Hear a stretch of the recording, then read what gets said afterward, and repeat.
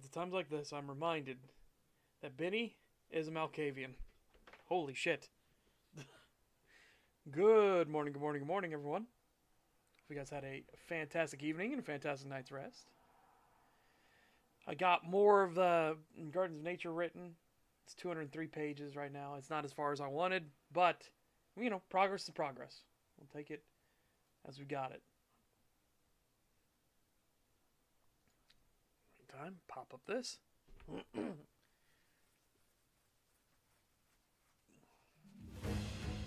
Now we go into the lull. The lull in the book.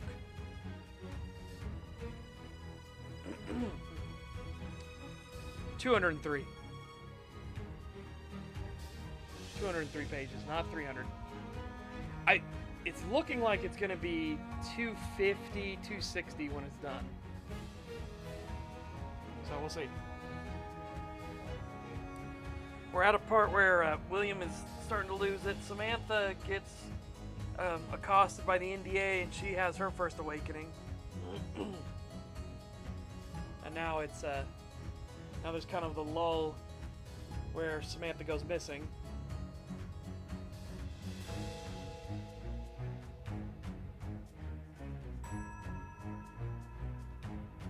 So Samantha's going missing, but that's just because she's she's had her first awakening. She's trying to hide and everything. And now we get into the lull where William is worried, and that worry is playing havoc with him. Jonathan and Michael stick with him for a bit. Jonathan has to go back, though, to the hotel, because the hotel is starting its broadcast.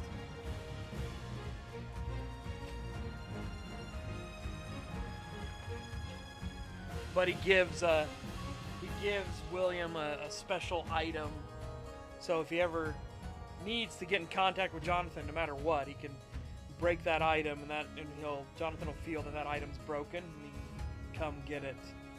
He can come to William very quickly. It's basically he'll track back to where it got broken at. It's originally an alarm system to let you know exactly where somebody might be, coming into your property.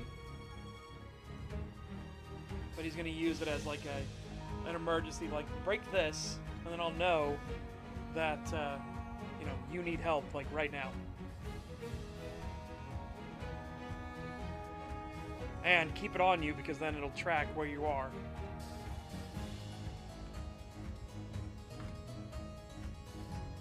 So, yeah, so kind of the lull right before the storm hits, right? Before he's about to fully lose any sense of calm he's had in his life. Alright. New case. Atop a high tower.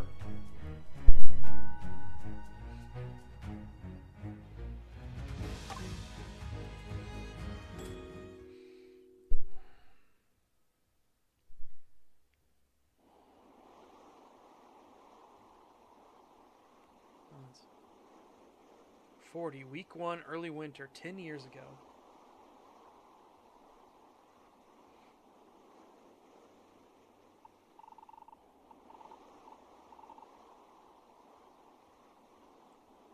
Uh-oh. Yep, I'm going to say we were correct that Sev was in the secret police force.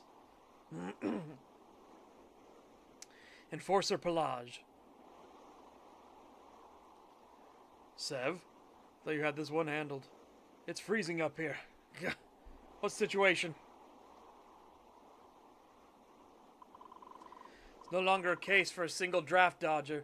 Mr. Foyard has brought his whole family along. They're making a break for the border, probably hoping for clemency from the Empire. The border? All the way up here? They're not gonna make it over the mountains on foot. Surely they know that. It's desperation. I've been pursuing him for several days. I was thinking he'd lose me in the snow and cold. You've been after this guy for days? So which way do you think they're headed? Through this pass. They were here recently. The wind sweeps downward and carries their scent along with it. I'll take your word for it, Sev. Well, do your thing. Mr. Foyard, it's time to come out from hiding. We have you cornered. There is no escape. Chase has gone on for 4 days. We're all tired of it. We know how tired you must be, too. It's time to stop.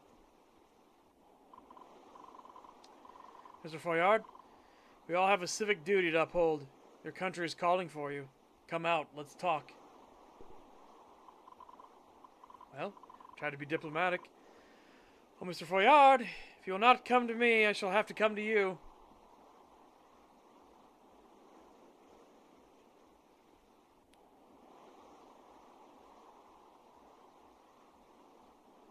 I wish you want to bet, like, maybe this is what caused it. Like, he sees Mr. Foyard, like, maybe killed himself and his family or something. There are orderly impressions in the snow, almost covered, but not quite. They continue in this direction. So, footprints? You could just say footprints, Sev. I try not to jump to conclusions, Pelage. Traces of sediment on the footprints. Salty, grainy, sand from a brackish water source. The ocean, perhaps.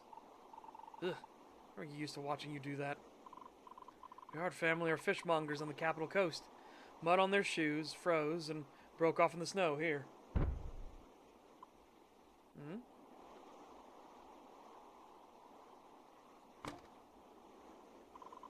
I heard a noise coming from this structure. Like the most obvious hiding place to me. Also the dumbest. There's only one way in and out of there.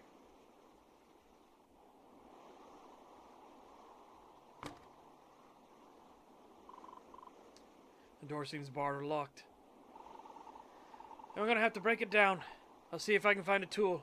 You wait here and make sure he stays put.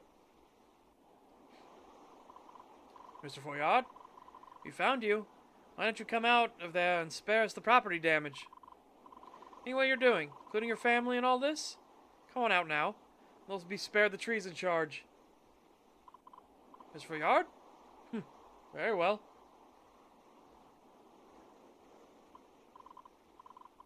What's this feeling? Coming from near the window. Feels like heat, but different.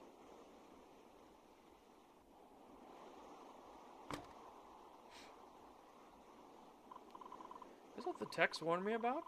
Since insects and plants before, but never anything of this size.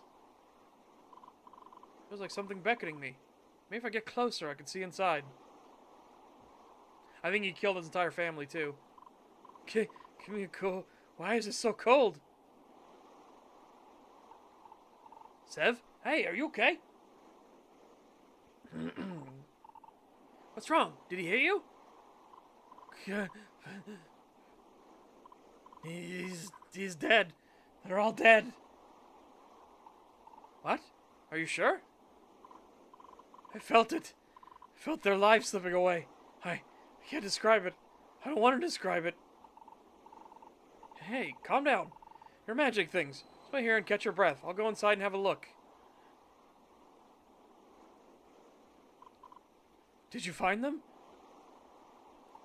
Sev, listen. This wasn't your fault. No, I knew it. Hey, quiet down. We need to fetch the police from the Capitol. Why? Why didn't he just listen to me? The whole family. What have I done? Sev? Hey, come on. Snap out of it. You didn't do anything wrong. You're on the hunt, and you went too far. You can't help that. It's just your instincts. Besides, he was the one who chose to betray his nation. Not responsible for that either, okay? he's having a great day. Wait, where are you going? You still need to fetch the police. Sev, stop! Oh. Yeah, so... Secret police force. Atop a high tower.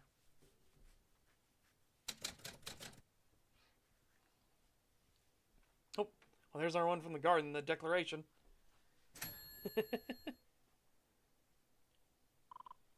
Today's the day.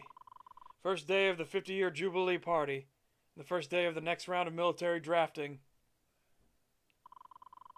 Meeting Chuckles at the gate outside the palace. Should leave now if I want to be there in time. Do I need my coat? Probably leave it. It'll just slow me down. Bring my notebook and badge just in case.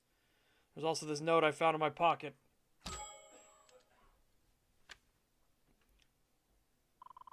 Should keep it on me in case an opportunity arises that will allow me to identify its creator. It's Silverton. It's obviously Silverton. He was literally there. He literally confronted you at the docks.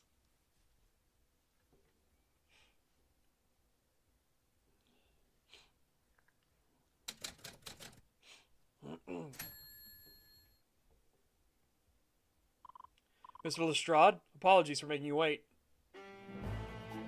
7! I was almost afraid I came on the wrong day. A longer walk from my cabin than I thought. Thank you for waiting for me. Yep. Can't get inside without the invitation anyway. You, brought the invitation, right? Right here. It's good for today and tomorrow. It's just that we pace ourselves at the start. Yeah, well, I quit drinking so much anyway. I don't want to make a fool of myself in front of the Platts. So, this is where we check in? Everyone else must have already gone inside. Yeah, I think so. Who else should we expect to see here? Since I was invited, gold and platinum badge holders must be invited, as well as friends of the palace and their guests. I hear we'll also be able to meet the Chancellor himself. This is his home, after all. Chancellor Hollowcrest himself. I've never seen him up close. I'm gonna ask him when we can start rebuilding the Dirt District. You're welcome to try, though you may not want to discuss business during a celebration. You think so? What's he like anyway? Does he get a reputation with you badge-wearing guys? Chuckles, before I answer that, there's something you need to know. I'm technically a deserter. Oh, from the army? In a manner of speaking, yes. Left my position and never came back. There's a chance my invitation is a form of entrapment. Are you still certain you wish to be my guest? Of course! I'm gonna need someone to help tunnel you out of the barrows, right? Thanks, Chuckles. To answer your question, I remember the Chancellor as firm, uncompromising. Oh. You know, I don't think you got anything to worry about. Not like you tried to flee Rivoletta or something. If they wanted you, they would have come dragging you back kicking and screaming, right? I was careful to cover my tracks and limit my time in the capital. Even speaking to Morris has put me at great risk. I was content with living out my days in solitude, and the last couple of weeks have put a swift end to all that. Oh. So, they didn't know how to find you, huh? Did they keep paying you for your services all these years? A frugal life, ample savings, and the occasional case that crossed my path. I've been able to get by on my own. Wow, you decided to come anyway? There's a new draft. They'll be calling me back to service, no doubt. Better to give up than to be dug out. You're a draft enforcer. Means the gold badge. Means a lot, really. So made you want to give up on that. It's complicated. You aren't upset with me? Nah, the job's a job. We don't gotta talk about it no more. Why don't we get inside before they close up for the night? Yeah, so he's an enforcer.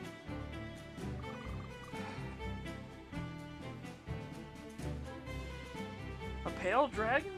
Oh! That is kind of an enforcer uniform, but that might be the military uniform in general, right? We don't know that for sure. I don't think we've seen anybody in military dress. We've seen Morris in police gear, though.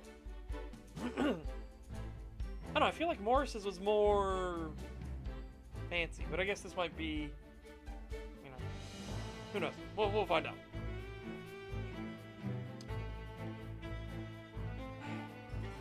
Public guests in the plaza only, please.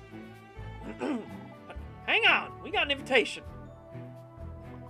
I am Seven Noxley. This is my guest, Chuck Lestrade.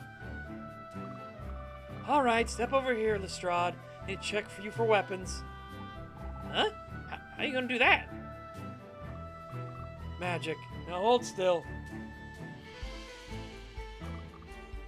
Wait. Is she not a pale dragon? This is another one of those ones where the colors are off? Turn around slowly. What's this? It's a pry bar. Thought I was carrying that.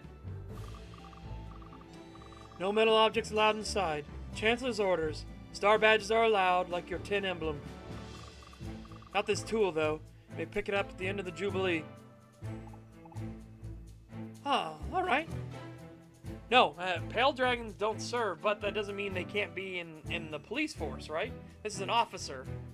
But I don't know if they mean officer military or officer police force. It looks kind of like Mouse's uniform, but Mouse's uniform was a lot more put together. But again, he might be a higher rank. But she looks like a pale dragon, right? And pale dragons don't have magic.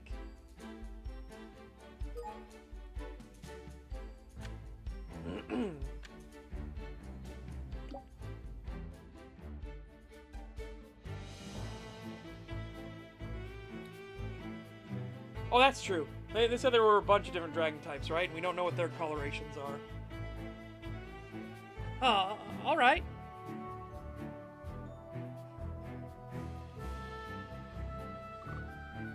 Turn around.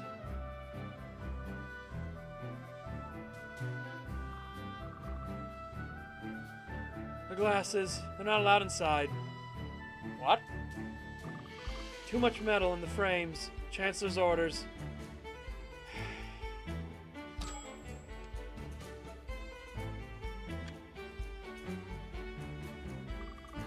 They picked them up at the end of the Jubilee. Fair enough. I was doing my job. Speaking of which, you should take one of these. They're just printed today.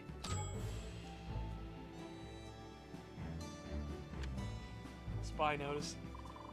Spy activity? Spies from the Fellfather Empire. Yeah. Have some security this year. The public isn't allowed in the palace this week. Only invited guests. No moment to talk then. Maybe able to help. See many dragons in the employ of the government. Can you tell me a little about yourself? My name is Ferris What the fuck? Laviosa? My name is Ferris Laviosa. Silver Star.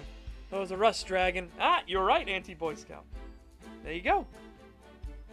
I do not carry my badge with me while I'm working. Yeah, so definitely medals.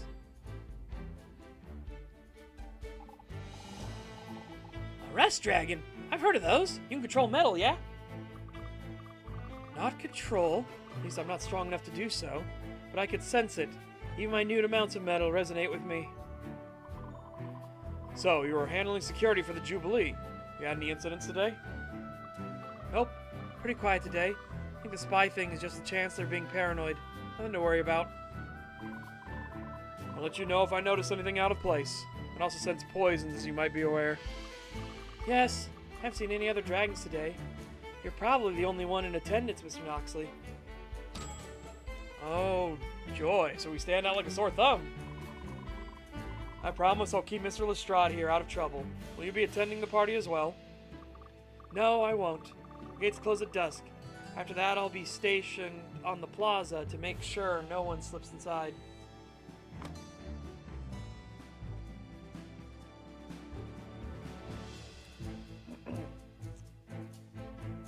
The Moisière?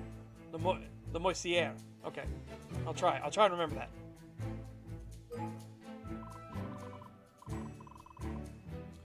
What prompted this announcement of spy activity? Surely something must have happened to warrant it. Can't say. Whatever happened, it was recent. Maybe they just want people to say something if they see something. People are bringing guests along, right? Like me. Suppose someone could try to sneak inside that way.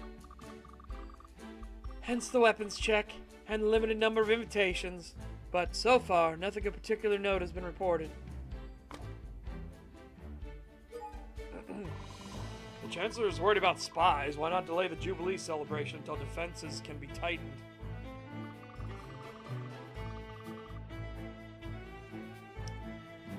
Because this week marks 50 years since the end of the Revolution. To delay it would rob it of its meaning. Yeah, but safety's more important than some kind of silly tradition, right? Not to Chancellor Hollowcrest. We're a nation born from tradition, and without our nation, we are nothing. Said that line with very obvious sarcasm.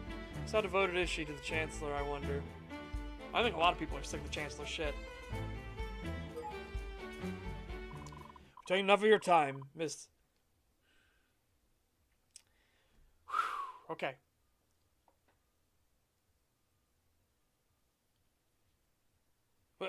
How does the V become an M? So I'm Lavoisier? Miss Lavoisier.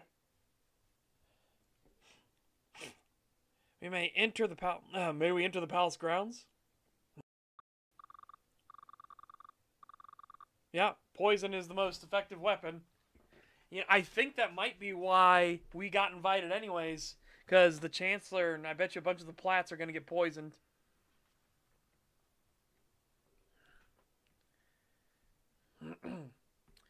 Sure, I'll lock up behind you. It's about time for me to assume my evening post.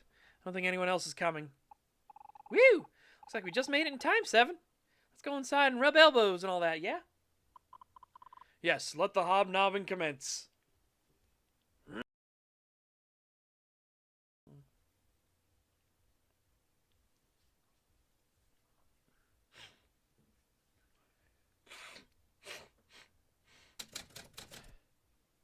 Oh, he's the lion. Well, I already know to distrust him.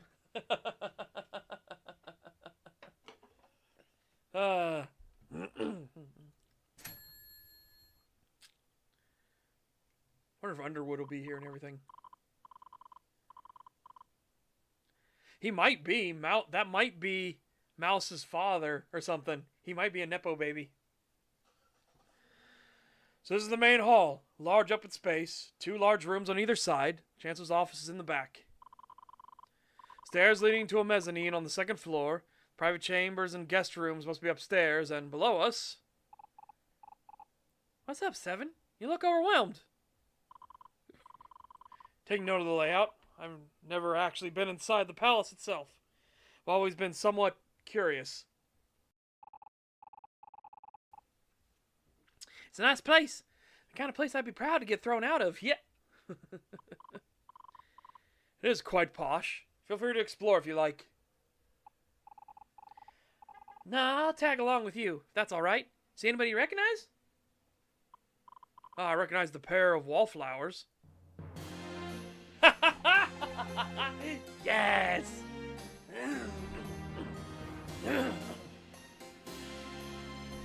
Oh yeah, it's Roy. I didn't know he had a gold star. He doesn't. He must have come with Lord Thornroth. Well, let's do some prying, shall we? And me, without my pry bar. Let's go say hi. Alright. Detective! What a lovely surprise. Hello, Knox! Oh, and Flora's assistant from the factory. It's Chuckles. Yes, that's right. How's it going, Roy? Ah, I see we're all acquainted then. Indeed. Must admit, I'm thankful to see faces I recognize. A Thornroth on an event like this? Curious. Should find out what he's doing here.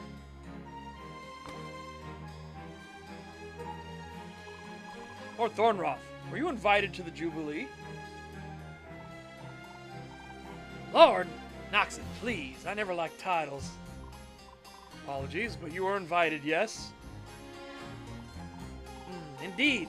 It's customary for the largest landowners to be invited to official national events. Ah, including the Thornroth family, then. And it is Thornroth tradition to turn them down each time. Little game of cat and mouse that we like to play.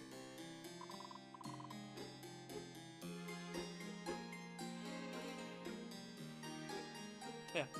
Oh no, he's not a gay boy, remember? He's with the lion. He's with the... She wasn't a lion, was she? I thought she was something else. She was a feline. That's what I know. She was a big cat. She might have been a lioness.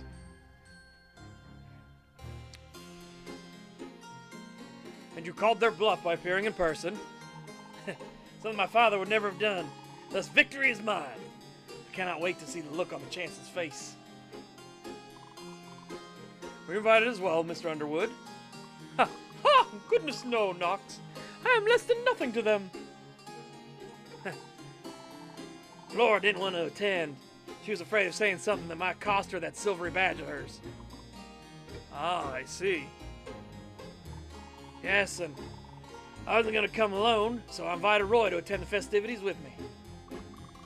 We've been doing some catching up. It's been a nice day. Take that Mr. Lestrade as your guest? Don't mind me, Roy. I'm just itching for a chance to talk to the Chancellor face to face. Ah, yes. It's hard to keep all the different accents getting rapid fire through them quickly. Hold on.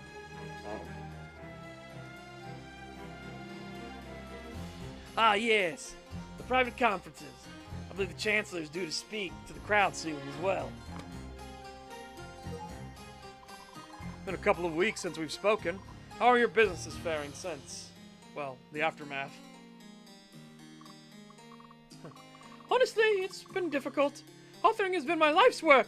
And knowing now that it was partially a sham... Don't say that. I know, but the whole operation feels tainted now. I'm thinking of selling my stake and trying something new. Oh? Like what?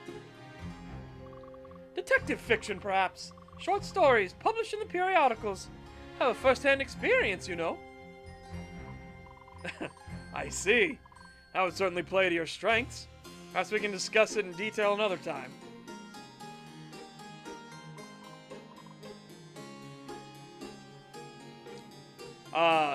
Benny? No. Absolutely not. And you, Thornroth? How is business? Not the greatest.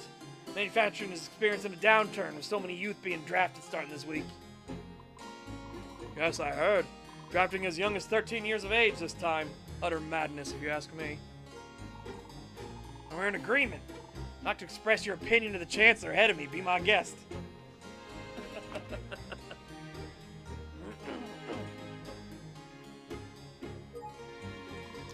What do you make of these rumors of spy activity in the capital? I see they let you keep your glasses, Mr. Underwood. They confiscated yours, Knox? That's unfortunate. Confiscated my coin purse as well. Oh, quite serious about safety here, it seems. Well, naturally. Chancellor, as well as every Platinum and Gold Star badge holder, is here tonight. I don't know how you sound, Benny. And also, no, that's a fucking weird offer. So it's all the folks who tagged along, like me. Wait, so what's this about spy activity? They didn't give you a pamphlet? Seems not. Must be something for badge holders only, so you can keep an eye on the crowd, so to speak. I'll have a look then. Ah, vagary. Likely just a reminder that Fellfather has countless spies over our border, just as we have spies across theirs. Yep, that's my guess too. With all the guests tonight, probably want people to be more careful than usual.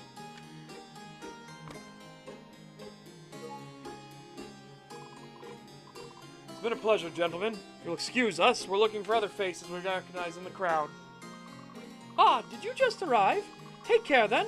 We should meet up to compare notes after our meetings with the Chancellor. Sounds delightful. Shall see you later.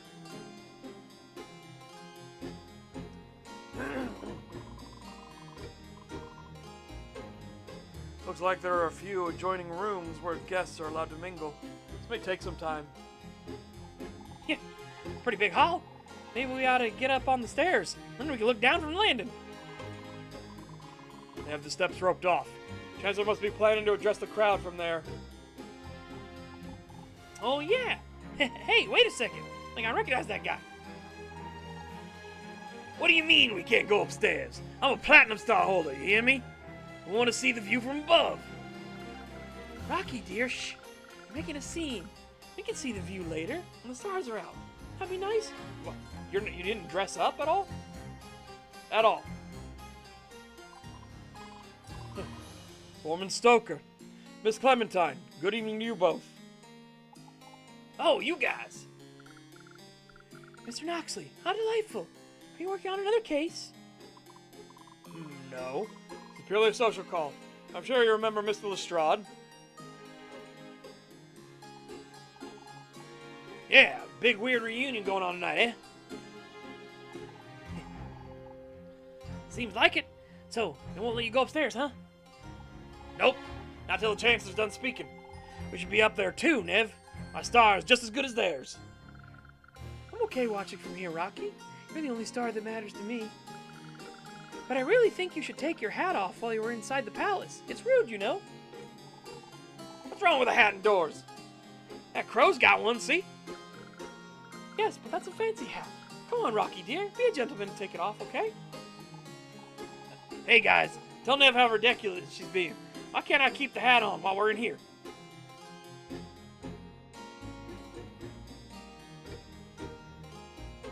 I mean, I think your whole outfit's a social faux pas, given where we are.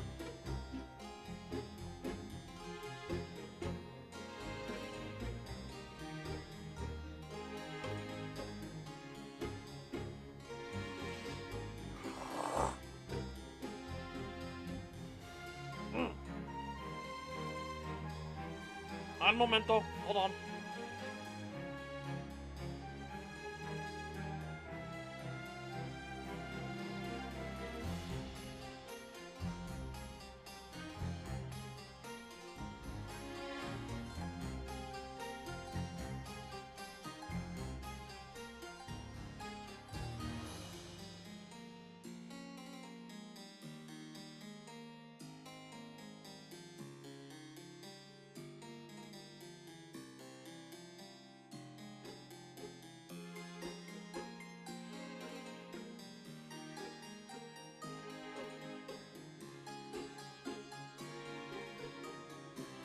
Okay, right. I'm curious what's under his hat, though. I'm curious. I want to know. I want to know what's under his hat so bad. I want to know what's under his hat so bad, though.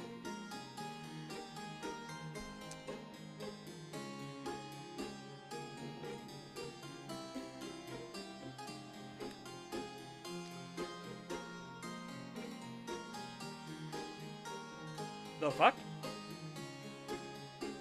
Wait, that's fucking random, Crazy Valentine.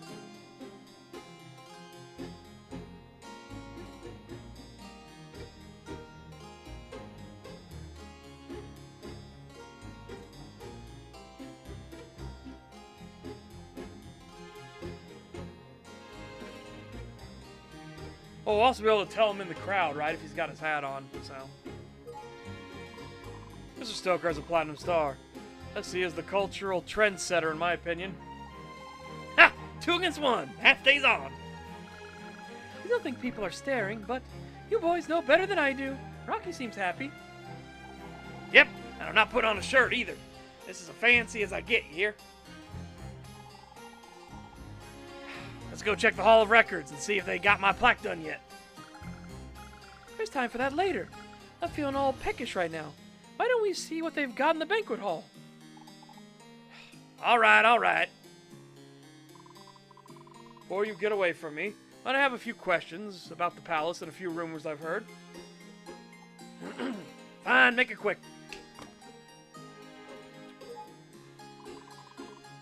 This is a major event for Rivulet's history. Am I to assume that all the Platinum Star holders are here tonight?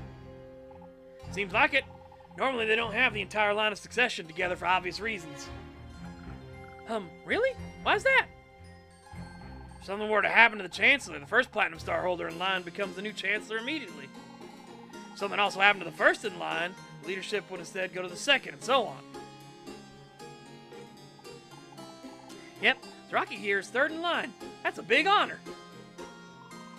Indeed. If something happened to the Chancellor and all 3 members of the line of succession, well, that's not gonna happen. This is the only time I can remember that the Chancellor and the entire succession are in the same place. And in case you didn't notice, security here is tighter than, well, something I'm not going to say in front of Nev. I believe the Hall of Records has more information on how succession works in Rivulet, if you are interested. Well, that's okay. I think I get it now. Thanks, guys.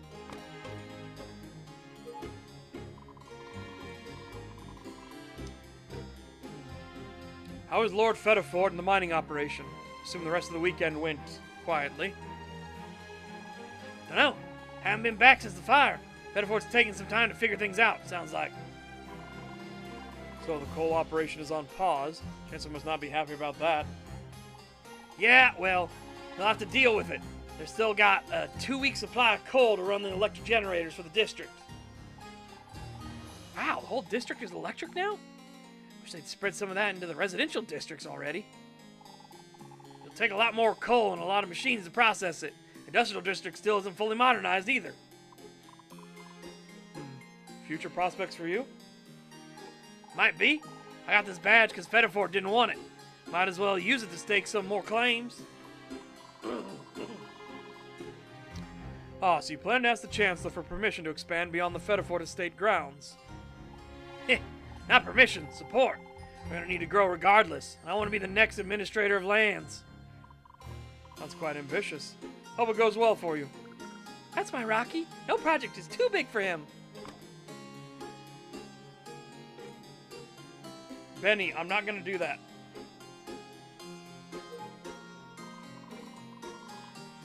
Mr. Stoker, were you given a pamphlet about spy activity in the capital? Yeah, strange that. First time I can remember that the government actually admitted we have a spy problem. We do? What makes you say that? We got a huge open border with a hostile nation.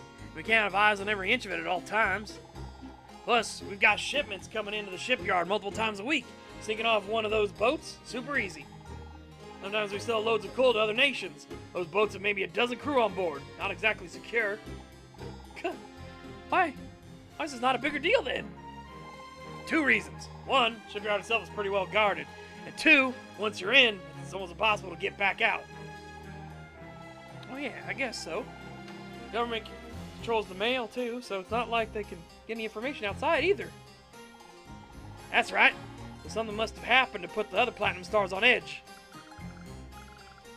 But not at the party, right? Everybody here has a badge, or is friends with someone at the palace. That's right, darling.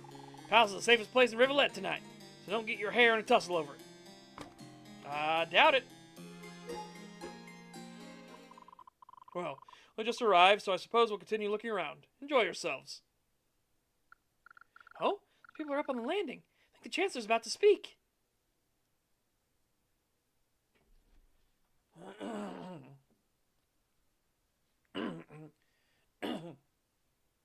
Why are the windows open? Both the windows are open.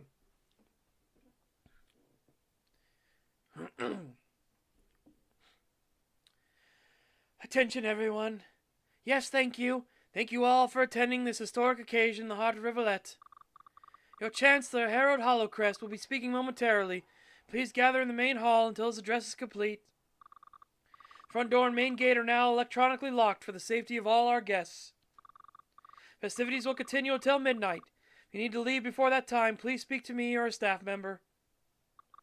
Now I'd like to introduce the leadership of Rivulet, the Chancellor's aide, Benoit Arnault? I think it's Benoit Arnault, right? Or is it Benoit? Benoit Arnault, oh fucking hell. Benoit Arnault. Benoit Arnault. I'd like to say a few words. Oh no. What do you do for him?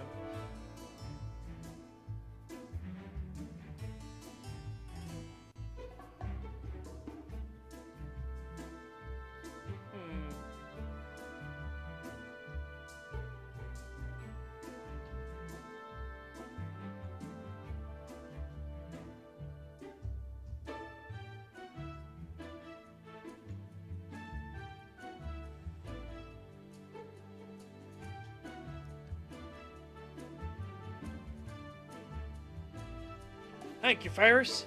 Welcome, guests. My name is Alright. Buono. So, Buono. Arnold.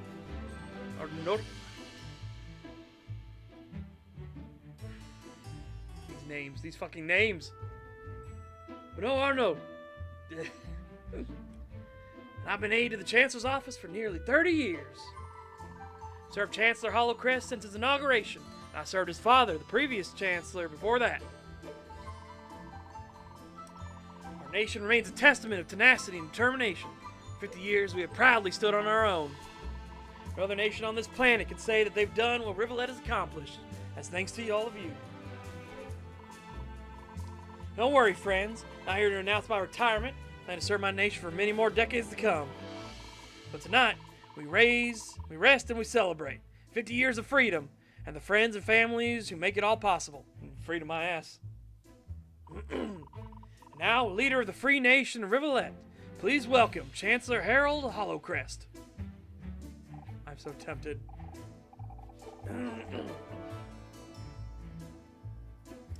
I am so tempted.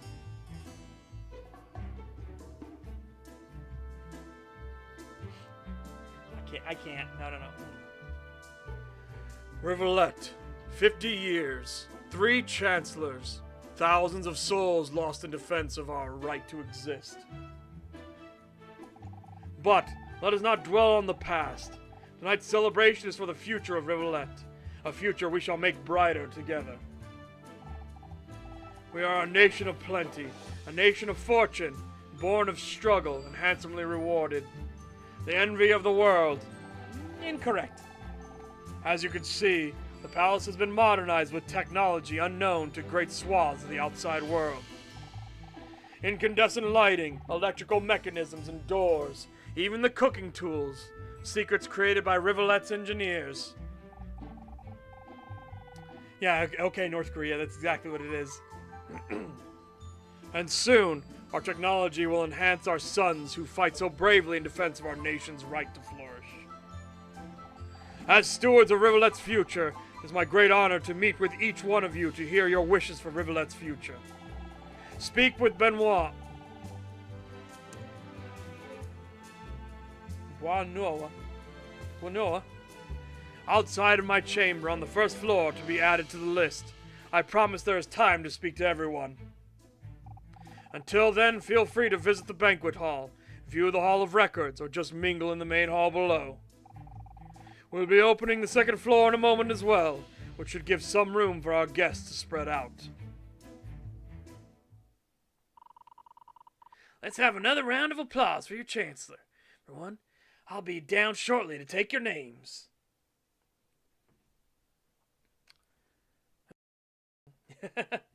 We've invented a new wonder drug called Pervitin. One-on-one time with the Chancellor, finally. I thought you spoke with the Chancellor regularly, being a Platinum Star bearer and all. I do. I mean, it's not as regular as I'd like. Not if I want to be Administrator of Lands, anyway. Want to go put your name on the list, Rocky dear? I can wait out here in the main hall for you. Huh? They let guests meet the Chancellor too? You don't want to discuss anything with him? I don't know. I don't know anything about political stuff. You know that. Plus, he's kind of intimidating. But I'll watch you talk.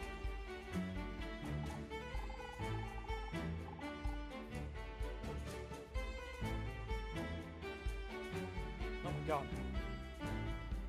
Yeah, exactly. What sons? What future? Everyone above 13 is going to be 6 feet under or handicapped for life. Yep. Well, alright. I'll put my name on the list, and then we'll get something to eat. That suit you, darling? Okay. What do you say, Seven? You mind if I get on that list too? Be my guest. I'll wait right here. Huh? You're not coming too? I have nothing to say to Chancellor Hollowcrest. Alright. I'll go put down my name, and then we'll hit the banquet hall. Be right back. How much you want to bet somebody put his name down anyways, right? Is everything okay? You sound upset. I have a history with our leadership. Probably best if they do not know I'm here. Surely they must know. Just in case they don't, your secret's safe with me. Thank you. I should go find Rocky before he catches the eye of some other girl. He's such a cute little rascal. Very good. Excuse me. Well, they let me on the list. Just gotta wait for them to call my name, I suppose. Want to check out the buffet? Certainly. Let's go. Food. Food. You can't solve a case quickly, Irish John. You can't do it. Physically, it's not possible in this game.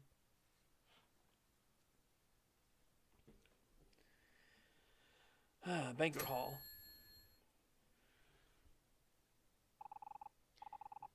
They got a really good spread. Sure you just want fruit? Yes, I'm a vegetarian. All right. Want to find a place to sit? Oh no. Huh? What's up? That wolf over there. I recognize him. Argento Pelage. He used to be my partner. He saw me.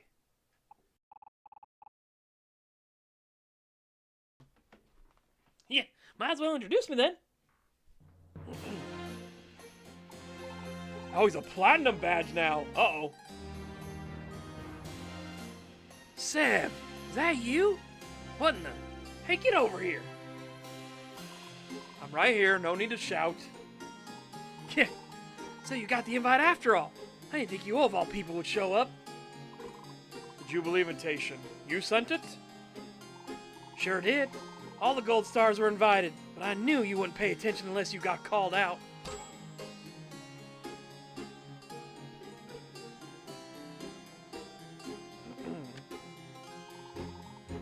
I was looking into something in the capital. Heard a dragon was involved somehow. Looks like my hunch was right. You and me got a lot to talk about, you know. Well, Enforcer Pelage, here I am. Don't seem to be doing well. Not Enforcer anymore. I've graduated to the head of military personnel acquisitions. You mean you're in charge of the draft? Something like that. See? Harold gave me a platinum star for my trouble. What do you think about that? Ah, but no, Rocky, the Chancellor, and you. I see you found our remaining platinum. I see we found our remaining platinum star holder. Oh, congratulations. Ha! What, did you miss the huge portrait of me on the wall? You're losing your touch, Sev.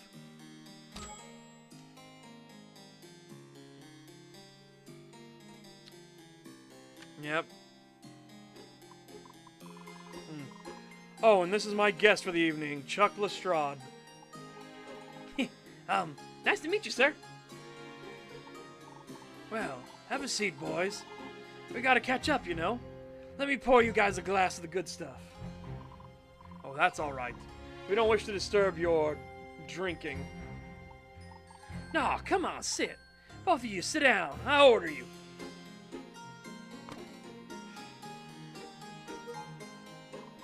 It's been nearly 10 years since the previous draft, at any rate. I'm sorry for not keeping in touch. Yeah, well, it all worked out for both of us. Looks like they let you keep that gold badge, huh? Insofar as they never came to retrieve it, yes. Ha! Dragons in their gold, huh? Maybe I shouldn't say this, but you were a legend, you know? No one else came close to 100% capture rate. The Platinum badge is supposed to go to you, you know? You were going to be promoted to head of the acquisition division, Sev. But when you went AWOL, they gave it to me instead. Now I'm second in line of succession. Wild, huh? Indeed. Yeah, I could tell. You're even greener than usual. Well, don't be jealous. Just admit that you blew it. I stand by my decision. Latest draft. The terms and the timing. Think this was all your doing, Pelage? Sure was. It's been a decade. Felt like we were overdue with bringing in some fresh recruits, you know? Children, though? And during Jubilee Week? Yep. Get them while they're young, strong, and rebellious. They think they know everything. They want to take over the world. I suggested we start this week so all eyes would be on the Jubilee. Patriotic pride. Spirit of revolt. Cheers. Can I ask something? Is it true the troops are trying to control the big lake at the border? Well, you wear that 10 star with pride, my man. I guess I can loosen my lips for just a minute. Lake's one thing for sure. See, someone's come up with a way to use the river to generate electricity. Really? Without coal? Yep. Same principle as the water wheel on a grain mill, you know? Anyway. That's why we need to control the lake.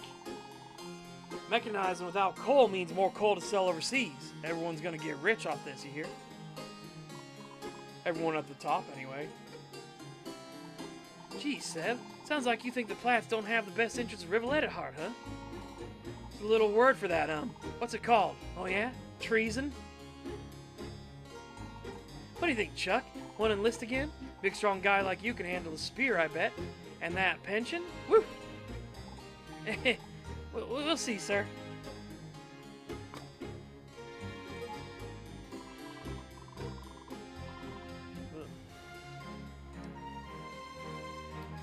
When we arrived, we received a warning that there may be spy activity in the capital. Were you aware of this? Aware of it? I wrote it. In fact, I caught one myself. You caught a spy? In the capital? Hey, shh, not so loud, guys. Just do my job, tracking down people who are someplace they shouldn't be. That's how I got my badge, after all. So who was it? Where? When? Now, I can't tell you that. You're an expert tracker, too. I think you'll figure it out before long. This explains the heightened security. Spy's probably being held in the barrows beneath us, assuming they're still alive.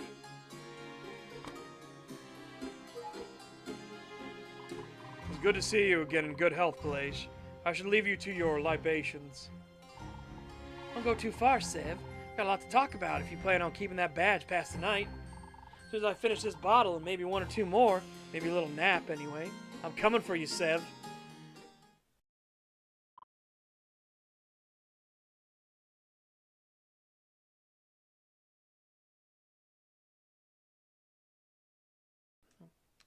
Morris? Mouse! Hey, fancy seeing you here. Chuckles? My goodness, you went up in the world rather quickly. Yeah, ever since I met Seven here, I've turned things around. Noxley, I was sent to collect you. Collect me? On what grounds? Chancellor's requested your guardianship while he conducts his private interviews with his guests. Suppose I've been discovered, or they knew all along. Why do they want me, though? Why not the police like you? I'll be there, too. Truth is, you're the only gold star holder who actually showed up.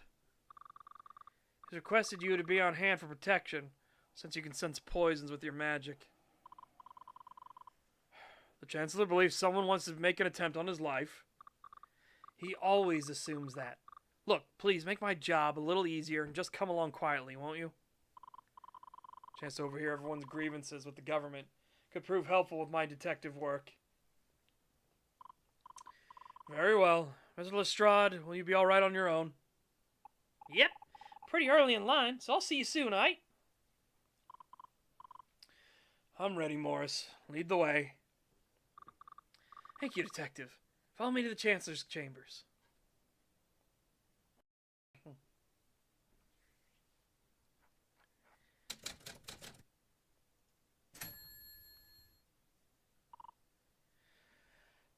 You may enter. Ah, Enforcer Noxley. You came after all. Just Noxley, please. Officer Morris said you required my aid. Officer Morris? You mean Officer Hollowcrest?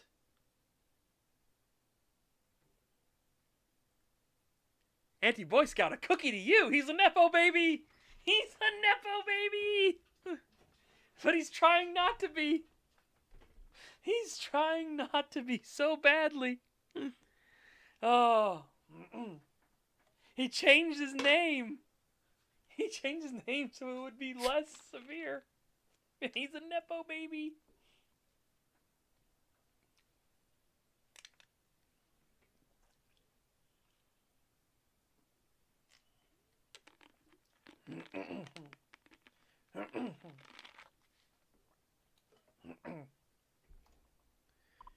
Hollow Crest? Then he's... Morris is my son, yes? Yes, well, I'll be on guard outside the door if you'll excuse me, everyone.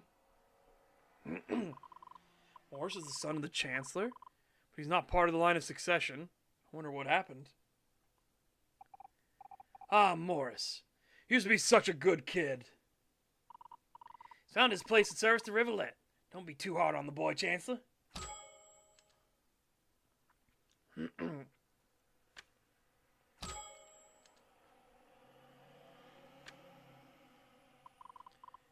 What can I do for you, What can I do for you, Arnie? Yeah. Ah, yes. Stand by the Chancellor while he conducts his meetings. You'll be his bodyguard for the time being. And try to keep things from becoming too heated. You may interject if any guests are about to embarrass themselves. I'll leave it to you, then. Shall make sure the line stays orderly and peaceful. Send in the first guest. The Thornroth boy. I haven't seen you since you were knee-high. Whom did you have to bribe to get to go first? Charm, Chancellor. I know not what words my father had for you when you last met, but I hope ours could be civil. The Thornroths have been clawing for power since before the Revolution. Why should I think you're any different? I came here, didn't I? I'll be frank with you, Chancellor. This new draft is set to decimate the manufacturing industry of Rivulet. Ah, of course, it's about business. The little rich boy who wouldn't even serve is suddenly concerned about the draft. Perhaps. But no amount of coal will buy back the loss of labor over the next 2 years. We may never recover. Thornroth, the future is automation. This is an opportunity to give our industries a little push in the right direction. Automation?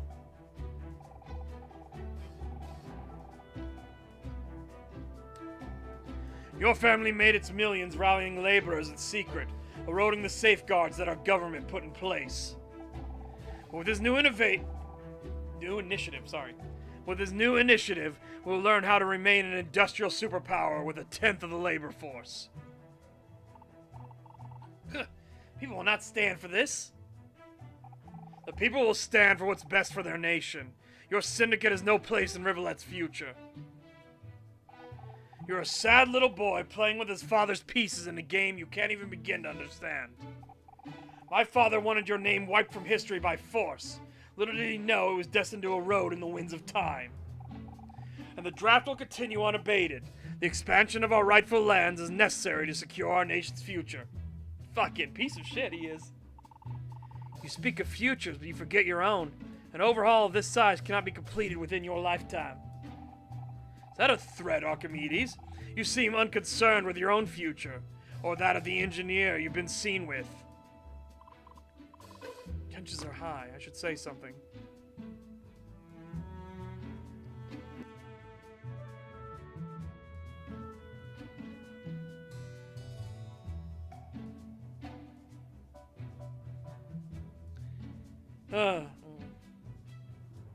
Yeah, but he's thinking 1/10 of the workforce, right?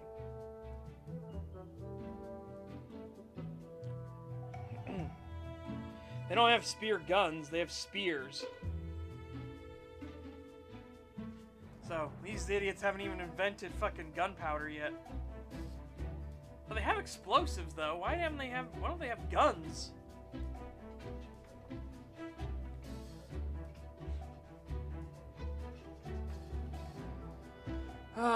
Let's see.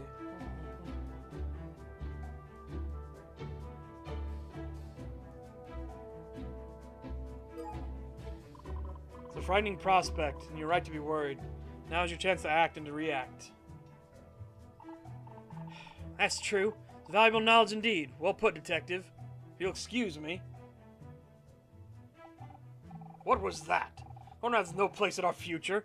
Stamping out that name will be more difficult than ever. came seeking peace. Retaining his trust as an ally will make the transition smoother for everybody. I don't want peace. The transition will happen with or without the Thornroths. Do not undermine my authority again, got it?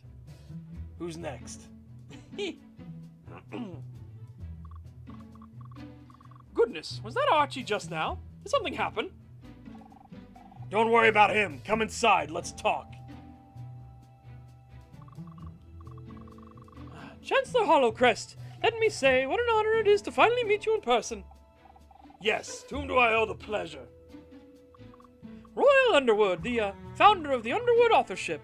Publish both fiction and non-fiction. An author, I see. I take it you're aware of the Red, Green, and Blue incentive program? Yes. Truth be told, my partner handled all the financial aspects, including government grants. Partner? Past tense? Ah, of course.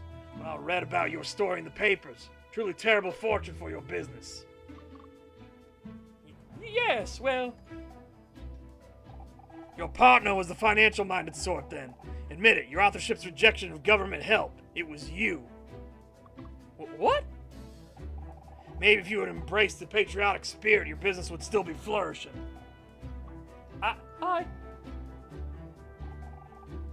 What is it you wish to ask me? I can't remember now. Very well, then allow me to pose a question to you. Why are you denying your patriotic duty and hindering active recruitment among the youth of Rivulet? What? It's true. Think about it. War stories, tales of heroism, very popular among the youth. They could save your authorship. But our stories are meant to be an escape. Say that again? No, don't say that again, Mr. Underwood.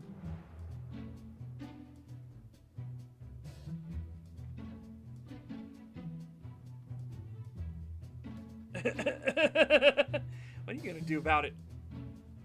You kidding me? You kidding me? 7, I think, would be brutally honest here, right?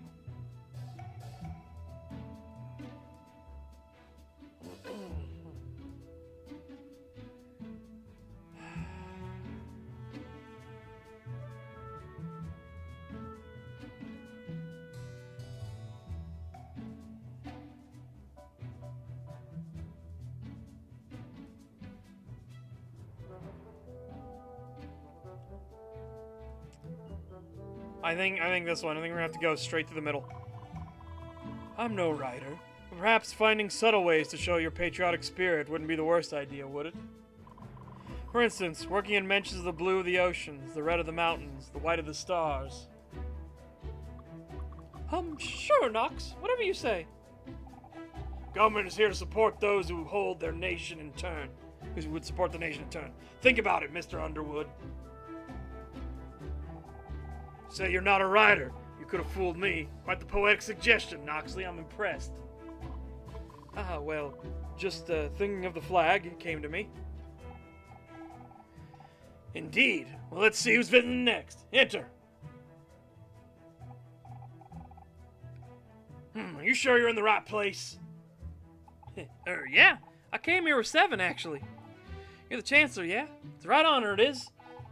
My name's Chuck the Stride. Most folks just call me Chuckles. Well, Charles, I see you wear your tin star with pride. What can I do for you today?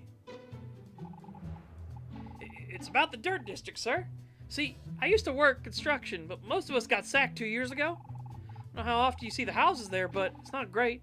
One good rainstorm could wash the whole thing away. And what is your suggestion? They told us we're out of stone to make more buildings. That never set right with me. We just need to look harder. People in the West District have food, water, and shelter. All their needs are met. Stone is a luxury. Are you kidding me? The place is falling apart. Have you seen it for yourself? Charles, you have to think about complacency. If we coddle our citizens, they have no need to serve themselves or their nation. But people are struggling as it is. They shouldn't have to worry about the roof collapsing on them, too. You blokes weren't so crazy over coal. Maybe we could build up a safe place for everybody, yeah?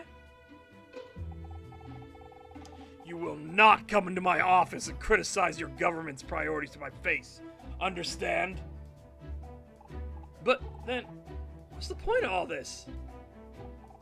You will exercise proper manners in the front of your superiors. You will be ejected from this palace. Manners? Who are you to talk about manners, huh? Chuck? Chuck? Chuck?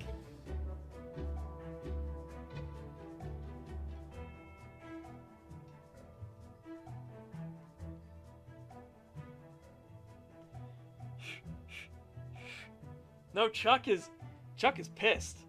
Chuck is just pissed. He just got told by the big boss, I don't fucking care. People die and starve and shit. He just got told. He's like, I don't care about you little plebeians.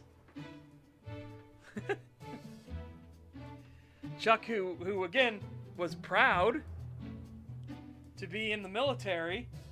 This is kind of a thing, right? Oh, the Chancellor's retarded. Yeah, no, I think the Chancellor's up his own ass way too much, right?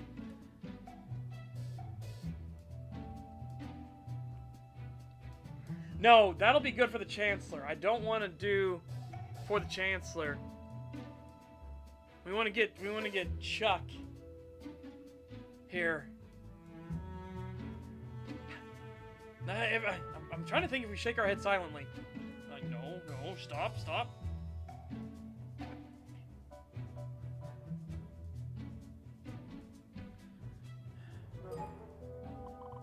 Gotta go, Chuckles. The Chancellor's right. You have a concept of the greater scope of things. Sorry, sir. Sorry for raising my voice. I don't know what got into me. You are passionate for your nation. That much is clear. But instead of rampaging to me, you should think smaller. Yeah, maybe. Excuse me.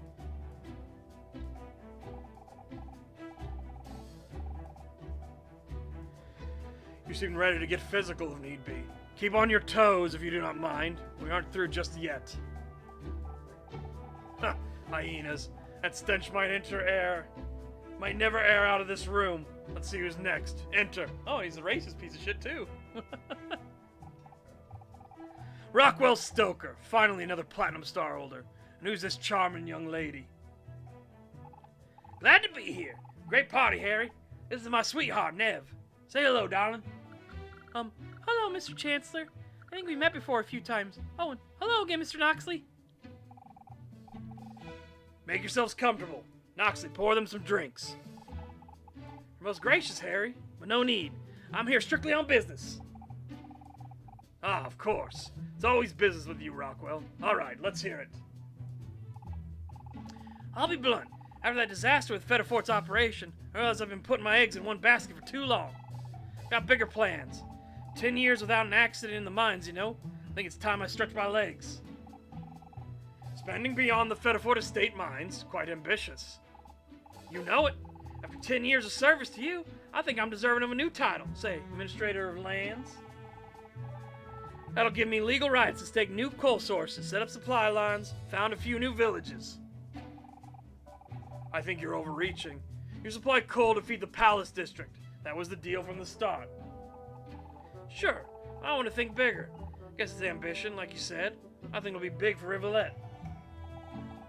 So to be clear, you think you can handle designating the parcels of land that make up our tiny nation? Yep. And with the border expansion, that number's gonna keep growing. You need someone in charge of all that. Son, let me give you a little history lesson. When someone has ambition, they don't talk about it openly to the people who are already in power. Huh? You were put in your place as a favor, Rocky boy. You got lucky once.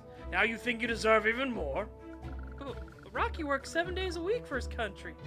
He just wants to be a bigger part of its future. Nev, darling, Chancellor, I'm trying to cooperate. What's wrong with that? You speak of putting your eggs in one basket. We've been doing the very same for decades now. Coal is no longer the future of our nation. It's a stepping stone, a limited resource, and so are you. Eh? Hey, look! You gave me the Platinum Star already. You can't take it back now. Whatever you're thinking. Yes, you're stuck with that star so long as I'm Chancellor. But making you Administrator of Lands for Rivulet? Pah! Ambition is always a threat to leadership, and the success of one means the failure of the other. Do you understand? It doesn't have to be. Depends on what kind of leader you are. If you're not secure in your position, then yeah. No, I really don't. You think I'm plotting something against you? Against my country? You're being paranoid, old man. This is getting out of hand. I should step between them.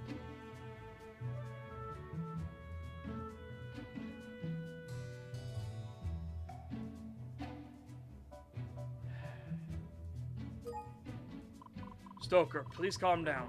It is the Chancellor's duty to be the ultimate decider of such far-reaching changes. But no one knows the coal trade better than I do. No one else is even half as qualified. And that, too, is ultimately my decision. Keep your badge and continue your operations at Fetterford Estate. You'll be notified if you're needed elsewhere. Fine. Come on, Nev. Thank you for your time, gentlemen. I'll make sure Rocky behaves himself during the party. Administrator of Lands, could you see that coyote in charge of partitioning? We'd lose every tract of farmland we have. You believe his pursuit of more coal is that tireless? Seemed like there was more to it than that. Never mind that. You'll mind your tongue as well. Gah.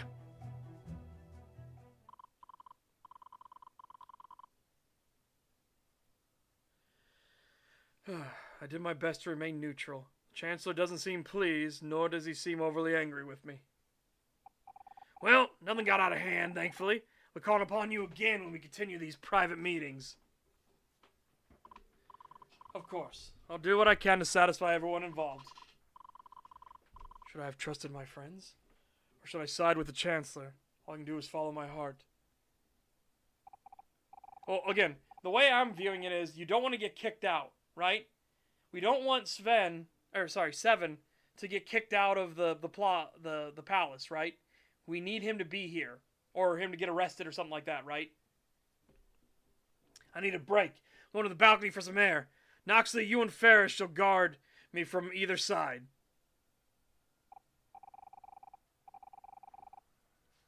But no, I'm heading to the balcony on the upper landing. Rope off the second floor and send any guests downstairs. Oh, of course, Chancellor. I'll get right on it. And where is Argento? He was supposed to be here tonight. I need him on standby in case Mr. Noxley is unavailable. Mr. Pelage is seen heading into the banquet hall. He, has chosen to celebrate in his own way. Drunken lout. Should have never made him a platinum star. Come along, Noxley. It's a crisp night.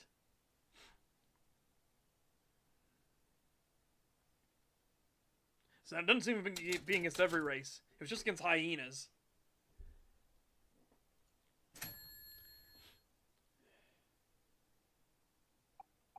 Door to the balcony is locked. We're supposed to bar it for her protection. Miss Levasseur? Ah, is she watching the courtyard from this balcony?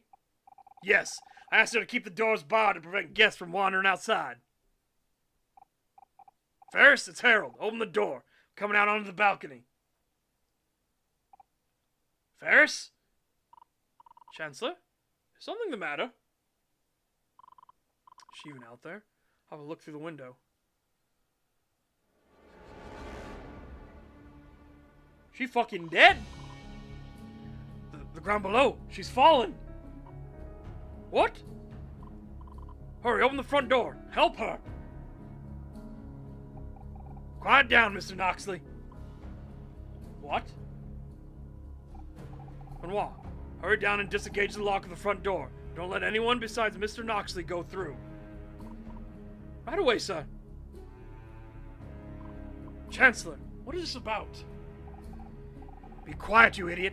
Can't let the guests find out. There'd be a panic. That's why I will let you investigate her body and confirm something officially. From what exactly? That she suffered an accident. Can't let anyone know that one of our head security personnel is down. We'll investigate discreetly. And most importantly, even if you think otherwise, she was not attacked. Do you understand? Father, I heard shouting. Is everything... Are you alright? Morris, there's been an incident. You will assist Noxley while he investigates what happened. Quietly. Incident? You mean with Ferris? Oh no. I'm going back to my chambers. I want the full story as soon as possible. No one may see me until then. As you wish, Chancellor. How horrible. What do you believe happened? It appears that she fell. Does she guard from this balcony often? Yes, during any official palace event. Detective, I'm at your command. Start outside, on the plaza where she fell. Then, I would like to question some of the party guests. Of course, down the stairs and through the main hall. I'll guard the main door for you.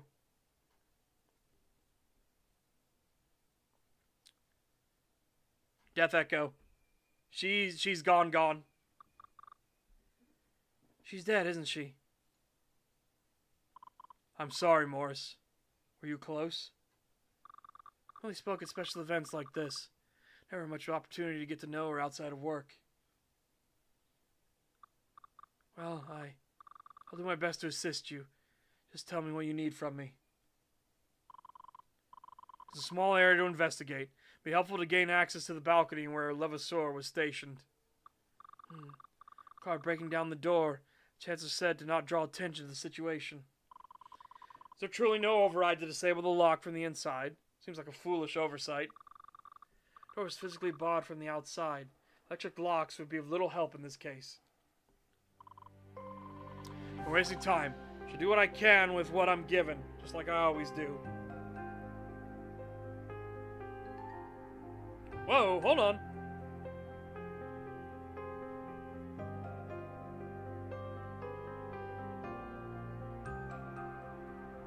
Hold on a second. What the fuck?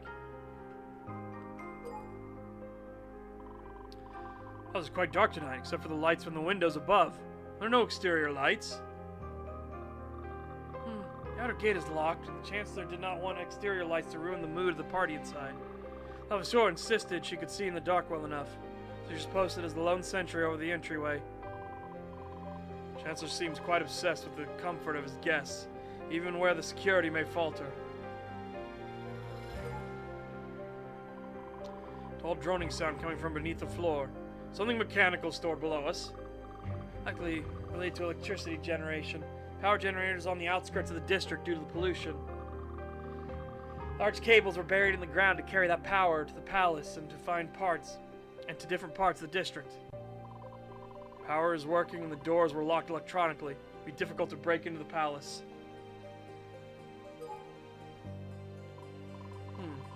Dozens of people who passed by tonight. Nothing else stands out. No blood or prominent scents. No, because that's not blood. Alright. That's an impressive trick. See how you earned that gold badge. Is this something all dragons can do? Perhaps, with practice and training. It's among the many talents enjoyed by dragonkind.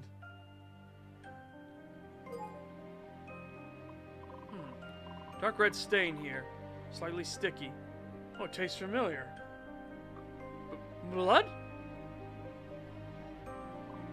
Wine.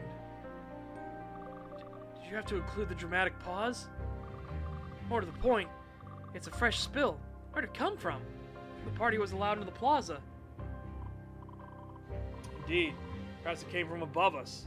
Was Levasseur known to enjoy wine while on the job? I certainly hope not. Ferris was a professional. Quite certain she would not drink during her shift. Must have been tossed out by someone from one of the open windows on the second floor. Was this a deliberate act by our culprit? And why? What if someone... Okay. Alright, again. We're not gonna do this. This is a theory I have. What if somebody threw the wine out, right? To do two things. One, to signal the assailant. And two, to get her to look over the railing, right? To look over the balcony. Perhaps they wanted to obfuscate a bloodstain somewhere. And yet there's little blood to cover up in the plaza. Must be some other reason for spilling one's wine. Or it's poisoned. Maybe they swapped out the wine, right?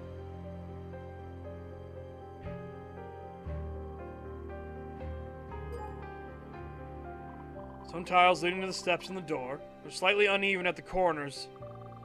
Where was installed at the end of the Revolution, when the fortress was converted into a residence. Nothing suspicious about the floor itself. Should employ my other senses and see what I can discover. Oh, it's dark stain here. I can vaguely sense the remnants of alcohol hanging in the air. Magic can sense alcohol too? You can tell how intoxicated someone is just by standing near them? Not exactly. Alcohol tolerance is a different mechanism. The alcohol itself is the poison that I'm sensitive to.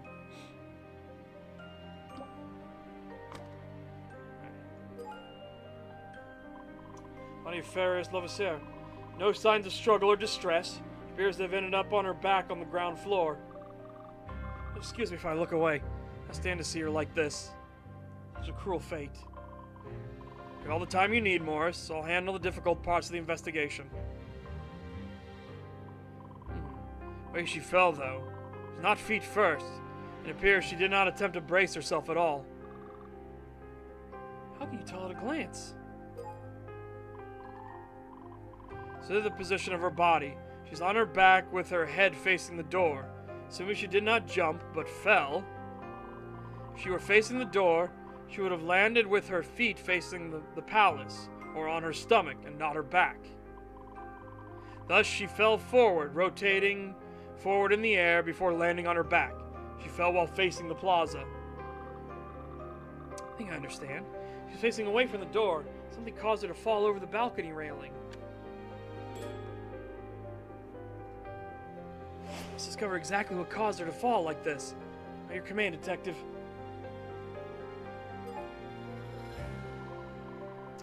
She isn't breathing, and I sense no other sounds, no pocket watch. Suppose the metal would interfere with her magic. She's instructed to check in with Benoit periodically, to do a sweep of the party for anything metallic. She's instructed to estimate whenever an hour had passed, though. Benoit could visit her directly if she was late. Can your magic confirm whether she's dead or alive? Seems odd that you check for breathing. I can sense the physiology of simple living things. For complex organisms, I can only sense the moment of death. Medical examiner would be able to give a comprehensive summary. Time of death, specific injuries, so on. Of course, she's wrong in this instance. But no, I don't believe she survived a fall like that. I wish I was mistaken as well. I've seen so many bodies these past few weeks, it's starting to take its toll.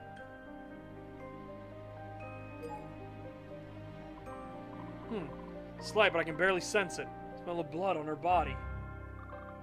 It's not surprising. She might have incurred a laceration somewhere after the fall. I must disagree. This amount is so slight that it clotted almost immediately. Where did it come from? Oh, look here. Small bloody spot on the right side of her neck. Tiny amount of blood trickled forth. Too small for a fatal injury. An insect bite, perhaps? What caused such a peculiar wound? I should have a thorough look around the area. Yeah, she might have gotten injected by a needle.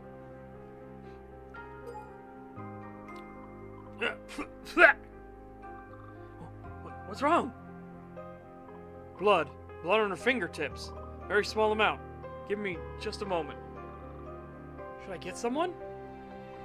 I'm better now. Dragons and blood do not mix. It can make us frenzied. Good to know.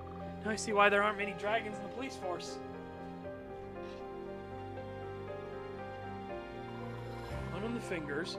If it's related to her fatal wound, then it means she wasn't killed instantly. Also means she suffered some wound before the fall. It's unlikely she would have moved at all after impact. Yes, I agree. And it serves as further evidence of a deliberate attack and not a mere accident. Maybe a dart? Somebody might have blow darted her? There was traveling light. No weapons of any sort? As expected. Technically not with the military, nor am I. We do not employ lethal force. How do you apprehend or subdue a hostile opponent? Martial training and physical strength. Altercations rarely happen in Rivulet, though. After all, there's no place to run to. Sooner or later, they'll be caught by us or by someone like you. Fair enough. Words are usually sufficient to force surrender from a suspect. I can throw a punch if needed.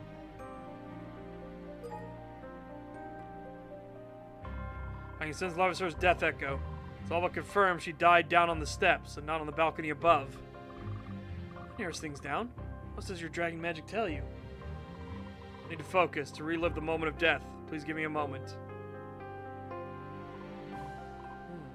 What is...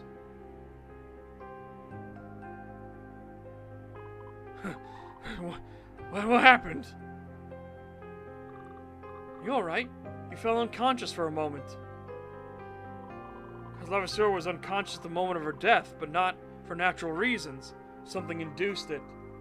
She got darted. What does it mean? I'm not sure yet. I don't know what I should be focusing on.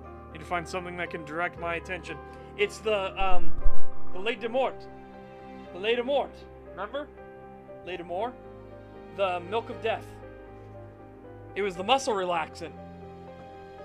Remember how quickly, once it got into Henri's bloodstream, how quickly it put him unconscious?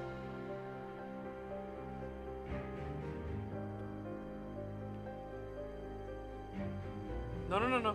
Elder, she probably got hit by the dart and reached up because she felt it. She probably got hit with the dart and she was like, ugh. And she grabbed at it, and that's what put the blood on her gloves. And then it wouldn't have taken very long. It's such a thick muscle relaxant. Like, only a small amount of it caused Henri to basically go unconscious really quickly.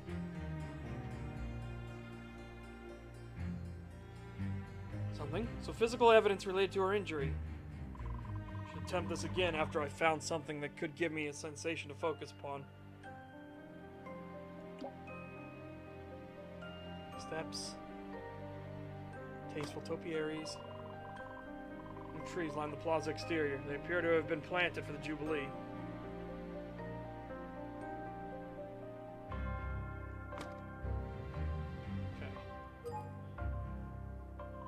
Steps leading up to the main door of the palace, as Lavasura's body is sprawled out across them.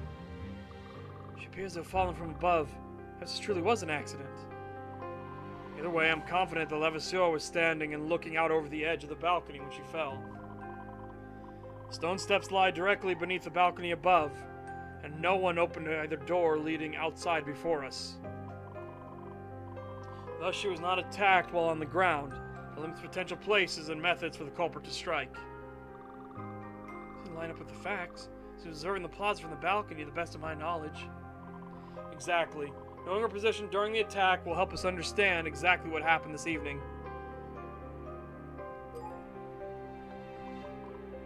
What was that? Did you hear it too? Yes, I heard it skidding across the steps. A pebble? Here it is. I'll be careful, do not touch it. It has a very sharp point jutting it to one side. See that? You need gloves? Tongs, perhaps? What a curious bauble. Appears to be hollow, but this tip is sharp and elongated like a hypodermic needle. She got blow darted. I believe it's medication. I've never seen anything like it anywhere. Palace grounds. How odd.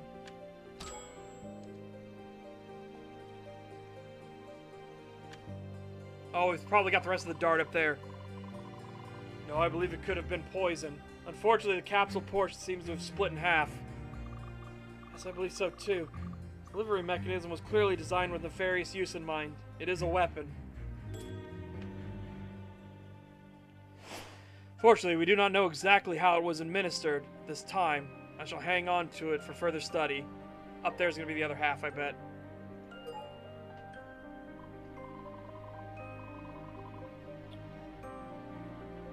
You know, the windows were open. Somebody... Over here. Somebody leaned out from this window, I bet. Maybe they knocked a glass of wine over, but they leaned over from the window and...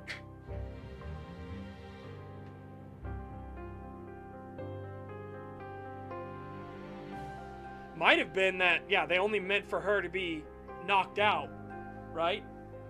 It might be unintended that she fell over the railing.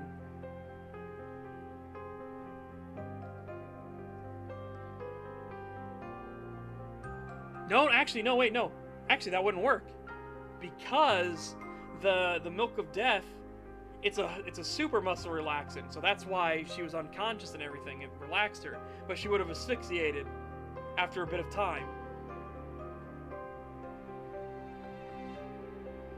No traces of blood on the steps away from the body. She did not bleed externally to any significant degree.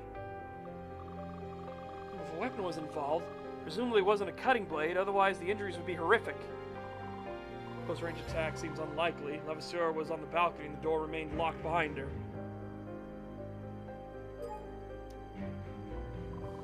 Silt and sediment has worked its way into the cracks, but the stone surface seems to be mostly clean. As well, they likely cleaned off the walkways after this weekend's rainstorm. Looking for footprints, in a manner of speaking. Fortunately, none of them seem to stand out. If only we'd had more mud to work with. Yes, if only. Stone edges of these steps are quite hard, quite capable of breaking a bone, even from a very short distance. Yes, the palace was once a fortress, made of the hardest stone. These steps were carved from that same material. It was an ancient structure, older even than the original empire, hundreds of years old at this point. Indeed. Little wonder how it stood the test of time. Like this is fatal if landed upon the wrong way. I believe the palace itself was a sort of murder weapon, poetic in a grisly sort of way. Yes, she landed hard against the edge. The impact on her spine from that height would have been instantly lethal. No toxins in the air here. Rule out poisoning then? Naturally occurring poisons at any rate. That's what dragons are attuned to poisonous plants, for instance. But if it's a toxic compound created artificially through chemistry, my magic will not resonate with it. I see. I'd have that clarified. Okay. Stone steps. Ah, windows. Okay, windows and balcony. Windows. With the plaza. They're changed so that they only partially open. Make sure the same thing over here. Balcony. Balcony above the plaza where Levasseur was stationed. There's a small railing around the exterior. Okay. So we need to go inside.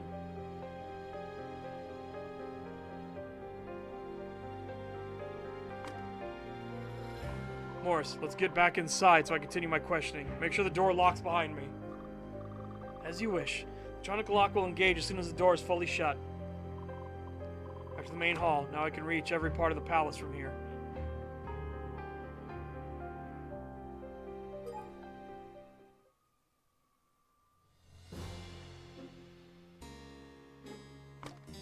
Okay.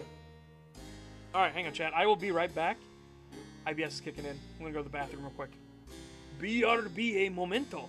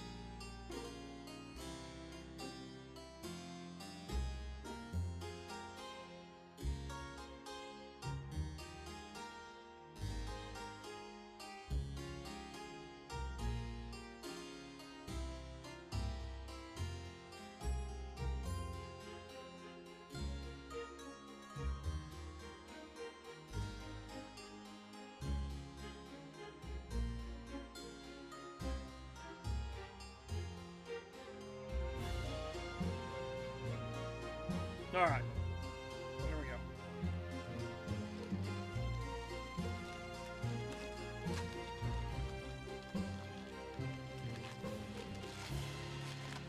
Sorry, I'm opening up a Rice Krispie treat. Rice Krispie treat.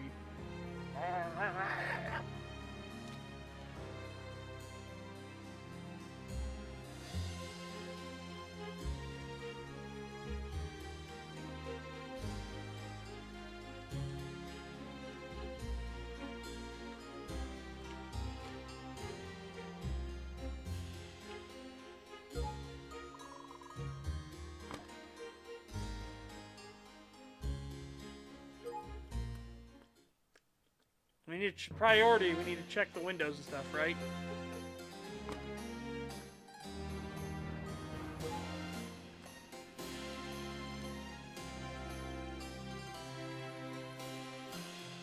Oh, okay. Right window. All right. Now, on that capsule near the victim's body, it have somehow been used from this window to hit the victim.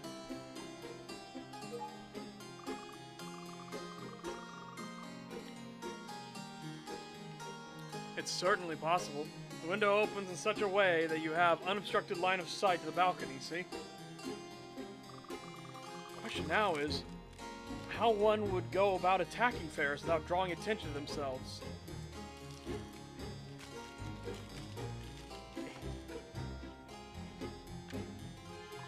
Indeed.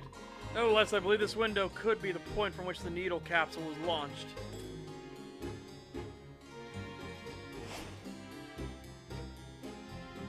Side. This one would not, so they only swing partway open. They also swing to the right side. The capsule near the victim's body. This window hit the victim? Not likely. The windows are chained only open about a third of the way and only to the right. Even fully extended, this window blocks most of one's view of the balcony where Ferris is standing, see? True. Chain and hinge have not been damaged or tampered with. We rule out the left window.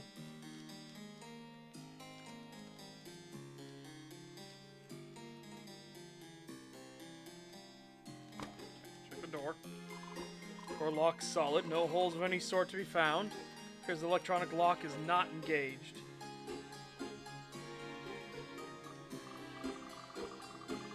The door was barred from the outside by Ferris to prevent access to the balcony while she kept watch.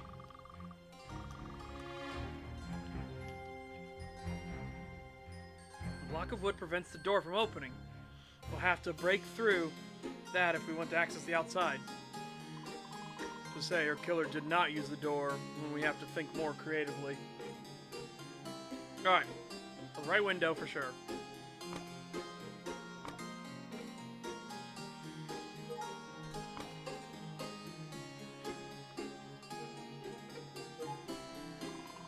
Have you given any more thought to the Underwood authorship's future? I know the Chancellor's advice was mixed. Well, other than a name change, thinking about how to proceed without a full-time illustrator.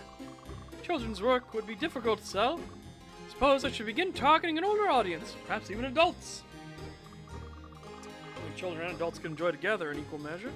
Must be a market for that. Yes, actually, hadn't thought of that. For the government's grant program, Patriotic Spirit. Chancellor's very receptive to flattery. Do with that knowledge what you will. Good to know. I think I can work with that. Chancellor seems like a difficult man to please. Suppose Morris would know these sorts of things about his father's character. And it seems Chancellor has made a fair number of enemies in his time, which have run high today. Yeah, I think he's pissed off everybody. He's pissed off everybody.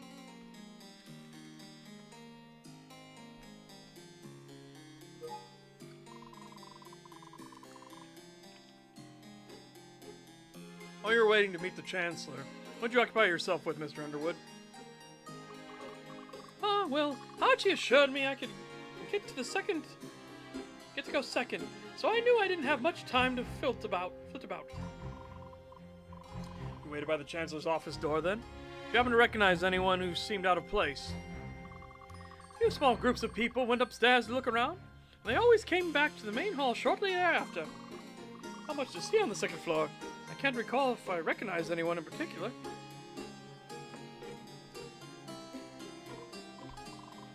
to worry. Why are you and Thornroth up here, then? To escape the bustle and elbow rubbing, naturally. We're both introverted sort, as you can imagine. Ah, well, do me a favor and keep an eye on the crowd below for me. Let me know if anyone seems to be behaving oddly. The detective's work is never done, is it? I won't mind doing a bit of inconspicuous people watching then. Seemingly out of place at the party tonight. Reduce the possibility of an intruder being involved.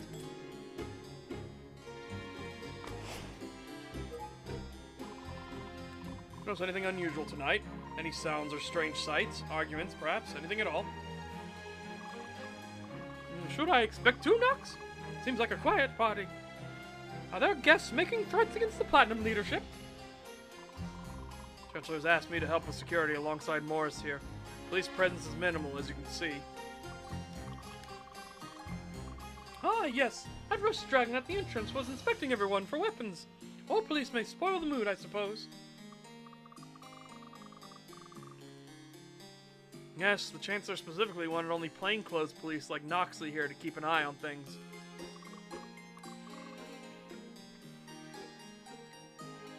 Except for you, Morris. You must be a special case. I must admit, I didn't pay much mind to anyone on the second floor. I didn't come up here until after we met with the Chancellor, though. Of course, you've been in Thornroth's presence the entire time, otherwise? Mostly, yes. We visited the buffet table separately after our meetings, but otherwise, we've been up here. I'm in a police presence, purposely so. Someone with ill intent would have a much easier time acting out. I'm leaning more towards it's the bird that's doing it, right?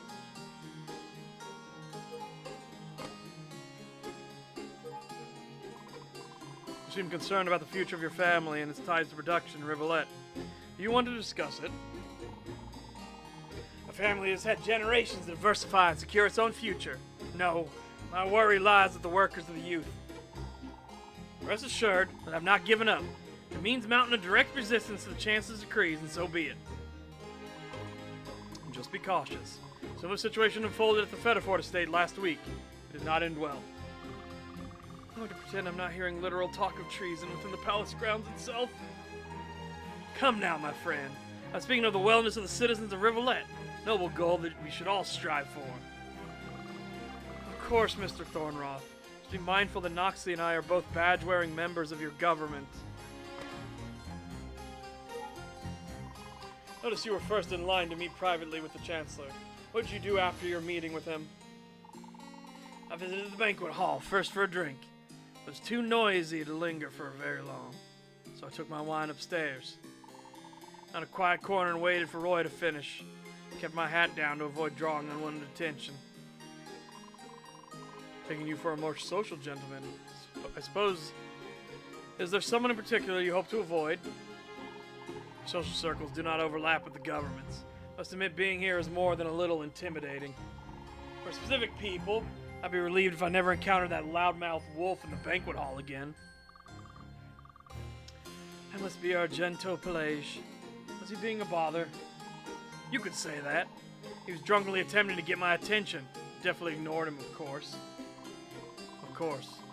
Well, you're safe here. I have a feeling you won't be able to navigate the stairs for some time. Thornroth was upstairs for much of the evening. Whatever happened to Levasseur must have been carried out silently.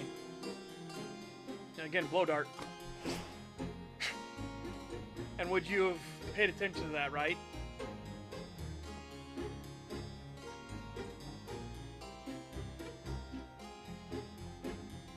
Oh. Count Dankula's pug. Damn. Assisting the Platinum Star holders with security tonight. Have you noticed anything worrying about the party? Ah, well, it's probably nothing, but notice the kitchen is connected to both the main hall and the banquet hall via 2 separate doors on the first floor. I must imagine there's easy access to all manners of knives and cooking implements just a few paces away from the party. Ah, I see. For all the trouble with having a rust dragon searching every guest for any sort of metallic objects. Indeed. I only assume the kitchen's tightly monitored, or Miss Levasseur is making regular sweeps of the crowd. She does make a pass to the main hall occasionally, usually while on her way to report to Benoit. If someone were attempting to conceal a knife, she would likely be able to sense it and handle it accordingly. Yes, I thought that must be the case. Levasseur was sensing the crowd during her inspections. Someone hiding a weapon would have an easier time now. So, she got it, right? So that she can't do the inspection. There's definitely an assassination plot going right now. Right? Definitely a plot going right now.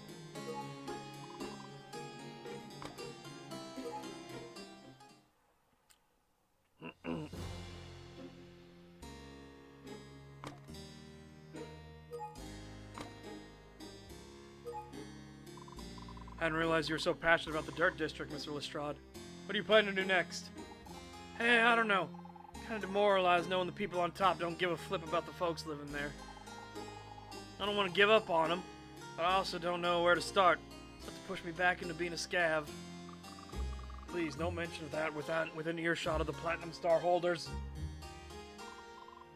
Chancellor wasn't incorrect. Technically, the capital only spans the eastern half of the river and the island. Yeah, but those people gotta work and pay taxes like everyone else, yeah? Who cares about what some map says? Chuckles doesn't letting this go easily. Hope future meetings with the Chancellor aren't quite this heated. What did you do before your meeting with the Chancellor? Hope my absence did not cause any problems for you. Nah, I wandered a bit. Got lost a couple times. Got shooed out of the kitchen once. Found some creepy old stairs, but it was too dark to see. You know this place used to be a fortress? Yes, centuries old. The original revolutionaries holed up here for protection. Became their de facto headquarters. When electrical power became feasible, they must have run the wiring as best they could given the heavy stonework. Yep, big stone slab on top of a hill. Pretty defensible. Also means there's lots of weathered spots and tight fits. Hiding places, perhaps? Oh, for sure. You got the barrels below, too, I think. I think there's only one way in and out of there, though. This palace has its fair share of secrets. So unfamiliar with such secrets can move about unseen.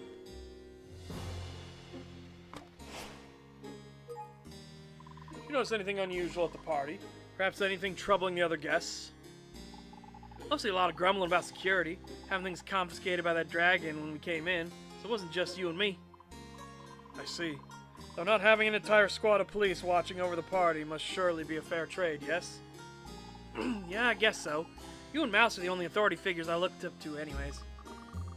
I'm afraid I would do little good in a fight. Capitol Police are not authorized to use deadly force. That includes tonight. I know. Military types are the only ones who are armed.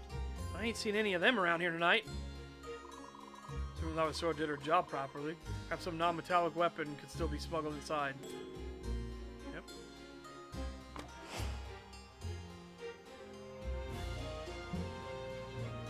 Yeah, exactly.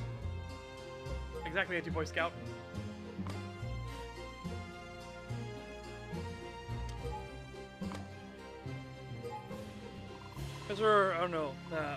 We have some catching up to do, it seems. Can you shed any light on your relationship with the Chancellor? Well, my boy, not much to say. I proudly served his father, the previous Chancellor, and now I serve him. You have a Platinum Star, yes? If something were to happen to the Chancellor, you would be named the new Chancellor? That's true. No one has more experience in the Chancellor's office than I do, after all. Hell bestowed the Platinum Star on me and named me his first successor as thanks for my many years of service. I added the many, whoops. Do all the staff here answer to the Chancellor directly? Through me, yes. Palace staff, clerical staff, and other operating staff go through me and my court. Military and draft matters go through Enforcer Pelage, and other concerns have their own palace representatives. Ah, so Foreman Stoker doesn't have any direct representation in the government. Whom does he answer to? Rocky is a special case. Chancellor has a fondness for him, so he answers directly to him. Otherwise, if you have any issues with the staff here tonight, you should come to me directly. Did Miss Levasseur answer to you as well?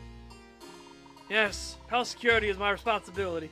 Ferris insists on handling the door alone tonight for the comfort of our guests. Staff member. Someone managing the party have attacked Miss Levasseur under the order of somebody in charge. I want to see your staff, actually. I want to see your staff, actually. Because he very well could be the culprit, right? But we still have... We know Silverton's going to show up at some point. Because, well, he was in the case thing. His character was in the case itself, right?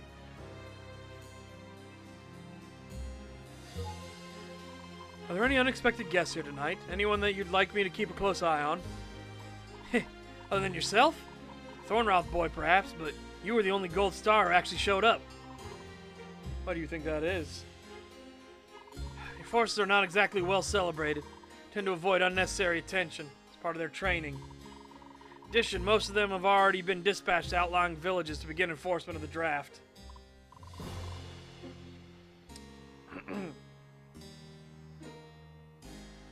I mean, he might be. I see. When should I expect to receive my orders? That's between you and Enforcer Pelage. Though if you choose to disappear into the wilds again, I wouldn't blame you. So to confirm, no one attempted to get into the party without an invitation, other than guests of invited members. That's right. Unless you wish to count the prisoners as partygoers, that is. They're technically in attendance. In the barrows, floor below us. Are they not moved out of the palace for safety's sake? There's no time. The cell doors are quite secure. They have mechanical locking mechanisms to unlock the front door. Trials will begin again next week, following the Jubilee. This is the Chancellor's wish. Prisoners in the palace. Many put there by me. Should probably avoid letting them know I'm here. Trono, were you outside of the Chancellor's office the entire time during his private meetings? His fucking name, I swear to God. Ah, if only it were so simple. No, I was tasked with alerting guests when their turn was the Chancellor was coming up. It was important to the Chancellor that we kept things moving. It may prove challenging now, unfortunately. Why do you say that? This palace is an old fortress, and before that a castle. The only way in or out is the main door at the front. Levasseur was watching the front door from the balcony on the second floor above that door. But now, the door at the main hall is the only entrance or exit. Not aware of that. Ah, my mistake. It's on security detail now. I suppose you should have a map of the palace. This will be very useful in picturing what may have happened. Why do you think there may be a disruption in the schedule? Simple. Without a rest dragon to check for weapons, we cannot allow anyone else into the palace.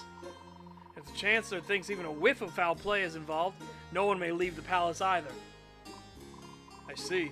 Chancellor will want some manner of guilty party apprehended if that proves to be the case. Exactly. Someone in this party had to be responsible. Might fall upon the two of you to discover whom. Without a rust dragon to sense metal, find the method of murder may turn out to be quite difficult. Sir was the only rust dragon in the palace. What if her ability to sense metal was the reason she was eliminated? Correct! That is exactly why she was eliminated. Because she does rounds.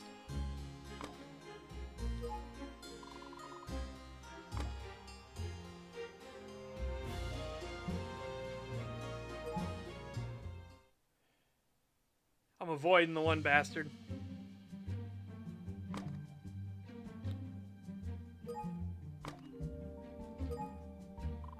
Are you concerned about the future of coal in Rivulet? Chances seem less than enthusiastic. This country's built on coal. There's centuries worth of it left in those mountains. I ain't worried about the supply. That's right. But Mr. Fedifort's estate up in the air, Rocky's got enough to worry about as it is. Let's try and forget about that for one night, darling. It's supposed to be a party, after all. Capital order switch to hydroelectric power. Do you intend to keep your position as resource manager? Yep. It'll take years to make the switch. I'll be in charge and not some stinking death dragon like Fedifort. I already know a bit about the electricity making process. I'm more than qualified to oversee the changeover. Stoker is itching for an opportunity to expand beyond the Fedifort estate. Ambition indeed. Just the two of you in the Hall of Records, it seems. Has something in particular caught your interest? Trying to confirm something. Every Platinum Star holder has at least some kind of honor in here, except me. Rocky, dear, this is boring. Can't you make your point later? This might be my only chance to look. All I want is one little mention in the country's history. Just one. I see. And you've already checked through this book? Rights and Procedures of the Rivulet Government? Sure did. There's a bunch of rules about how the Platinum Stars are supposed to handle themselves. They even got little copies of our Constitution. A bunch of crazy rules, mostly stolen from the Empire 50 years ago.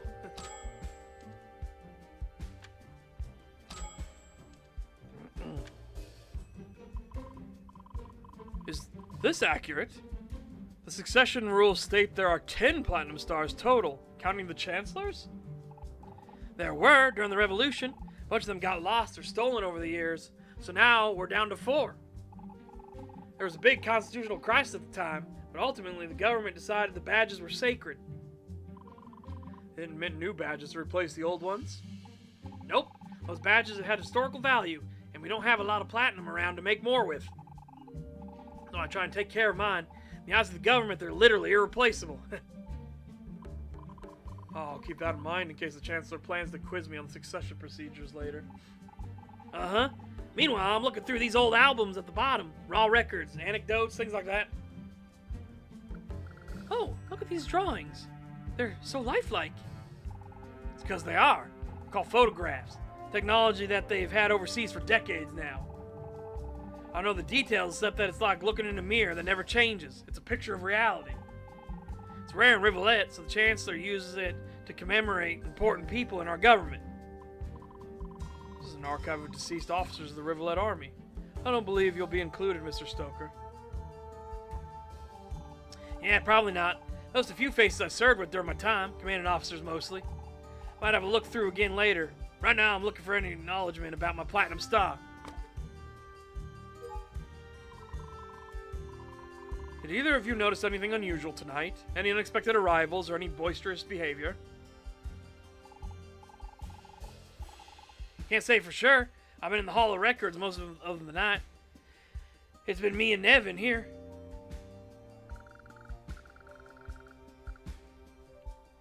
I took a trip or two to the banquet hall, and I took a look around while Rocky went through some records.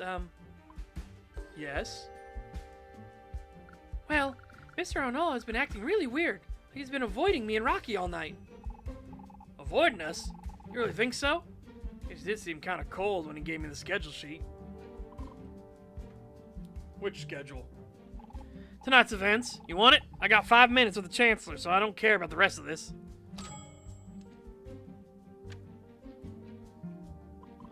Ah, thank you. Suppose these were only given to Platinum Star members who are expected to participate somehow. Looks like it. Seems like Benoit is the only one who's actually enthusiastic about all this nonsense. Well, seems to have controlled the schedule this evening. Should take a chance to watch him more closely.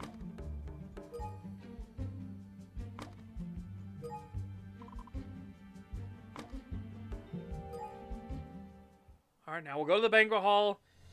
Meet with the drunken idiot, Wolf.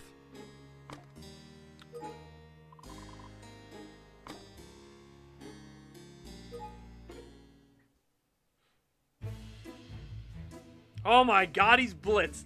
He's absolutely fucking plastered. Holy shit. He's so plastered, he's actually glowing rosy. Oh my god. He's a fucking alcoholic moron. Oh, great. Great. That's gonna be fun.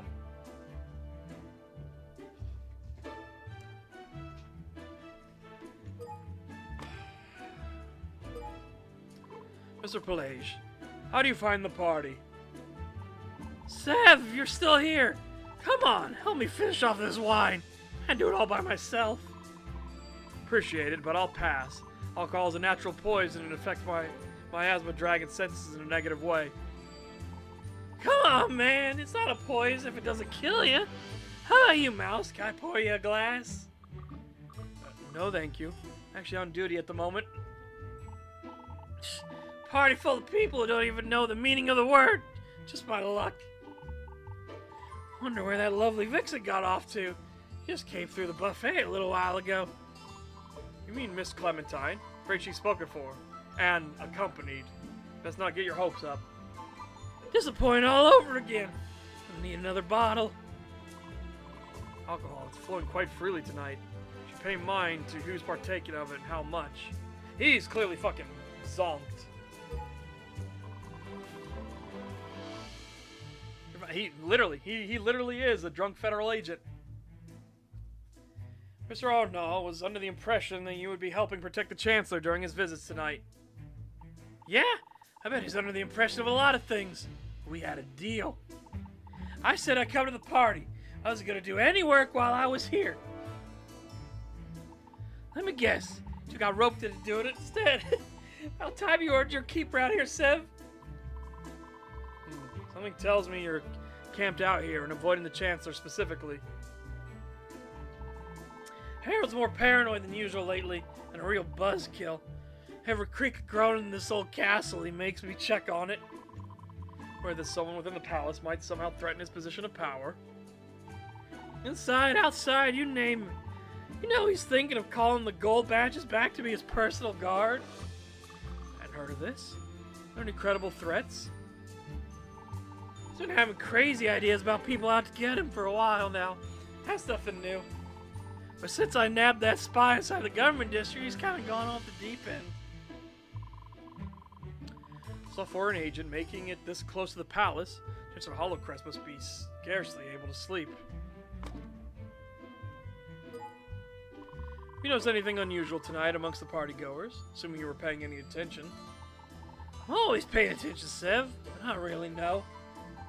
Usual warden for the barrows is out tonight, so I said I'd watch the door for him. As a guardsman of the Silver Star rank, I suppose this should be my responsibility then. You volunteering? Works for me. Keep an eye on that spy I brought in. Never know who might try to help him slip out. That spy? If they have an accomplice inside the palace, I don't see how they're responsible for Lavasseur's death. 7? 7. 7. I am going to slap the shit out of you. You just got informed that all of the prisoners are here in the palace. We have a guard that's been taken out through poison by an assassination weapon. And there's a spy in the barrows, like, that's guarded by a single door. And there might be secret passages. Keep that in mind. Why do you want to dismiss this so out of hand? I don't understand you, sir. Back to the main hall, if I'm through here.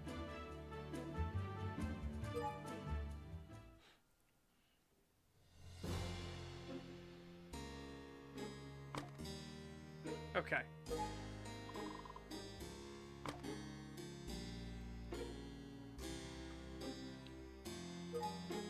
Let's go out of the plaza, check our notes.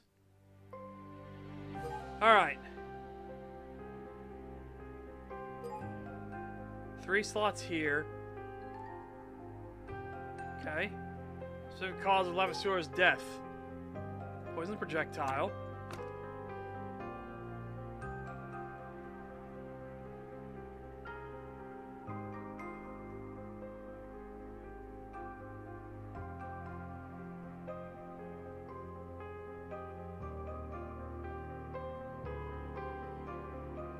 Tag on the right window. Instead of licking doorknobs as a kid, I know.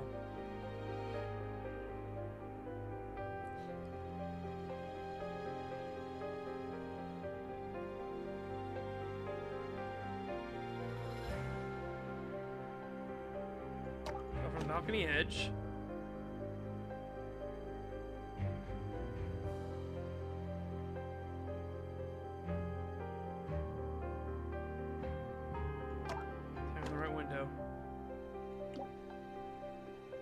Oh, what was the method of attack?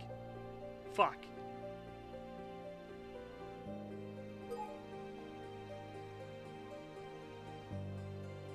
Shit. Hold on. Hold up, hold that thought.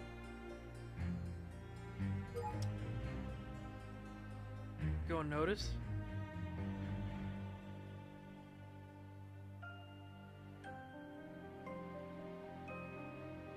Someone familiar with the palace.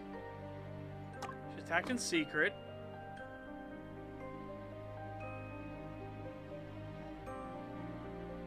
Actually, that's just repeating this, right? How did it go unnoticed?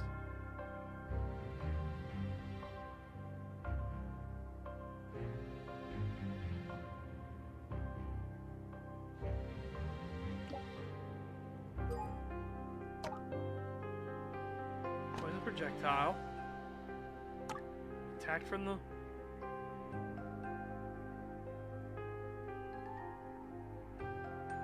Okay, right from the inside. Right window from the inside. Okay. I was like... What? It's like, no. It was just attacked from the right window in the inside. Like, okay, yeah. Fair enough.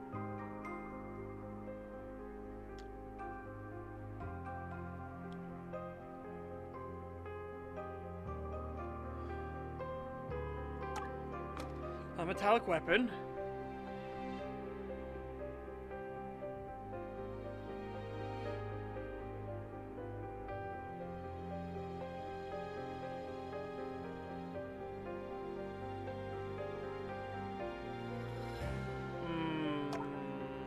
We're missing something here.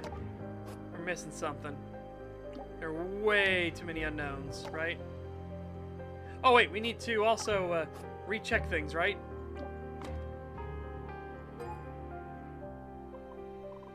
It's like I can barely sense the smell of blood in her body.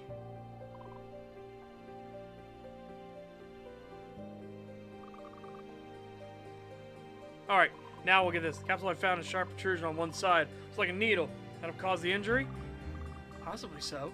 Is the needle coated in poison, perhaps? Any poison in the capsule or on her body. Magic is limited to naturally occurring poisons. Poison you can't sense? I don't like where this is going. Indeed. We can safely say this wound on her neck is somehow related to her demise. Just how fatal was it, though? Okay. Magic. Alonso's death echo. She died down the steps.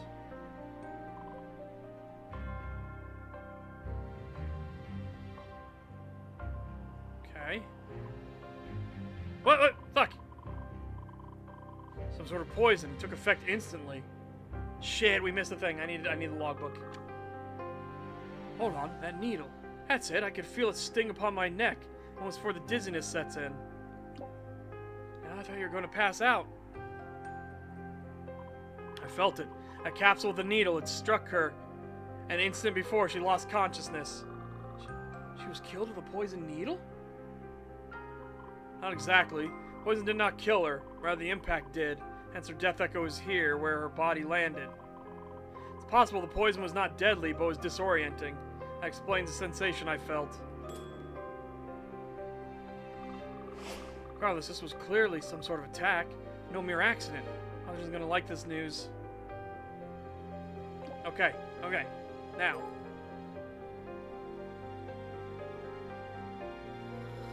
The specific cause of the death was she fell from the balcony and she hit the rocks. Right? Or she hit the stonework.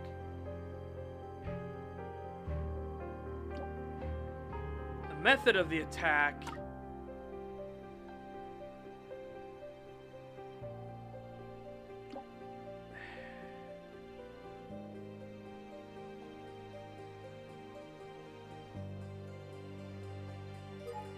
Here we go, hold on a second.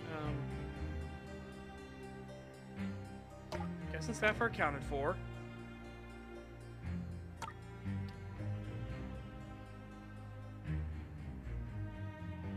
Palace familiarity.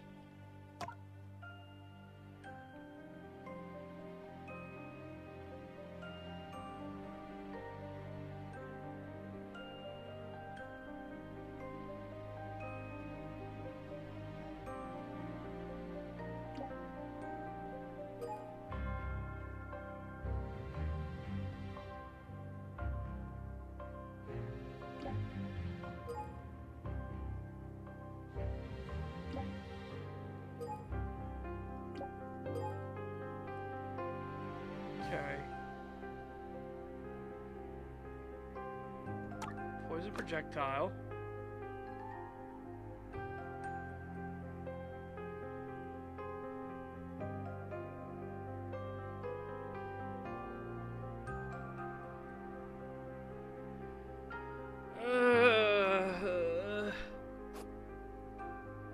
Okay, thank you.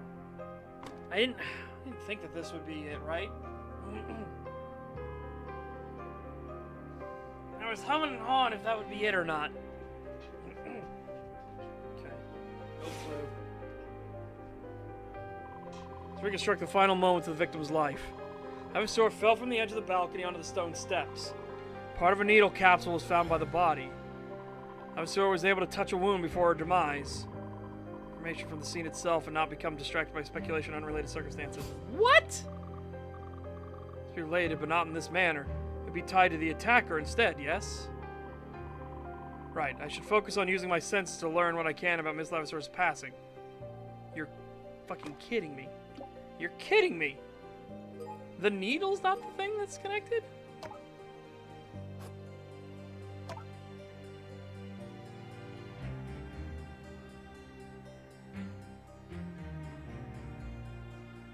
I guess disorientation then?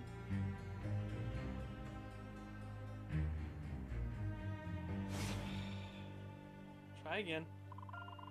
Reconstruct the final moments of the victim's life. Levasseur fell from the edge of the balcony onto the steps. Levasseur experienced sudden disorientation. Levasseur was able to touch a wound before her demise. Levasseur experienced a sudden feeling of disorientation, causing her to become confused and lose her balance.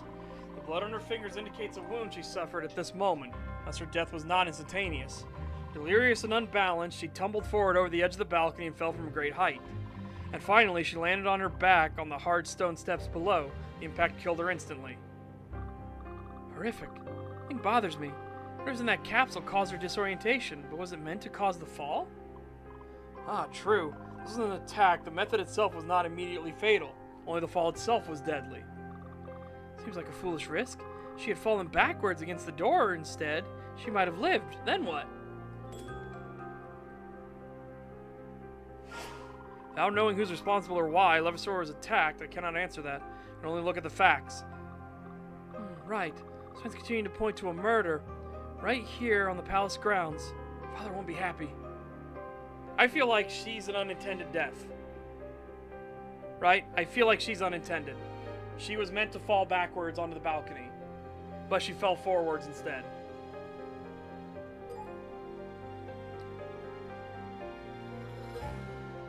What was the method of attack? Okay. Make sure all's in. So there's blood on the neck, poison projectile, non-metallic weapon, and attack from the right window. How was the culprit able to attack Levasseur? Let me think. So there was a bleeding wound on her neck. Part of a needled capsule was found by the body. Weapon not made of metal could have been smuggled inside. Levasseur was attacked from the second floor right-hand window. It becomes clear. Culprit smuggled in some weapon that was non-metallic and was missed by Levasseur's search. This weapon launched the needle projectile full of poison which struck Levasseur on the neck and left a small wound. Levasseur was on the balcony facing out. The only place this attack could be launched from was the upstairs window. So never even saw her attacker. She likely never even expected an attack from such an angle. Wait, does that mean the killer still has the weapon that was missed in the search? We need to clear the palace at once. Not just yet. Unless we let our culprit go unpunished. Oxley, this is serious. You would let more people risk themselves just to satisfy your need for justice served? And why not? Are you a representative of the law?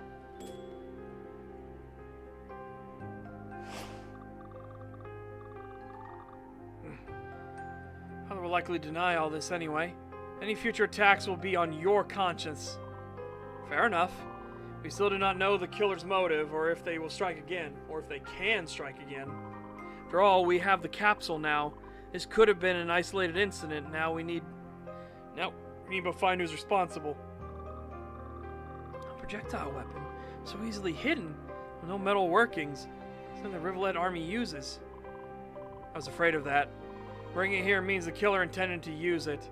Hiding it from Levasseur was just the first step.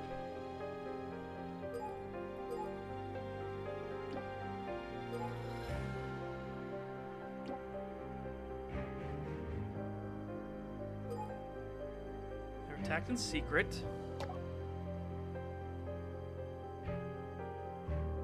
We don't know these motivations, though.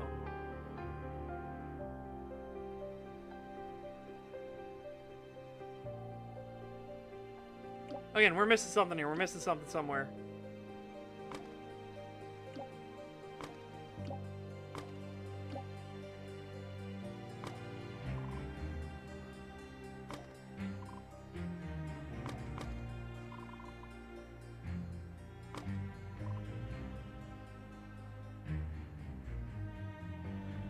We're missing something somewhere.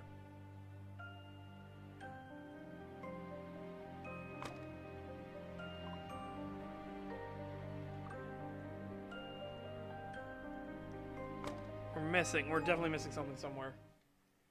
Because some of these feel like red herring clues, right?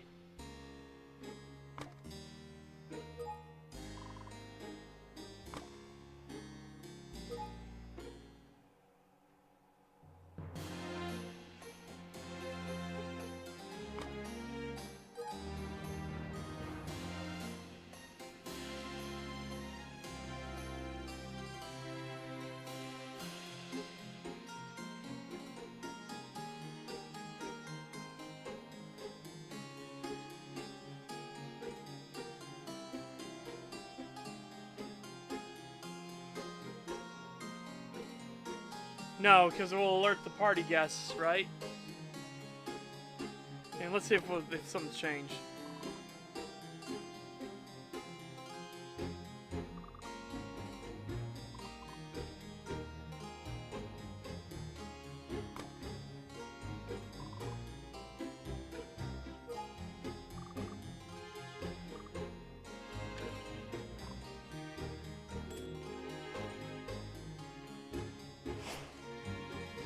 What? Hang on, wait a minute. Did that just give us that again? Hold on.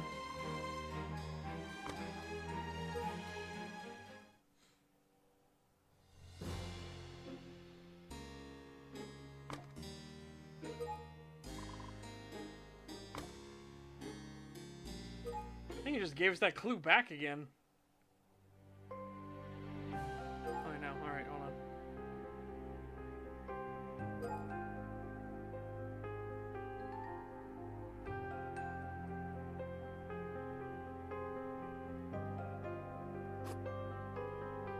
How do you know it's motivated by anger? How? How do you know that?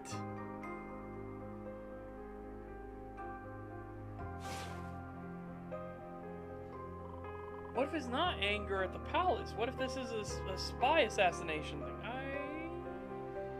I mean, I guess every single person is fucking pissed, right?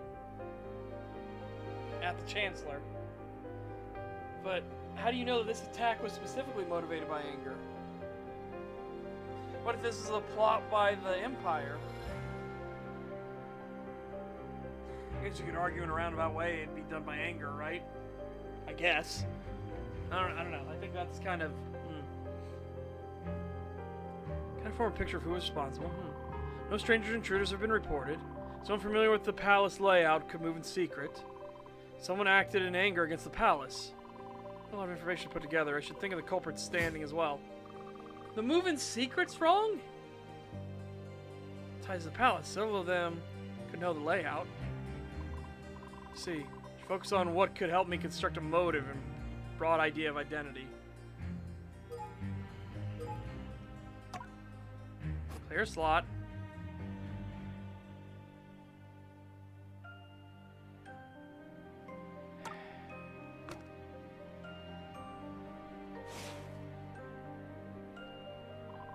Form a picture of who was responsible. Rangers entered. Toss. That one's wrong. Fuck sakes.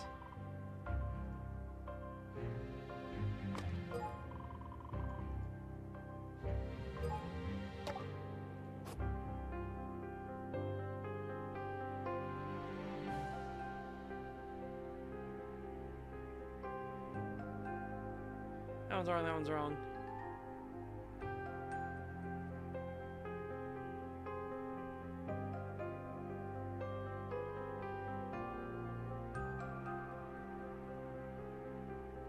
Oh, motive.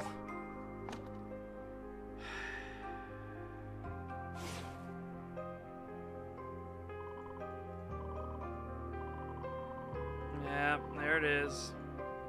Fuck, bastard bitch. Look at our suspect pool. As we have no evidence of an intruder, it must be someone in attendance tonight. Their motive involves animosity toward the palace itself. Someone who was hurt, abused, or slighted by the government. But why attack Levasseur? It's simple. Her ability to sense metal. Such a skill would interfere with their other plans. Chris didn't deserve all this. Certain she wasn't targeted because she was acting as the night watch. If our culprit truly is in attendance, then they are already inside the palace. No need to risk attacking a sentry. Alright. And what sort of metal is being hidden? Weapons? That would be the most obvious goal, but I'm still puzzled. The gates to the palace are already closed for the evening. Yes, and without someone to check for weapons, we won't be allowing anyone else inside, unless the weapons are already in here. Leave it to you to find this cache of weapons, if it exists. My goal is to find whoever is responsible for this. The kitchen. It's the kitchen. You can get to the kitchen easily. Remember, we already learned that.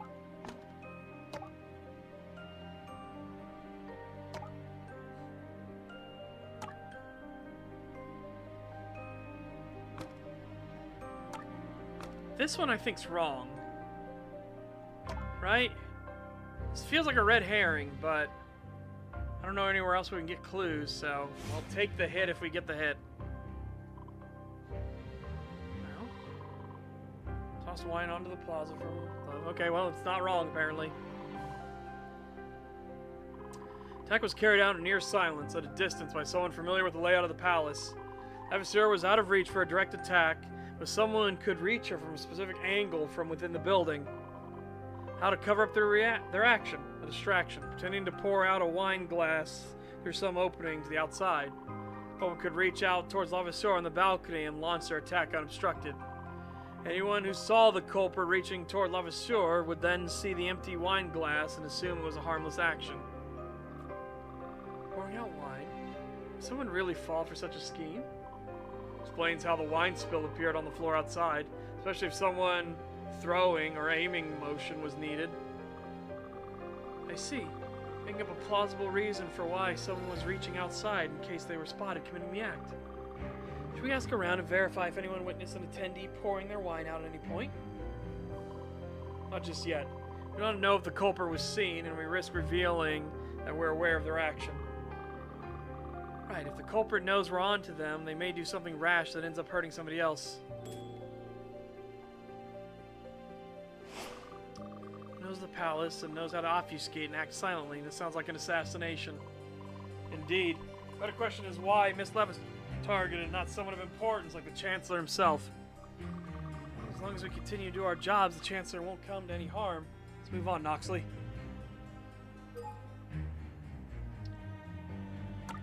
Victim's death was caused by...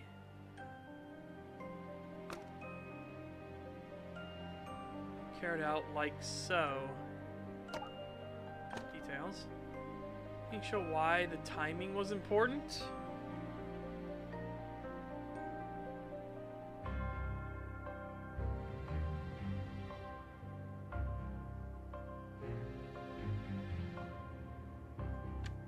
What does the timing of events show? I don't know about the attacker. Hey, how did the attack go completely unnoticed? It was done secretly.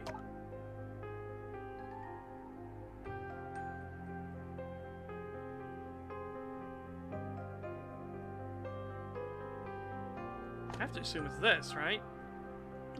Close this for a second.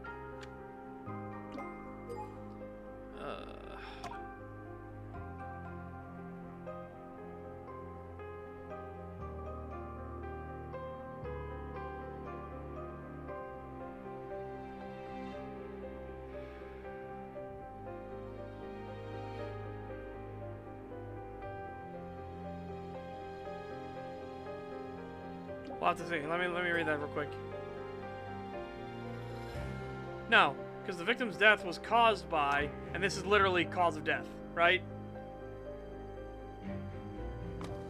Oh shit.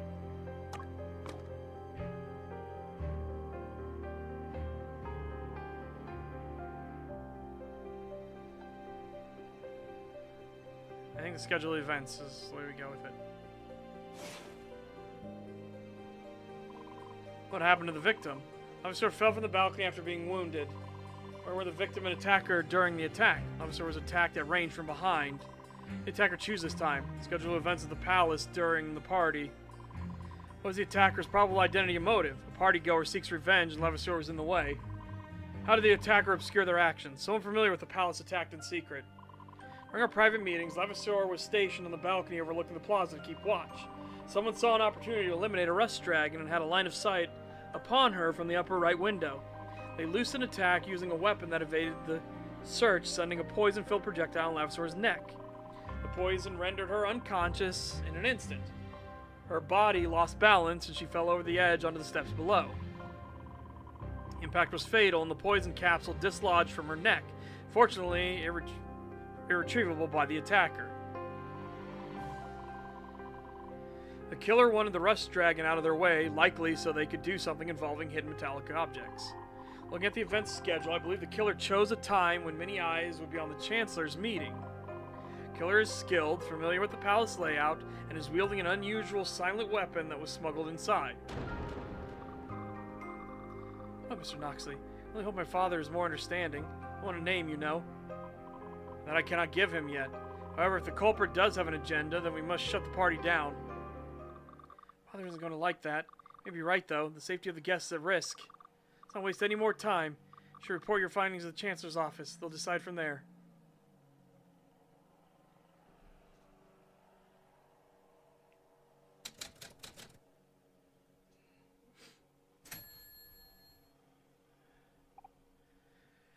Enter. Morris, Enforcer Noxley, ready for your report?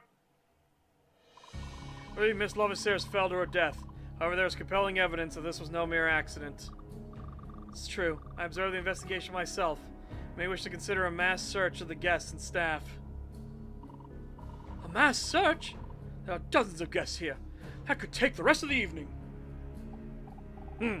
No other incidents to report? Well, no, not yet. Or not have our celebration disrupted, nor our guests antagonized. This is an isolated incident. Understand? I expected as much. Morris, you'll move the body out of view of the plaza. We shall deal with it properly once the guests have left. All eyes will be on the plaza and courtyard for the fireworks display, coming up just before midnight. The body must be out of the way before then. Any questions? With your permission, I would like to continue my investigation. I feel a bigger plot may be unfolding this evening. Just keep things quiet. If anyone does ask, you say that Ferris was feeling unwell and left for the evening. In the meantime, Noxley, I want you to interrogate the prisoners in the barrows below us. That is your first priority. If there is some criminal plot, as you put it, then one of them could be responsible. Find out what they know. Try to finish before the fireworks display. We'll be turning out the lights during the show. Consult your schedule about that. Cells are mechanically locked, so take my key with you if you need it. I'll rejoin you after your interrogations.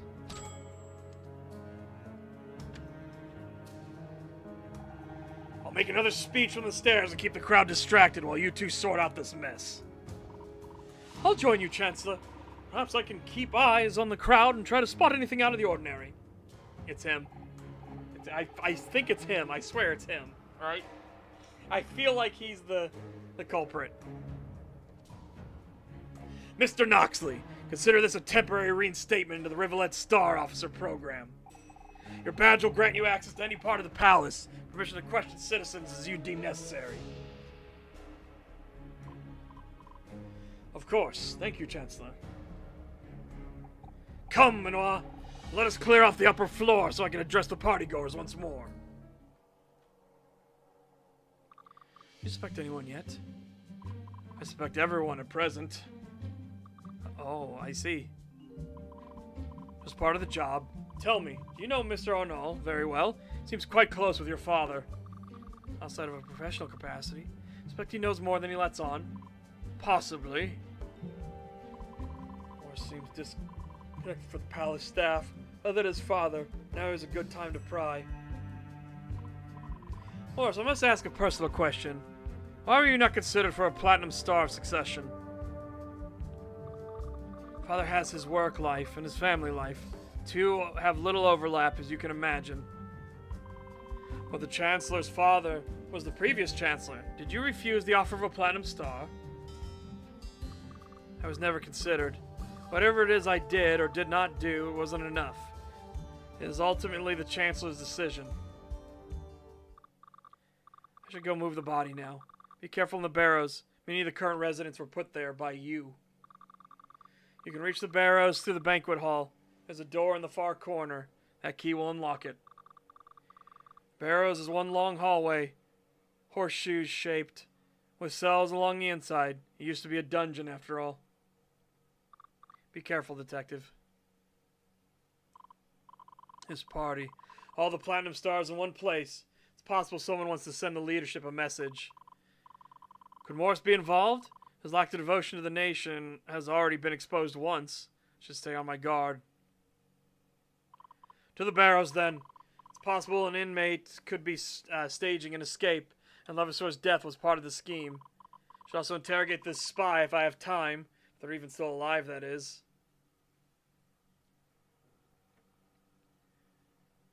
So, what I'm going to guess is that they're going to have a bunch of people kill, like, all the Platinum Stars at once, right? They want to send a message. If you want to send a message, you would try to kill multiple Platinum Stars at once.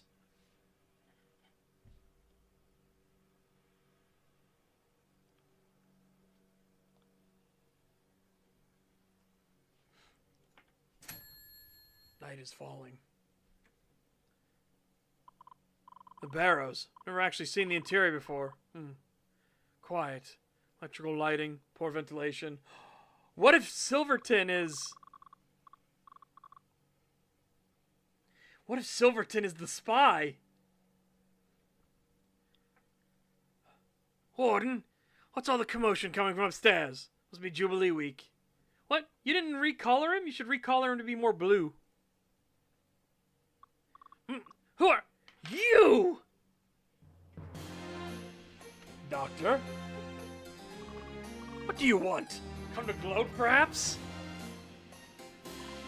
Chancellor's asked me to question the residents concerning matters within the palace. How vague. Would expect nothing less. Go ahead, ask away. I have nothing else to lose now. I see you can hear the noise from the party through the walls. Have you seen or heard anything unusual? Unusual how? Loud? Nearby? Incomprehensible? Be more specific. Attack was carried out in near silence. Nobody upstairs noticed Levasor's fall, which narrowed things down. Anyone passed through here that looked out of place? Perhaps one of the party guests? Other than yourself? No, I can't recall anyone passing through all evening. You're looking for a lost guest? Possibly. Did any of the other captives perhaps escape from their holding cells? Let's see for yourself. Do hurry, though. Lights out is at midnight. That's when the electric lights are shut off. That's right. Fireworks show begins at midnight as well. We must shut down the power generators each night. It's a medical device. Possible poisoning case. I described the symptoms. Could you identify the toxin used? Aren't you the poison expert, miasma dragon? Normally, yes. But I was either unable to locate any traces or it is something artificial that my magic cannot sense. I'll try. Go ahead. Thank you, Doctor. There's a liquid material injected. It was injected! It was a liquid material injected hypodermically. It caused immediate disorientation. What sort of disorientation? Nausea? Loss of balance? Both, yes. Unfortunately, the patient did not reveal anything else beyond that. Oh, without testing the material itself, it could be several things. Taking the dosage was fatal? Not exactly. That's what is so baffling. Poisoning on the palace grounds, like something out of fiction. Wish to help any way I can. You do? I'm still a doctor, Mr. Noxley. Drop the skepticism and allow me to make amends my own way, won't you? Maybe tell him the truth. Should take care not to antagonize him further if I want any answers. Whitefield knows my involvement with the smuggler in the shipyard. Time to solve another mystery. Dr. Whitefield, are you attempting to blackmail me? What do you mean? Does it have to do with forthright? Perhaps. Tell me directly. Are you threatening me? Ha! I would have to be quite the fool to try to implicate an officer of the Rivulet government in this scheme. Just because of the Foxborough children. Did you see them off to their final destination? Silence speaks novels. Well, no matter. They're long gone by now, and I've not breathed a word of it to anyone. Is this the truth? I swear it. Why? Someone else involved in the smuggling scheme come knocking to collect your head? Sincere in his own way. Sneak a note into my pocket would seem like an improbable task. Just ensuring the fates of my own loose ends. I'm glad we have an understanding then. That's all for now. I'll leave you in peace. Astounds me. What? That a dragon with an easy chance at escape would choose instead to stay and serve under the flag of Rivulet. A little more than a useful tool to the Chancellor, you know. Captured, ground up, and one day disposed of. People of Rivulet need my help now more than ever. That's why I chose to stay behind. Tell yourself that, as I did for the past 40-odd years, and just look at where that got me.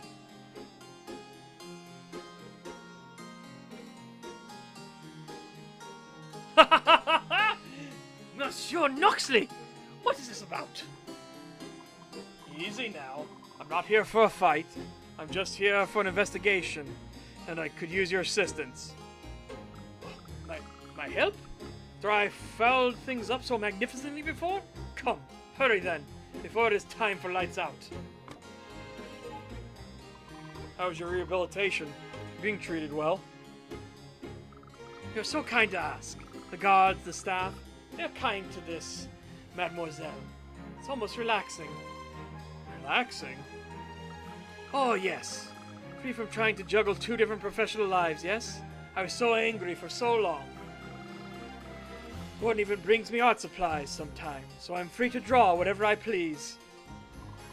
Rivulet values loyalty over punishment. The only truly unforgivable crime is treason, it seems. Have you noticed anyone pass through that looked like they didn't belong? Any party guest or a staff member you've never seen? No, not that I can recall, mon Dieu. Is something afoot?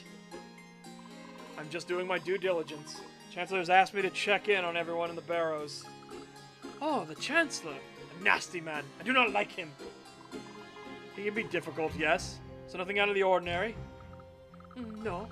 If someone were to pass through, surely we would all notice. It is one long hall beneath the palace. Yes, and I have the key to the only door. Just making sure that this hall isn't acting as a hiding place. The only door? You're quite sure of that, monsieur? There's another door? In regular use, but it is a large basement, no?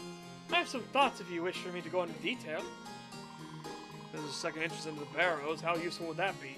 Where would another exit lead to? The kitchen? A professional safety inspector with an eye for detail. What have you noticed about the palace? How exciting! Been waiting to discuss all the little things I've noticed with another intellectual. I had no idea that the palace was so interesting. The palace itself is quite old, built of quarried stone, no? The foundational flaws are beginning to show themselves. Is there a danger of collapse? No, not for a great many lifetimes yet. It is little things, for instance, the addition of electrical lighting. To limit drilling and destruction of the walls, the cables will run through any open space that the engineers could find. It's not a building designed for such technology, so the engineers had to do what they could to please the Chancellor. Could these openings be used to slip through the palace unnoticed? Possibly. Access tunnels to allow maintenance? Oh, but they would be hidden away for safety's sake, no? Possibly. Unless our culprit is as bourbon as Miss Martelet and is using these rooms to their advantage. You've been very helpful. I'll leave you to your drawings then. Is something happening tonight, monsieur? I cannot say for certain. It is the capital headquarters, though, so I'm being more cautious than usual. Then let me help you, eh? Gaps in the walls, unusual drafts, places where the cables run. I've seen them all. You have something to write upon. Perhaps I can show you places that seem suspicious to me. Give her the map. I have a map of the palace interior. You may mark points of interest upon it. Here you are, monsieur. I hope this is helpful. Thank you. Anything I can do in return? How is Monsieur Underwood? Is he well? He's still picking up the pieces, but he's doing better. He's in attendance tonight with Lord Thornroth, actually. Oh, good. Detective, you can prevent someone else from ruining their life because of one mistake. Please do it, no matter what.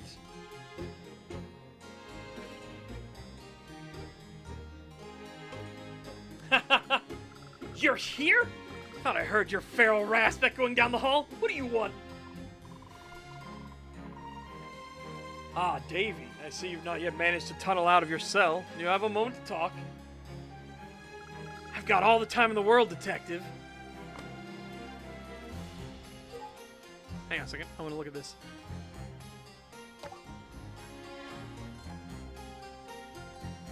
Doors bricked up. Chimney visible on access gate. On roof above here. Access grate.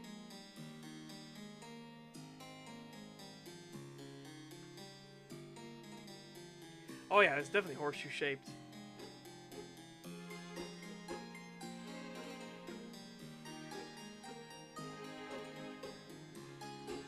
Huh. I see, they didn't have it like here at the end, right? So you don't come in here, you come in from here and you go around.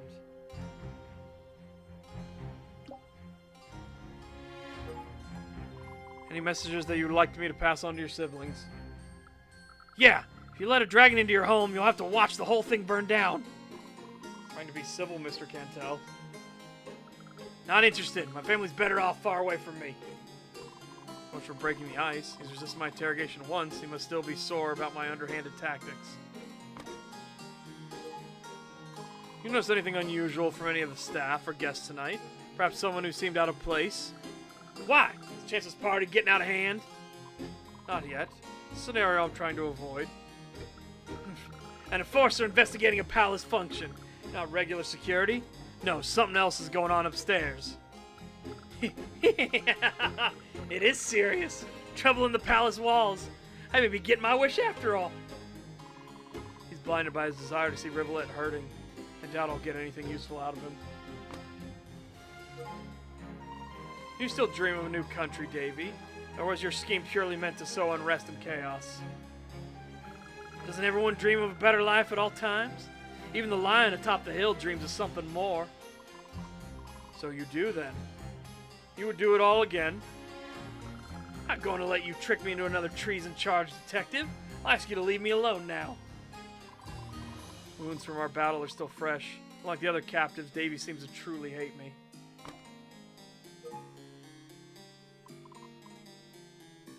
Suppose I should return to the party and report to the Chancellor. There's another, you know. That's right, the spy. He must still be alive. It was late last night. Past lights out. Everyone else was asleep. Heard them dragging someone down the hall. Yours is the last cell in the hall. Unless there's something through the door to the end. There has to be. Thought it was just storage, but there must be another cell in there. Go have a look, eh? None of the prisoners seem capable or interested in another murder plot. Time to confront this spy and get some answers. It's definitely going to be Silverton. He's gone, I think. Electric lighting, but no sentry station here. The room feels quite secluded from the rest. It can't be. No, it is Silverton! Detective, don't just stare. Help me out of this thing. Detective Silverton, why are you here? I was investigating this basement when the door sprang shut. Can't get it open. Again. Little help, perhaps. Detective? Not possible. It's led to believe that the spy was locked up down here, but Silverton? Cannot believe it. Should be cautious just in case. Silverton isn't going anywhere until he gives me some answers. You know what? He actually might not be the spy. No, he might not actually be the spy. Right? Remember, this thing is all electronic locks and everything. He may have come down to investigate. He goes in, because this is fucking suspicious as all shit, right? The spy might have already slipped up through. Remember what our map shows, right? There's a weird air draft coming from here, so there's a way to get outside somewhere. Somebody could climb up this.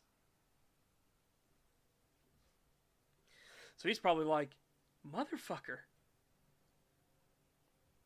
Now, that's me giving the best case scenario, right? Cannot release you, not just yet. First, there's something I need to know.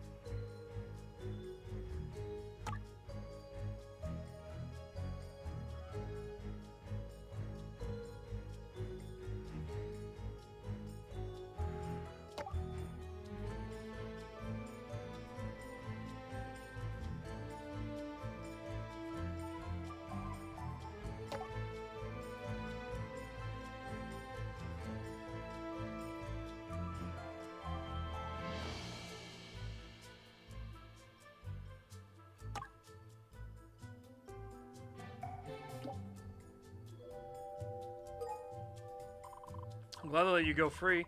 Just show me your invitation so I can make sure you're in the right place. Very funny, Detective. Of course you know the guard took my invitation at the door. Unless I don't have it. Can't disprove that. Oh my god, they take the invitation. Fuck. I guess we have unfinished business. You and I have something important to discuss, Silverton. So I insist you get comfortable until I'm satisfied. Really, Detective? Through the bars like some common criminal? I didn't know you were such a stickler for the rules. This is serious. Something happened that has me on edge. Something I feel you're involved with. He was there, so... Silverton, I found this note in my pocket at the end of last week, after we met at the Fettiford estate. Ah, and you kept it. Hope it didn't cause you too much stress. But it is something we must discuss in private. Well, we're in private now. So, let's discuss. Why are you attempting to blackmail me, Silverton? Blackmail you? Detective, please. I wish to grab your attention with dramatic flair. This is serious. Who else have you told about my presence at the shipyard? Ah, you misunderstand. The author of the note is not me. No, it was delivered to me, actually. Someone else knows, then? What's going on? Calm down, Detective. Like I said, I merely wanted your attention, because that is only half of the note. There's more. Have a look, Detective.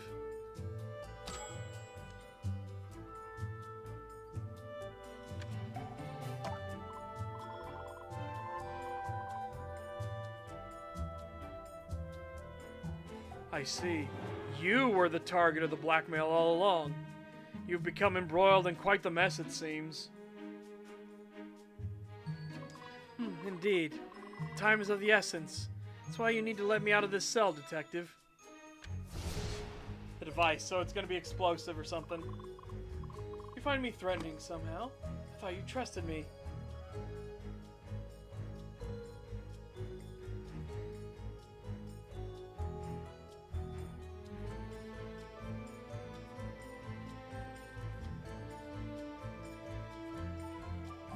That shouldn't matter.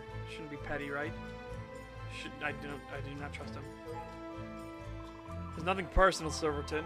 I cannot do any favors until I have all the facts about the situation. Oh, bother. What else do you want me to say? Should I sing and dance for you as well, then? Seems upset or impatient. Not trusting him fully seems to be the correct call for now. Need to know more about the nature of this device. Can't help if you're keeping secrets from me. Well, the thing is, to fulfill my part of the deal, I do not have the device, so it's of no concern to you. No concern? My involvement was unnecessary, unless you're trying to retrieve the device. No, the device is disposable. Though it could be dangerous in the wrong hands, that is not my concern. Truth is, I involved you because I needed your help. It has to do with the shipyard, you see. It was not a threat. You needed help escaping. Unfortunately, there's something more important afoot, and I feel like you may be involved, Silverton.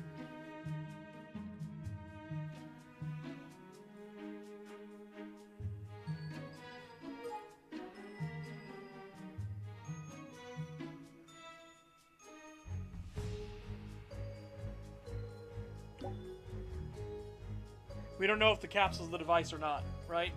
I feel like the device is going to be explosive. Because that would send a big message. Blow up all the Platinum Star holders. If it is a coup attempt. I still think the bird is behind it the most, right?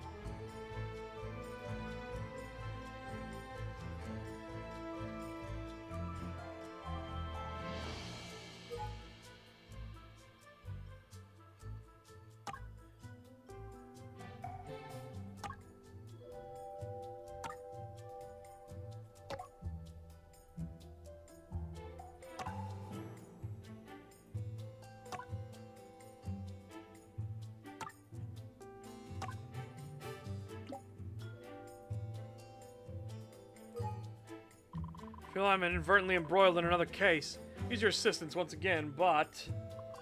But what? You have the key to this cell, right? Open up and we can discuss the details elsewhere. Elsewhere? Away from the palace, far away. Inform an action plan without any bad actors being aware of it. Well? What? Fortunately, the palace is locked down at present, and I believe our business within its walls is unresolved. He's involved me in his own plot for a reason. Possible their fates have crossed accidentally too. Chancellor is having private meetings with several guests. You do something to upset him. Is that why you're locked up? Detective, please. When have I ever failed to mind my tongue? Said I stumbled into this cage quite by accident. Such a mistake seems quite unusual for you, unless you intend to blame a dragon's natural sense of boldness. Yes, boldness. Let's go with that. Now the lock, please. You fucking kidding me? The Chancellor. I mean, yeah, that's what I thought too, but this just seems like... What's the note referring to? Think about its form and function for a reason. I believe I know why now. In fact, I may have had a close brush with it once already. Oh? You're quite certain of that? The odds of this seem quite astronomical, Detective. Why, is there something related to it? Something that seems unfamiliar to both the police and myself. It's the only thing we have, right? While investigating tonight, I came across the most curious bauble. Appears to be made of material I've never seen. Here, be careful. The point is sharp. It look familiar to you, Silverton. So you found this while investigating. I can smell blood on it. I take it that's not your blood, Detective? No, it isn't. The projectile was used recently against someone, and unless this object was designed to be thrown awkwardly... No, it's a projectile. Well, half of one. Well, it is indeed launched by the device in question. So it's a weapon meant for delivering poisonous payloads silently, from a distance, and it belongs to you. It did once. Now it's been stolen from me, but you'll never be able to recover it without my help, Detective. Come, release me, and I'll help you track it down before somebody else gets hurt. Gets killed, you mean? Silverton was carrying this weapon every time we met? Perhaps he did not trust me.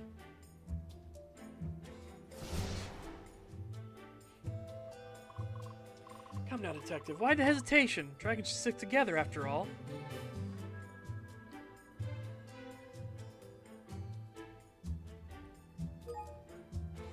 The only thing I stick to is justice. It's my only ally, and it comes in many different forms.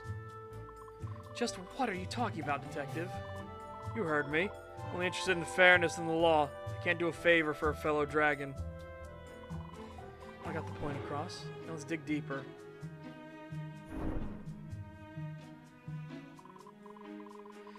Silverton's weapon is involved, and his blackmailer and Levasseur's killer are likely one and the same person. Like it or not, you're directly involved in the scheme happening in the palace. The scheme that's taken one life already. Are you sure? The knockout drug was formulated to be non-lethal. You don't plan to indict me in this death somehow. Again, yeah, I think it was accidental.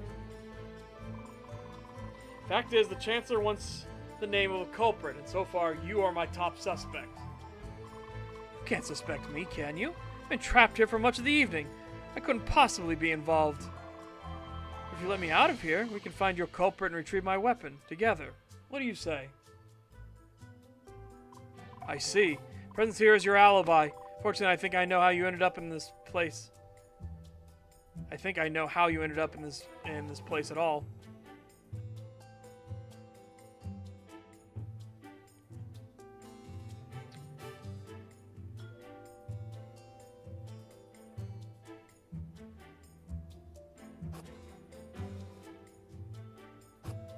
Motherfucker!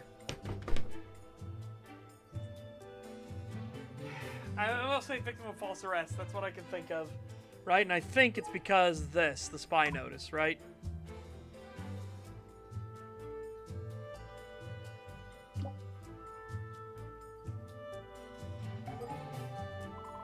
Perhaps you were caught no, wait! No, you're trying to manipulate me. Spy thing. Fuck. Perhaps you were caught trespassing during the party and Morris had you placed here for safekeeping. Tell me, did you partake of too much wine? Is that why you were isolated down here? Spy. Spy! Detective, please. The only dragon making a fool of himself here is you, clearly. I sound intoxicated to you. Oh no, but dragon metabolism being what it is, and I arrived late to the party, so... Point in your deductive skills, Detective. Let me out now, and I promise not to tell anyone. It was the spy. Motherfucker. What? Fuck. Enough, Silverton, or should I say, Silver Tongue. I can see just how desperate you are to escape. What? You think I'm using you, Detective? Are we friends in our own special ways? Motherfucker, why did I do that? I had the correct usage thing, but fucking wrong thing. Time my attention strays, the topic of your freedom comes up again. Yet something does not seem right. Another inmate recalls hearing something being dragged into this room overnight. Something left in here. Timing lines up with another important detail I learned from my former partner. Something being kept under wraps. Of your manipulation, Silverton, I know why you're actually here.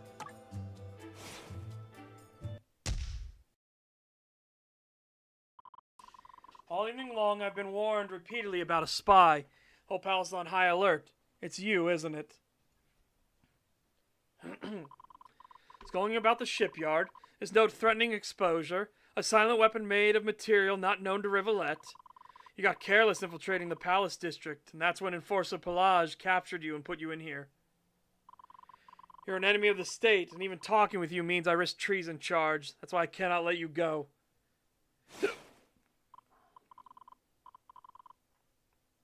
Nothing. Now you choose to be silent. Was that part of your training, too? And I botched that super fucking hard. I botched that real bad. Noxley, I'm scared. I need your help. I just want to go home.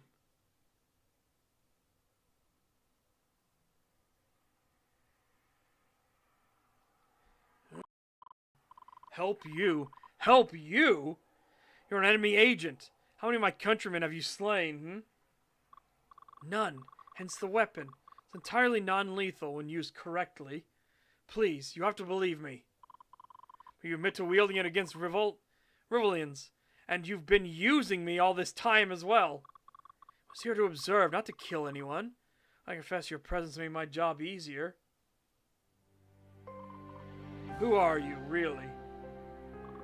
not lie to you. I am Master Silverton. I am an officer of the Fellfather Empire. Go ahead. Ask anything you want to know. I'm your prisoner, after all.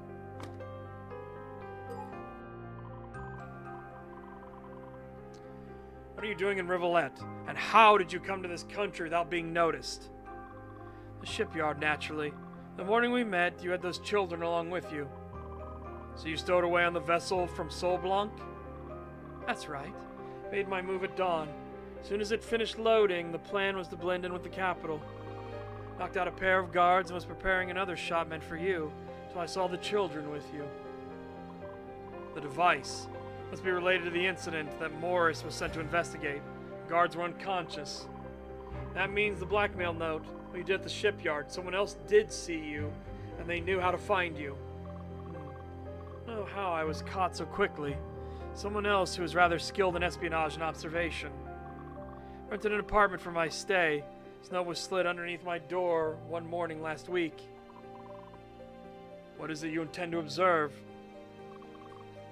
Rivolette is a locked box, an utter mystery to the rest of the world, a fascination to some, including my superiors. Main good you export to the world is coal. Everything else you keep, use and reuse internally, forever. My task was to estimate your nation-state's level of technology compared to the Empire's, nothing more. Why is the Empire concerned with something like that? Detective, do you know why this war has lasted so long? The revolution was 50 years ago, yet the fighting continues. The front lines are an excuse to test new weapons and new technology in combat setting against Rivolette. That way our military will be better prepared for when an actual threat tries to stand up to the Empire. Satisfied? Ridiculous. I don't believe it. Your nation has been closed off for decades. Cobblestones still line your streets. You still burn coal in your vehicles. It's like stepping into a nation forever trapped in the past. Even your clothing, your food, your culture. There's a great debate within the Empire about whether to recognize your sovereignty and re-establish trade out of pity. Either way, this war won't go on forever. Within the next year, the Empire will be able to deploy flying vehicles. Flight against your primitive sticks and stones society.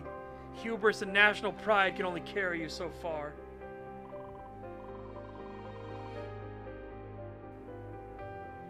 Why are you telling me this? I need to go and warn the Chancellor about what the army should expect. Our forward momentum will happen regardless. This is your interrogation, detective. Do with it what you will. Yeah, Rivolette, we've already said before, like, welcome to North Korea. It's really fucking true, isn't it? If you intend to locate a murderer loose on the palace grounds, I suggest you listen to every word I say. He's right. Doesn't help me with tonight's incident. I should find out more about this weapon that was taken from him. Let's go back to the device. What does it look like? What is it composed of? It's a small bow, wrist-mounted, easy to conceal and silent in operation. It's made entirely of plastic. Holy fuck! Yeah, so the Empire's already got plastics. Okay, yeah, no, they are quite more advanced than Rivolette is. They are significantly more advanced than Rivolette. Plastic? Another revolutionary technology Rivolette does not have. It's a synthetic material made from petroleum, and of course, that explains how Levasseur missed it in her search. It has no metal components, does it? Correct. For lightness, flexibility, and to avoid detention from the occasional rust dragon. Impressive, no? No, it is now responsible for a murder in the palace. As long as I have the capsule, it's useless, yes? There are multiple capsules, 7 in total. You have 1, and the thief must still have the remaining 5. It's only 6. Where's the last one? You have it, of course. Is it loaded with poison? It is. I plan to use it to make my escape when the opportunity arose. Not against you, of course.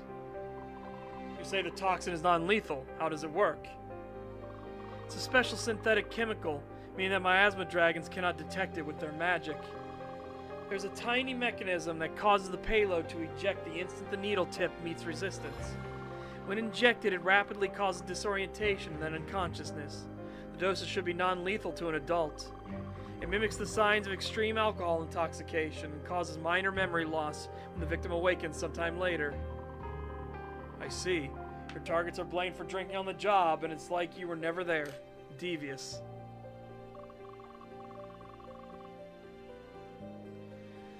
The capsules come apart in the middle, so any kind of liquid poison could be packed inside for injection.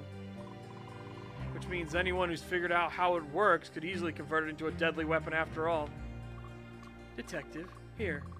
Take the one I smuggled in. It may help your investigation, or you might need it for protection.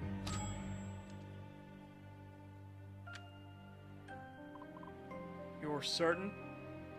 Of course. Say you confiscated it from me. Win some points with the people in charge. Now, why were you actually at the Fettifort Manor last week? Keep in mind, I do not believe in coincidences. The second half of the note said I was to leave the weapon at the manor, or else I would risk exposure. I spent a couple of days watching from the road with my telescope to see who came to pick it up. The same weekend I was there, though? Well, you're the one who denies coincidences, Detective. And who finally retrieved the device? Never saw them, unfortunately. Must have known I was nearby, so they waited until my attention was elsewhere. A staff member, a visitor, or someone with high enough badge rank to enter the grounds, like me.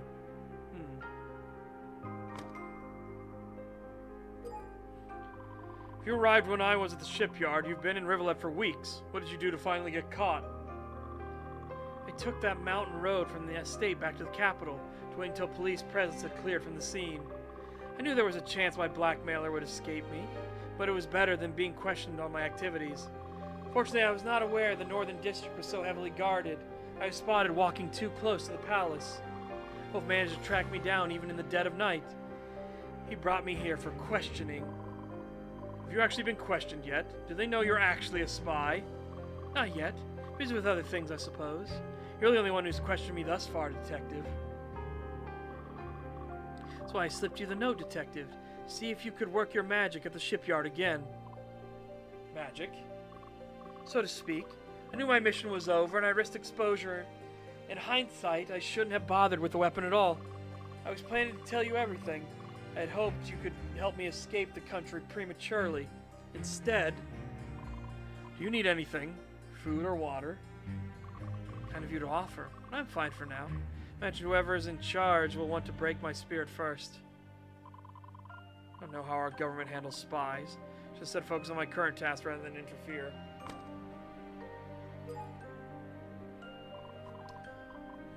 Anything else that I should know? Wait. Detective, what is it? There it is again. Feels like a death echo, just like the first time I met him. Silverton, are you dead? Pardon?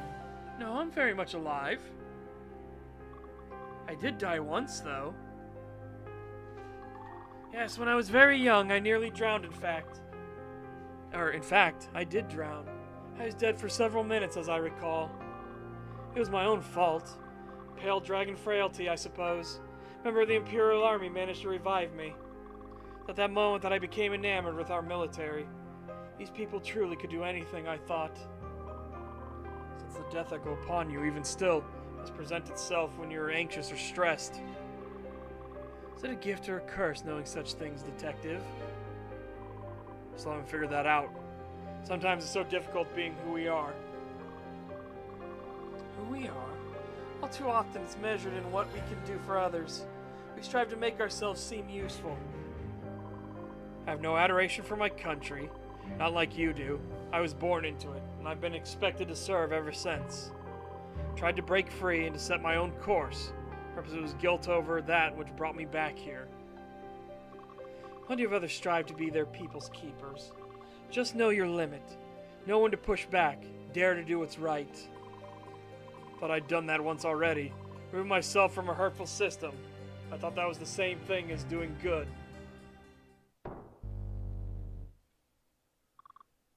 What's happening? What happened to the lights? Must be lights out. They turn off the power at midnight. It means the fireworks display begins shortly. Midnight? It's nowhere near close to midnight yet, is it? You're right. The schedule said the fireworks were at midnight. They would not turn off the power with a house full of guests. Unless someone else decided to cut the power early. Officer's killer. They're familiar with the palace. They could possibly know how to sabotage the generator. You best hurry upstairs and check on things, The culprit's true plan could be underway as we speak. Can't believe I'm saying this, Silverton. You're the only other dragon in the palace tonight. Use your help in the dark. Don't be ridiculous, Detective. You can handle this one. Look, if you release me knowing I'm an enemy agent, you'll be sharing a cell with me before the night is through. Also, if my blackmailer and your killer are one and the same, then they already know what I look like. It'll be much safer staying here. That way you can move about without drawing attention from this invisible menace. Silverton, this is through. I'll do everything in my power to get you a fair trial. This I promise. Don't let my fate distract you. You've got a job to do. Shame that I'll miss seeing you in action, though. Go. Do what you were meant for, before someone else gets hurt.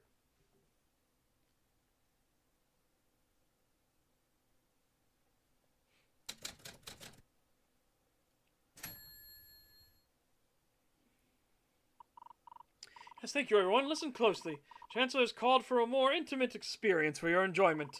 Continue to enjoy yourselves as our ancestors did when darkness fell over this magnificent palace each night. We'll be handing out candles and lanterns to those who desire them. Please enjoy this very special occasion.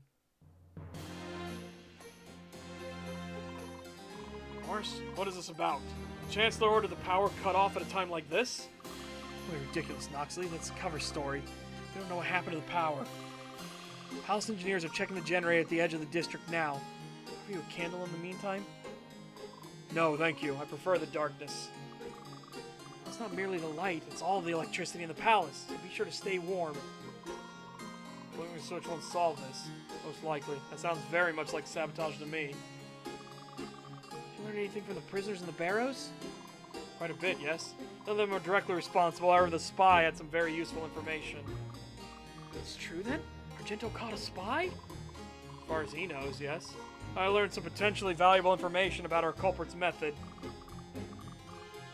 It was the capsule, wasn't it? Some sort of spy weapon? What if... Hold on, chat. Again, this is just a total wild scenario. What if it's an actual revolution against the government? Right? What if that's what's actually going on? Because of what Anti-Boy Scout said. Does it disable the electric locks? Okay.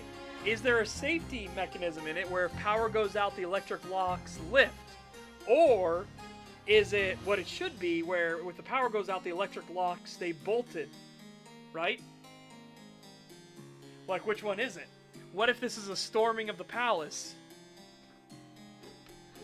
You know, like the whole storming the Bastille.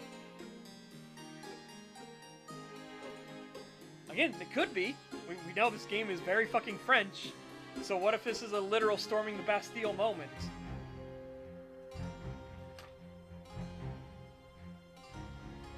Again, you could see it for either way, right? Like, what if the electric locks are designed to allow someone to escape so they're not trapped? Versus staying locked so that you're safe inside. There's a reason to be safety on either side, right? Now, normally what you want for security purposes is that when the electricity fails, it stays locked. But who knows, maybe these locks aren't like that.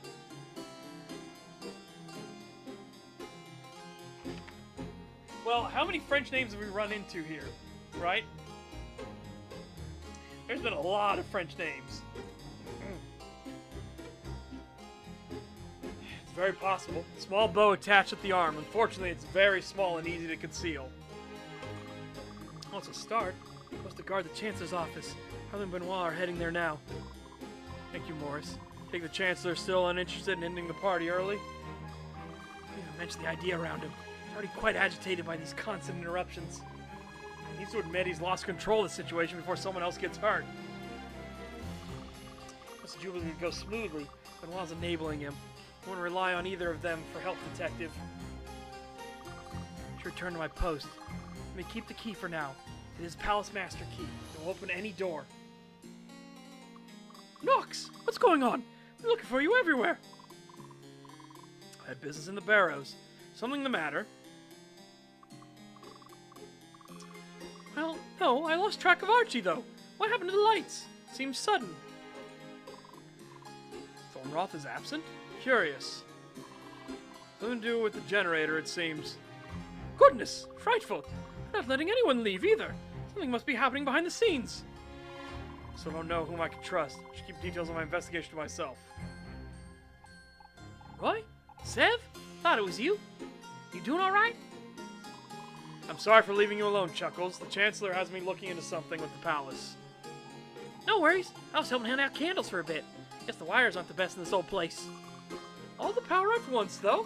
I'm no engineer, but it seems like something more serious than that. Think so? Maybe someone ought to get Miss Fun right so she can take a look at the generator. Well, you know the crowd is calming down now. Candlelight party. I guess it's kind of romantic. Well, Detective, let us know if we can help somehow. Huh? Something up? Murder, spy, sabotage, blackmail? No, I can't let them get involved in this. It's all up to me. Just some extra precautions since security is light. Please enjoy yourselves. Do not worry about me. Seven? You know what I said about trying to do it all yourself? You got your friends right here. I'm quite certain. The Chancellor assigned me to this task directly, and I don't want to go against his wishes. All right, then.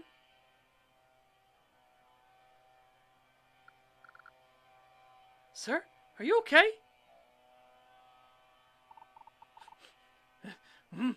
I'm fine. Mr. Thornroth, I didn't know it was you. What are you doing back here? Thornroth sequestered himself in the dark corner. Is he hiding something or just hiding himself? Shine that light on me. He said I'm fine. He was crying. Why was he crying? Mr. Noxley, where have you been? In the barrows, actually. Where's Mr. Stoker? Rocky? I'm not sure. We got separated. Saw a bushy-tailed gentleman in a hat and thought it might be him. Mr. Thornroth isn't holding a candle. Suppose it could be difficult to identify him in the dark. When did you see him last, Miss Clementine? Maybe half an hour ago? I don't know. He shooed me away because he had something to discuss with the Chancellor. Did you find what he was looking for in the Hall of Records? Actually, no. I think that's why he wanted to talk to the Chancellor, now that you mention it. Rocky was angry about not being taken seriously as a Platinum Star. Must have confronted the Chancellor directly. Also his knowledge of coal power generation. Could he have somehow sabotaged the lights in the palace? What am I doing? Suspecting my friends now? No, it's my job to suspect everyone. My natural instinct. I think Mr. Thornroth needs some fresh air. Is it okay if I take him outside? Unfortunately, the Chancellor's orders are to still remain indoors. Perhaps you can take him up to the open window. I'm fine. I don't wish to be seen like this, so... You poor thing. I can keep you company. No, I shouldn't. Detective? Lord Thornroth mustn't be seen with another lady. It'd be quite scandalous, as you can imagine. Oh! Indeed. Why not wait for Rocky to finish his business with the Chancellor? The buffet is probably still open. I hope so. Will you take care of Mr. Thornroth, then? Yes. You can trust me. Detective, I'm surrounded by people who despise me. Alone in the dark. It's just a mistake. I should never have come here. Is there something you wish to confess? Come now. Fact is, I'm too meek to do anything on my own.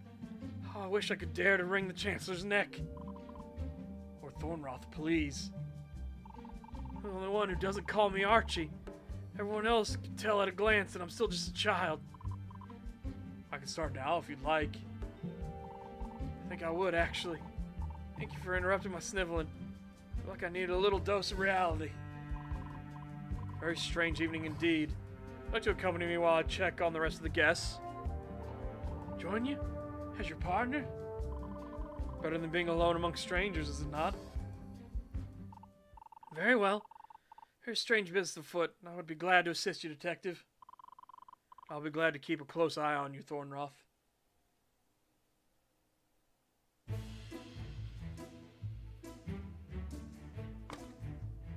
Alright. Chat, I'm gonna go get myself some food. I figured today's Friday. We'll do a little longer stream today. But I need to get myself some food. Food hungry. Food good. Hang on. I feel like he might be afraid of the dark. Like, I feel like he might actually be afraid of the dark.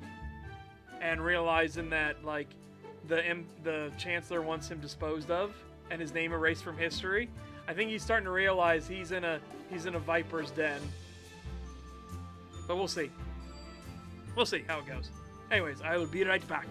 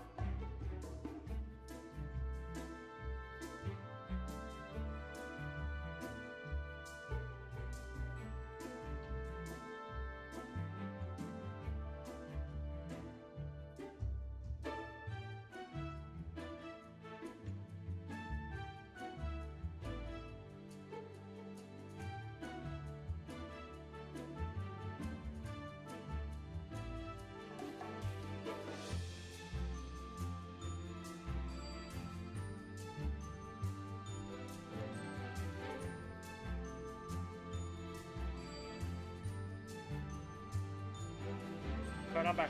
I'm back. Alright. Yeah.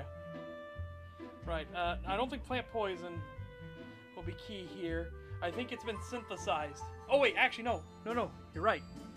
Plant poison might work here, Grynus, because remember, Davey said he didn't break into the secure thing. Somebody else did that.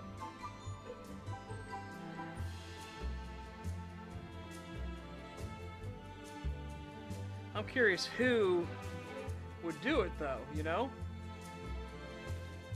What if we get a huge curveball on Lestrade? Right? What if that's a huge curveball we get?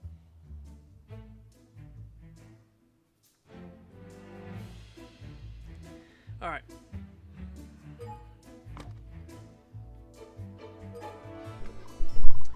Morris, does anyone account unaccounted for? Any guests or palace staff who tried to leave unexpectedly? No, nothing to report. So you found Lord Thornroth. Good evening, officer. Right, well, in this darkness, it's difficult to keep watch over everything. So far, nobody's tried to leave. I'm quite certain the darkness is intentional. I'll be investigating the palace with Mr. Thornroth's help. I see. If anything to report comes up, I'll be sure to let you know. You'll probably find it first. How's the Chancellor? Please calm down somewhat. It's turned into quite the stressful gathering. He's back in his office. It seems the private meetings are on hold until tomorrow, given these unusual circumstances. Nobody's allowed to see him except for those of silver rank and above. He'll be safe for the time being. Assuming a badge member of the government is not responsible for what's going on, at least. Disruption of an official government event, quite a bold move. What do you believe the perpetrator's goal? I haven't even begun to think about that. With all that's going on, that's your job, isn't it, Detective? A protest, you say? I'm sorry. A protest, you say? Clearly this is a demonstration meant to voice displeasure about the military draft. True, the draft begins in earnest today. Why go about it in such an underhanded way? Why not make one's intention known? It's your job to find out, Detective.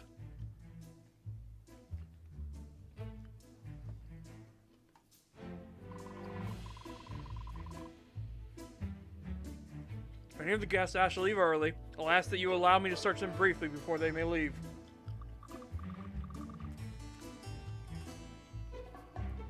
I'll do my best, but expect pushback if the Chancellor finds out. Jubilee is one of the high points of his career. Hope I can make the Chancellor see reason.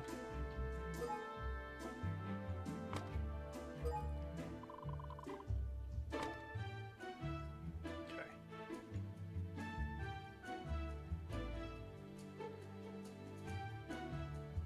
All the records.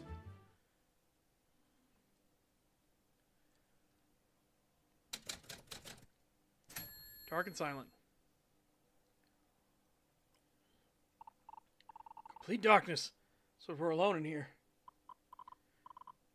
No, someone is still here. I can sense them. Uh-oh.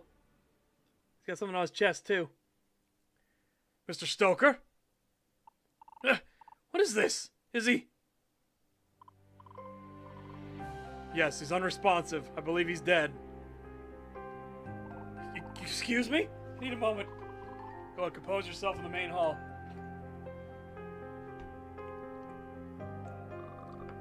Someone shout just now. What's happened? Rocky? Are you here? Miss Clementine, please stay back. No! Rocky! What happened to Rocky? What is this? Is he dead? Rocky! I don't understand. He was just... I'm sorry. Take your time. Let it all out.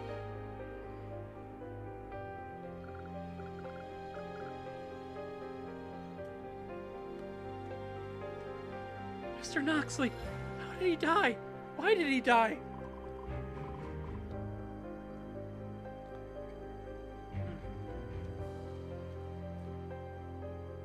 I cannot say for sure yet. My investigation. Morris? Go ahead. Take Miss Clementine somewhere to compose herself. Wait! Mr. Noxley, you can use your magic to find out what happened, right? Like you did with Mr. Buford. I can. Can you do that?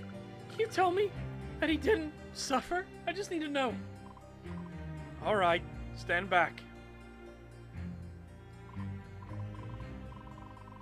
That's odd. There's no death echo here. Was he killed somewhere else and left here? Mr. Noxley? He went peacefully. Must have been sudden but quiet. Oh! You're thinking he'll just get up like nothing happened. This isn't happening. Come along, miss. Let's get you someplace safe. Thank you, Morris. Be sure to report to the Chancellor when I see him again. Feeling better, Archie? Not particularly. I heard her wailing from outside. You need additional lights? No, the candle should be sufficient. For instance, I can already see the blood stain in the middle of his chest. A wound? So you don't actually believe it was an accident or natural causes? Rocky, we may not have seen eye to eye, but I'll find justice for you regardless. Stoker slumped in his chair. He barely had time to react to his attacker. His hat is on the floor, so it must have fallen off. He attempted to get up, but lacked the strength. It was the device. Stuck my head inside earlier and saw him reading, so I thought it was best not to interrupt. He's been here all evening. I met with the Chancellor a time or two, but otherwise, he was in his very seat all evening, trying to find written proof of his Platinum Star status in the country's historical records. Platinum Star. Wait. Yeah, it's missing. Platinum Star badge is gone. It was taken from his vest. Must have been a post-mortem theft. He's protective of his badge, I take it. But what would someone accomplish with the badge itself? Ceremonial meaning would be lost, but the scrap metal could be valuable to a trader outside the country. There's another clue. Rocky didn't have a candle. He must have been killed before the power was cut.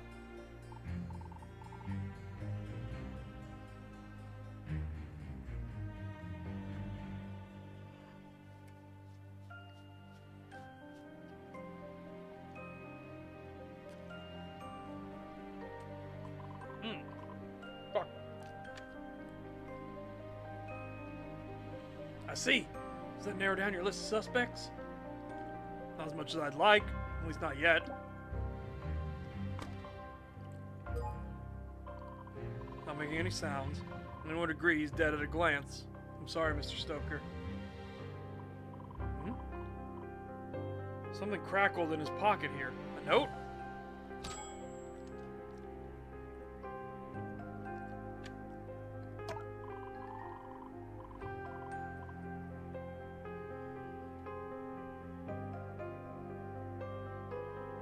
Rocky was concerned with outgoing shipments from Rivulet. This memo is dated a few weeks ago. Same week Silverton arrived and the Foxboroughs escaped, so must have realized the ship was taking on extra cargo. Rocky was dangerously close to finding out. He must have planned to deliver this memo to the Chancellor directly. Must have close contact with the shipyard. He also must suspect someone in the palace. And why does he still have it? Detective, you're gonna tear that paper if you continue to clutch it so roughly. It's a memo from Rocky to the Chancellor. Anything scandalous? Business as usual. What concerns me is that Rocky still has it, despite having met with the Chancellor tonight. Ah, we can discuss it privately. Perhaps without the presence of that hawk circling overhead. Sure, no. Thoughts as well. Mr. Stoker wanted no one eyes except the Chancellor's.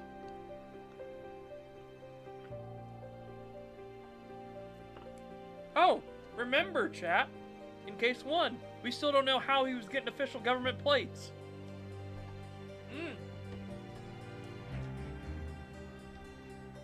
Remember. Yeah, exactly. We don't remember how he was getting official government plates.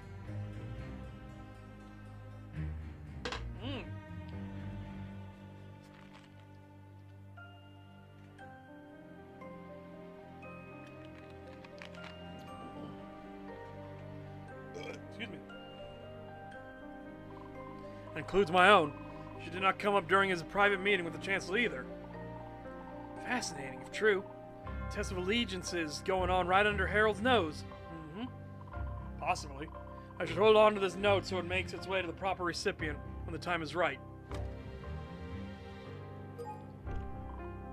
Trying to have my lunch.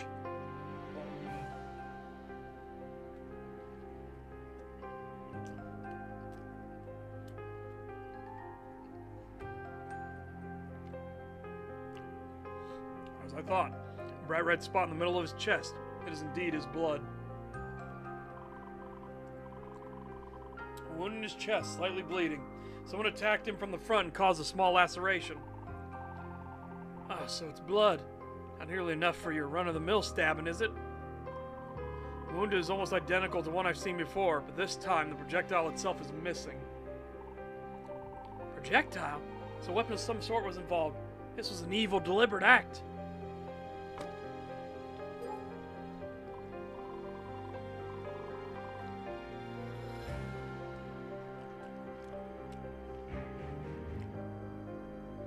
The dry bitterness of old ink on his fingertips.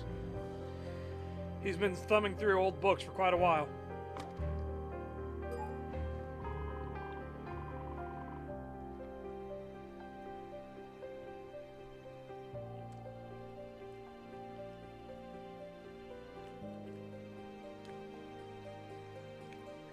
His grip on this book is tight even now. His hands must have locked in place around the covers. What was he reading in his final moments? How peculiar. It's a book of deceased officers of the Rivulet Army. I mentioned this book earlier tonight.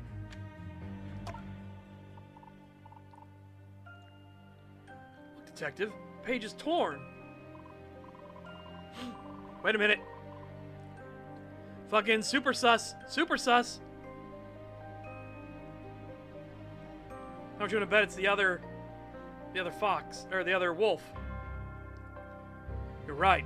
The edge of this torn page still feels crisp, unweathered by the time and humidity. It was torn recently. Is a torn piece on the floor? Perhaps he ripped it as he was dying. Nothing on the floor. Also, the culprit did not like what they saw on this page. Taking from my reference.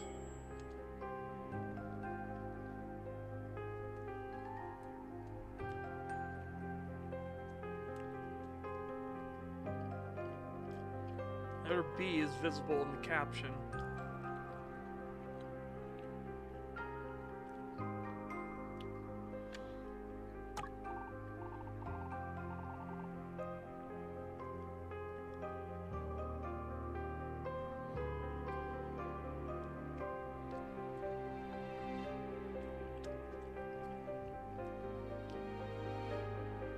Photographs.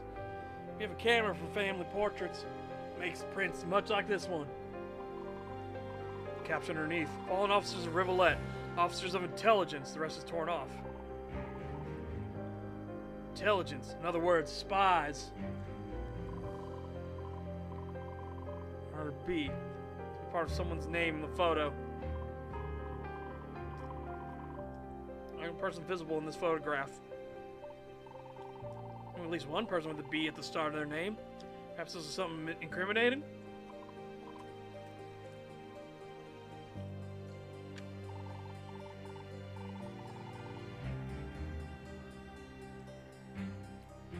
Whatever you may be thinking, Mr. Noxley, be careful. Platinum Stars will always look out for their own.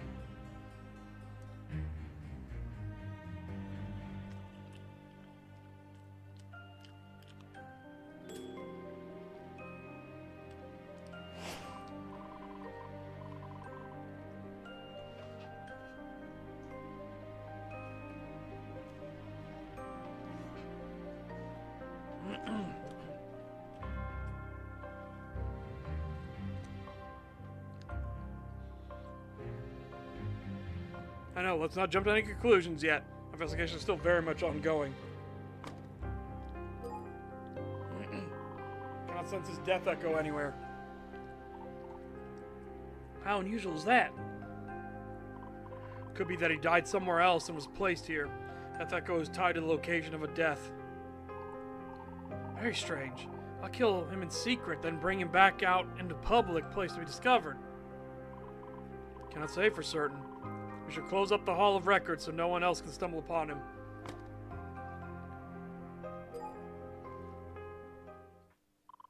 Take enough time. I should let Morris know to close off this room for the rest of the evening. Of course. Am I being a nuisance, detective?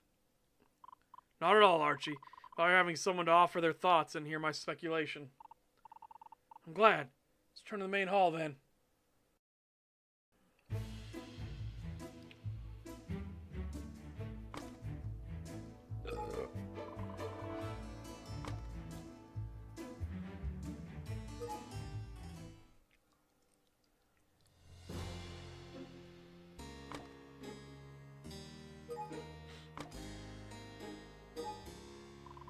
I have a construction question, Chuckles. Would a fortress like this have any sort of hidden rooms or passages? New ones? Probably not. The place is made out of huge blocks of quartz stone. That's why it's lasted as long as it did. I see. So hollowing out new rooms is out of the question, but blocking off an existing room? Sure, easy enough. They put up nice walls to cover up the stone. They might have walled off an old passage or something. Maybe for a bad actor to slip around unnoticed. Need to find out if such a passage possibly exists. We have the documents. How well do you know Officer Morris? How did you meet? Okay to say in front of Mr. Thornroth? Come now, my friend. I'm well aware of the victimless corruption our police force regularly enjoys. Alright, fair enough. Not that long, less than a year. It was a good while after I got sacked from construction. There's this tavern in the Dirt District where folks who doing odd jobs tend to hang about. That's where he found me. Look and look at me, saw I had a star badge and decided to hire me anyway. Pretty bold, don't you think? Or naive. Pure luck that your agreement worked out. One of you wasn't planning a trap for the other. Yeah, well, like I said, life's behind me now. No idea if Mouse found himself a new guy. Don't want to know. Morris must have seen his own prospect for promotion looked grim, decided to enrich himself instead. So he's really estranged from his father, right? Really estranged. I'm sorry again for not enjoying your company this evening. How has the party been in my absence? Don't worry about it. Actually met a few folks because of you, you know? You're pretty popular around here. I'm happy to hear that. Are there any rumors going around that I should be aware of? Working a case? None of my business. I know a few folks are anxious for that fireworks show tonight. It's going to be launched from the roof of the palace, and all of Rivulet can see it. Well, the capital, at least. Oh, that's right. Hope I can enjoy them without the aid of my sunglasses. Oh, yeah, and my pry bar. Don't let me forget to pick that up before we leave tonight, too. Lights out was meant to occur alongside the fireworks show. Why did the culprit need to sabotage the lights early? Well, we know why. Because he killed somebody. They killed someone. Mr. Underwood, I have a question. Forgive my ignorance. Is it possible to determine which typewriter created a certain note? Defects in the typeface, for instance? Theoretically, perhaps, but not easily. Typewriters and rivulets are all many decades old by now. We do not manufacture our own, so most of them likely have some amount of wear on the letters that strike that page. Ah, it's not a simple process, then. If the blackmail letter came from the Chancellor's office, I'd hoped to have a way to prove it somehow. Alas. How long have you known Lord Thornroth? Was it as long as you knew Downey? Not exactly. We first met while Archie and Cal were a couple. I made sure not to get in their way. Royal, if you must know, I kept to myself because I was shy. You were a local celebrity, after all. Really? Huh! I'm just saying that, Archie. Cal was as much a celebrity as I am, after all. It's the truth. It's unfortunate we ended up drifting apart for so long, but I'm glad to have caught up once more. Yeah, he's a bisexual. He's a bisexual. He likes them either way. No hard feelings, it seems. Thornroth still has a prolonged gap in his history that I cannot explain. I know that look. Knox is trying to needle us for information. Unfortunately, there's not much else to chat. Indeed, let us have our secrets, just like you have yours, Detective. No, you're correct. You're both entitled to your privacy. My job is to be inquisitive, so forgive me. I've been pulled away from the party for much of the evening. How is the overall mood? Have you noticed anything? Well, the lubrication of alcohol certainly helped at first. Lack of lights is driving everyone to huddle in the hall. Chances is attempting to keep things calm, and it must be working. Everyone must be afraid to defy him. Who wouldn't be? Speaking out, trying to leave, any disruption whatsoever, why risk some kind of treason charge? Goodness, you don't seriously believe that, do you? Palace does not issue treason charges unnecessarily. They're aware of the outrage it would create. As I suspected, while the tension in the air is suddenly beginning to thicken, something is bound to break eventually.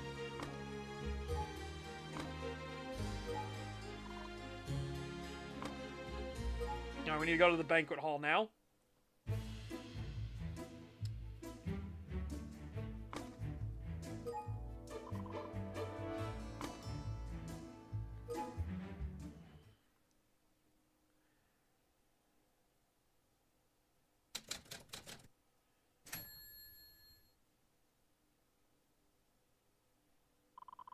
Fewer people in the banquet hall than there were earlier. Suppose the darkness makes it difficult to graze. Seems like just about all the guests are huddling together in the main hall anyway. Well, at least Mr. Pelage just continuing to enjoy himself despite the circumstances.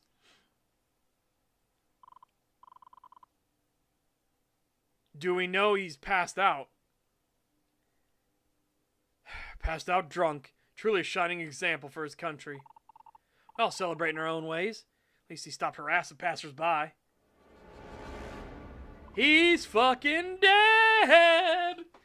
That's why I called it. I was like, are you sure he's not fucking dead? What? No, no! Detective? What's wrong? Archie, I sense a death echo on him. What? He's dead?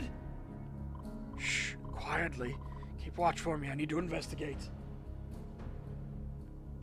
Yeah, did he kill himself? Did you overindulge? Sorry, old friend. Should have been there for you. I could have helped. I'm saying he got poisoned. He's loosely sitting upright. Somewhat of a surprise given the amount of wine he's consumed this evening. Somebody's killing all of the other Platinum Badge members. In fact, immediately, what do you notice? His Platinum Badge is missing. I wonder what could have been right here. Parts must have been legendary. He was a Platinum Star holder, yes? Were the two of you familiar? He was my partner many years ago. Tonight was the first time we've spoken since then. Platinum Star. Wait! His Platinum Star badge is missing. Someone see his unconscious body and abscond with it. What good would that do? Its power is meaningless unless it's bestowed in the Chancellor's ceremony. Still very old and made of precious metal. Perhaps some thief in training saw an opportunity. Said Mr. Stoker was missing his badge as well. Serial thief or something more. Indeed. I don't believe someone went looking for corpses to rob. No, these thefts are related to their sudden deaths.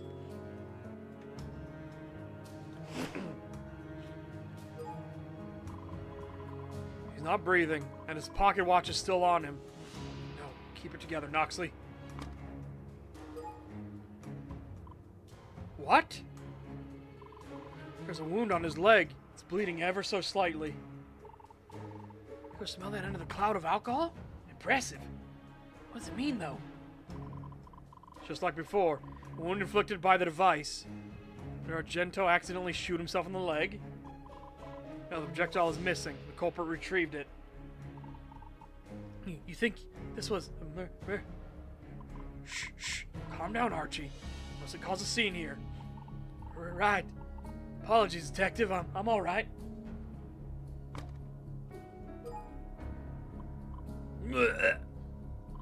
Blood on his fingertips. He reached for a bleeding wound, just like Levasseur in her final moments. So rather warm. Probably died within the past hour. No signs of anything spilled or sickness. Forgive me if I look away. Never seen a corpse before today. Something stolen from him? Perhaps It's a coin pouch, assuming that rust dragon didn't get to it first. What's this? Behind his belt buckle. Looks like gold. No, wait. Brass? What is it?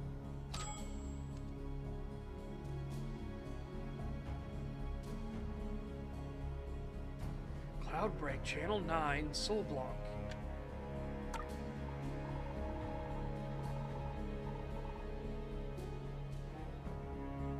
Ah, a shipping plate for exporting goods out of Rivulet. What a peculiar object to have. Appears to be worn off.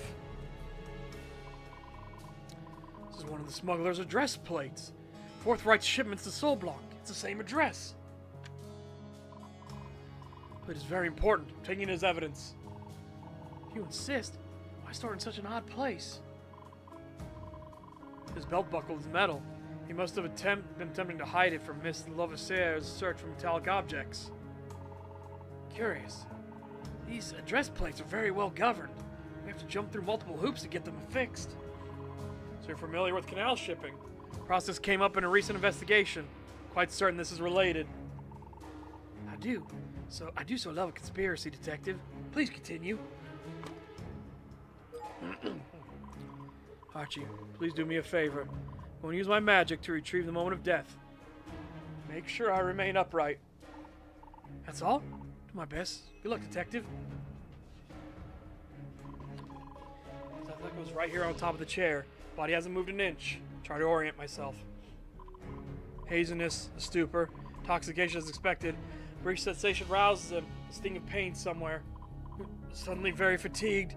Breathing slowing, stopping, like falling asleep. It's familiar. Detective, can you hear me? It's finished. Alcohol's not the only poison that invaded his system tonight. Poison? You managed to do anything to help him? No, unfortunately. It spread quickly. He's too far gone to help now. However, the effects of this poison are familiar to me, since a very similar death on another murder victim last week. It's poisoning from a plant called... I called it earlier that this is going to come back, but apparently it's back now, baby. Milk of death. The muscle relaxation effect and the suppressed breathing is unmistakable. Morte is extinct on this continent, Mr. Noxley. Founders rightly knew of the danger. Not entirely extinct, Archie. There's a single surviving specimen at the Fettifort Manor garden, not far from here. Coincidentally, there was a break-in at the garden last week, and a branch of the shrub appeared to be missing. That means our blackmailer at the shipyard also had access to the Fettifort Manor garden, just what I feared. I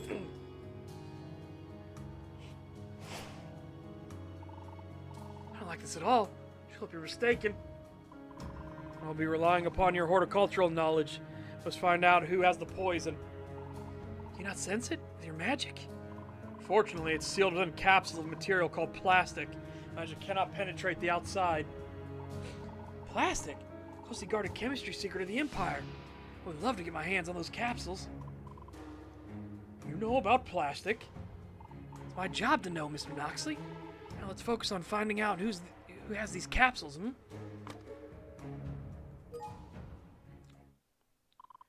Seen enough. Should leave Mr. Pelage in his seat. Trying to move him will attract too much attention. I'll let him appear to be passed out, so society is inclined to ignore him as it is wont to do. Of course. Yeah, remember we found out that we found out that Rivulet is super behind the times, right? They are way outpaced. This is literally North Korea. Right? They assume that they're so high and mighty and they have great technology and everything, and it turns out they are way behind.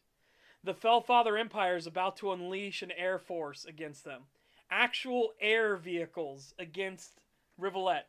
Rivulet who's using spearmen on the front lines. Like, holy shit. And then when we confronted them about it, like, the spy was like, it's free weapons testing. We could test all the weapons and technology we want against you. We have a forever war until we choose to end it. Like, come on.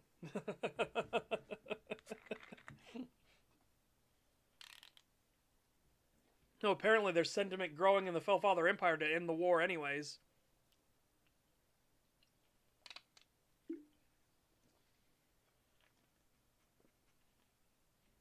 He could be Miss Clementine. Again, we shouldn't rule anyone out yet. We don't know. It could even be our friend here. Even be Archie. I don't think it's Archie, but it could be. Morris, we need to fucking talk. Morris, we need to fucking talk. Morris, we need to fucking talk. I can't tell him about the body.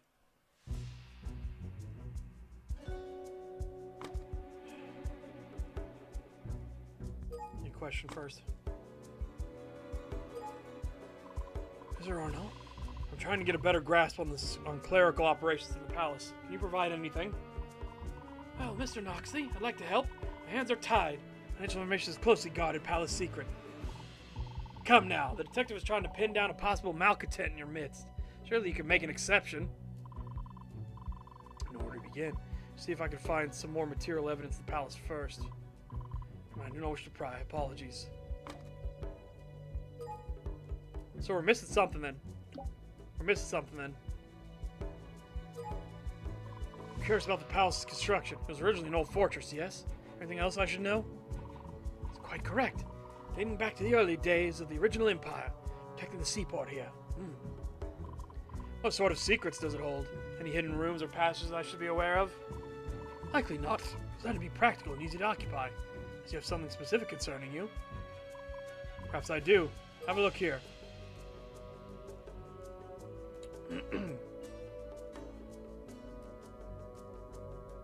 Oh, there it is. Okay.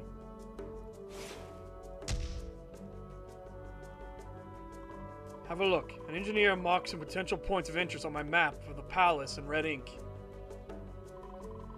The ways the red boxes here line up, there must be one long shaft running vertically through the palace floors. Any unexplained drafts, exposed cables, strange sounds? Surely you must have noticed something unexpected. I suppose. Could be an access tunnel of some sort. Wait, why am I whispering? They're inside their office. I don't know what you're hoping to find inside. I won't know until I have a look. With the chancellor's permission, of course. Granted. Just be sure not to make a mess and don't let the guests see you. And while we'll accompany you.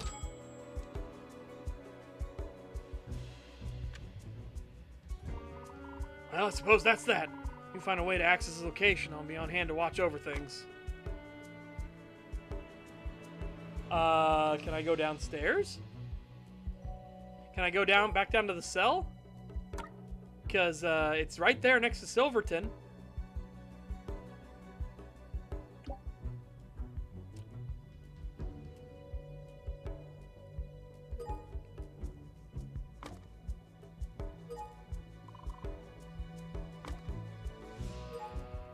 Hey, we gotta make sure. Right? I'm gonna go to the banquet hall if I can. I cannot. We can go to the second floor, though. So I thought maybe banquet hall, down into the barrow.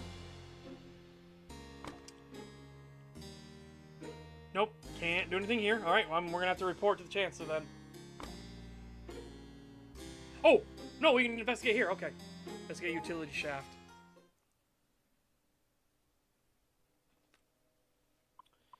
Ah, so there is a shaft.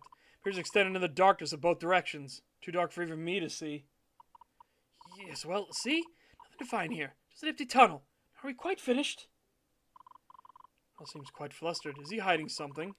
If I want a thorough look, I'll need to distract him somehow. What's the rush, Ben? Afraid of missing the fireworks show? Just don't like having my time wasted. Are we through here, Mr. Noxley?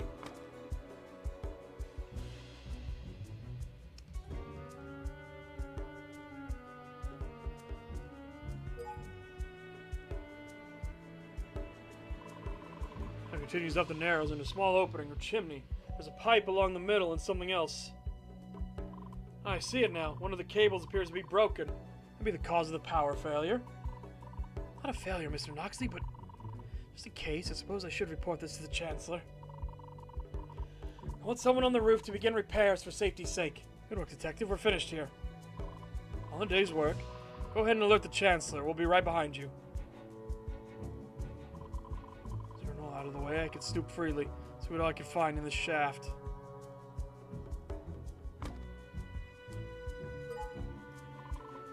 Old copper pipe running vertically in the middle of the shaft. It appears to extend in both directions. It appears to be bolted directly into the bricks and stone. Wonder if it would support my weight.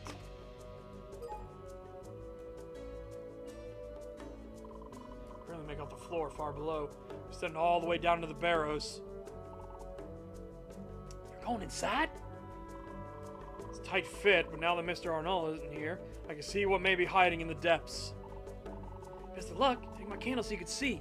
I'll cover up the opening so no one disturbs you. If you need help, just yell. I'll be right here. There's a metal pipe affixed to the stonework. I can use that to climb up and down if I'm careful. There. You're near the first floor now. Behind the corner of the main hall and the Hall of Records. Something shines in the candlelight here. Metal, gold coins, going to be stacked up by this loose brick. Something was being stashed here. Should take them up into the light for a better look. It's going down. That must be the storage room in the barrels where Silverton is being kept. Who knows about this shaft can move in secret to any floor they desire. No keys required. Now I'll return to the second floor and have a better look at the metallic objects.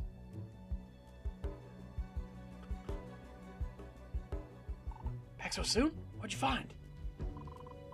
Saw some pieces of metal about halfway down the shaft. I didn't descend all the way into the barrows.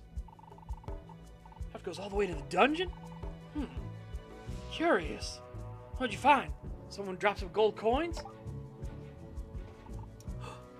Ah, brass, not gold. Appear to be shipping plates. Impossible. I've seen these exact plates before at a crime scene. Solblanc. They're all going to Solblanc. Oh, it's identical to the one that Mr. Pelage had on his body.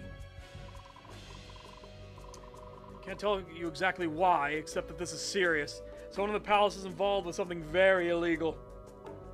Illegal? How illegal could some forged shipping plates be? Treasonous. I'm not convinced they are forgeries. These plates were stashed against the inside of the shaft, likely stowed behind a loose brick in the Hall of Records. Someone who frequents the palace has been nurturing this smuggling scheme while keeping evidence at arm's length. Hiding it inside a wall, not in a locked desk or safe? Not what I would call a criminal mastermind. Not unless they belong to someone under constant scrutiny, someone whose actions are dictated by the Chancellor himself, and someone who knows the palace employs a rust dragon who could sense metal through thin surfaces. Someone like Benet Arnois. Arnois! Baguette Arnold. Baguette Arnold is what I'm calling it from now on.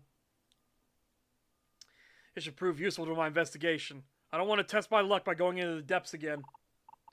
Fair enough. You know where to look in case you change your mind. Let's cover up the entrance once more.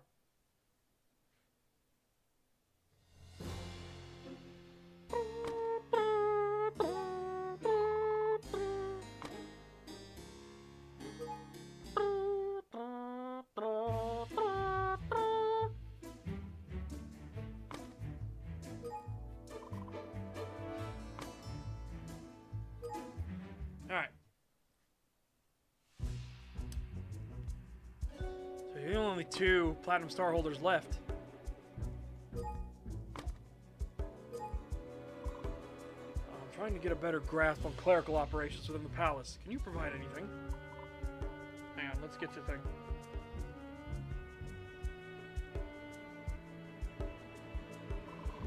The smuggler was relying on resources from the palace. Would they have left any kind of paper trail behind?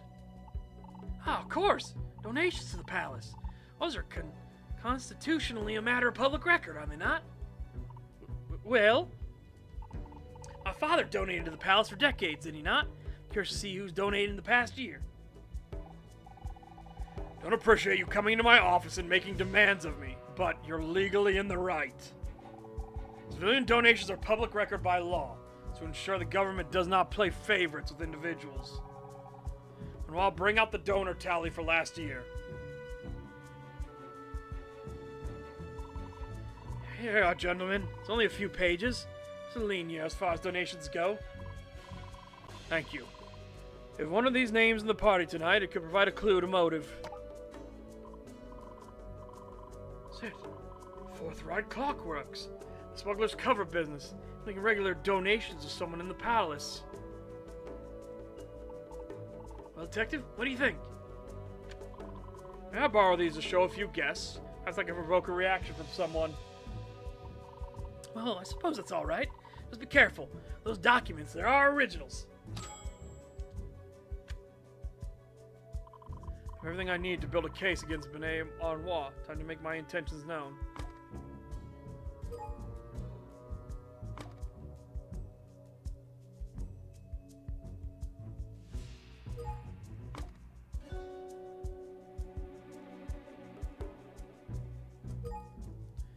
I finished interviewing the captains in the barrows, Chancellor. I don't believe any of them is involved.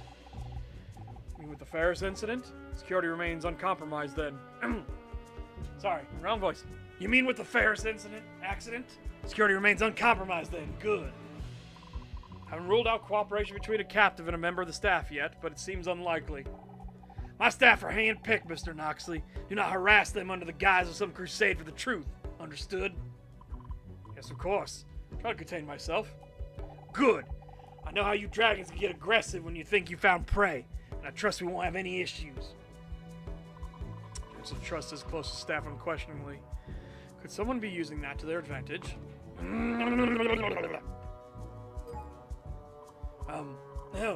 Chancellor, you should know. I found Rocky Stoker unresponsive in the Hall of Records. What? Unresponsive? You mean dead? I'm sorry. Can you think of anyone who would wish to harm him? Probably mouthed off to the wrong person. You know as well as I do that he can be difficult at times.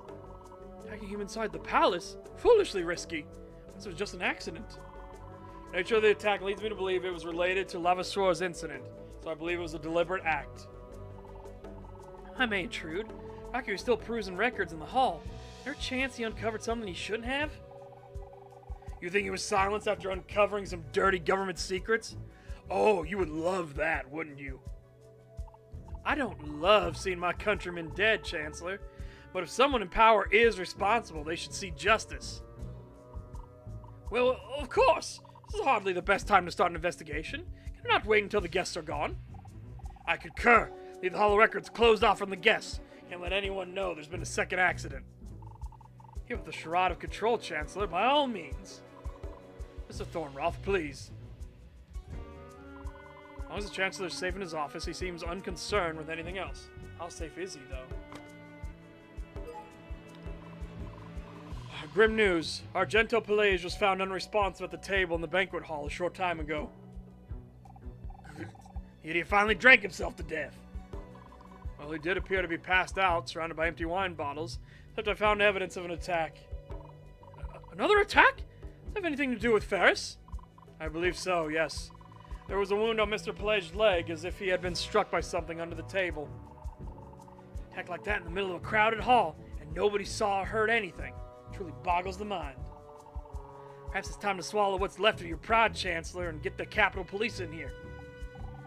No. These incidents are unrelated. That is the official opinion of the Rivulet government. Argento made a fool of himself for the last time. Now he'll be remembered as the passed-out drunk he is.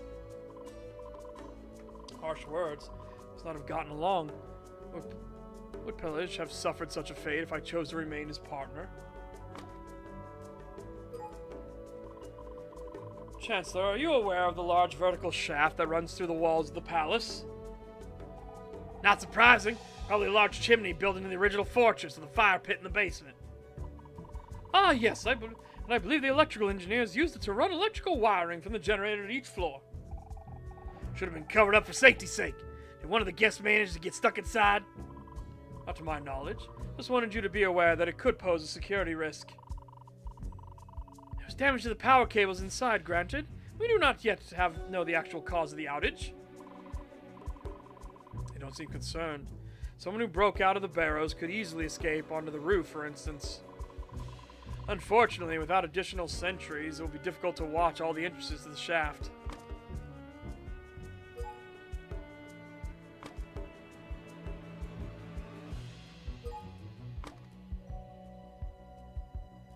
Here we go, chat. This is piling up.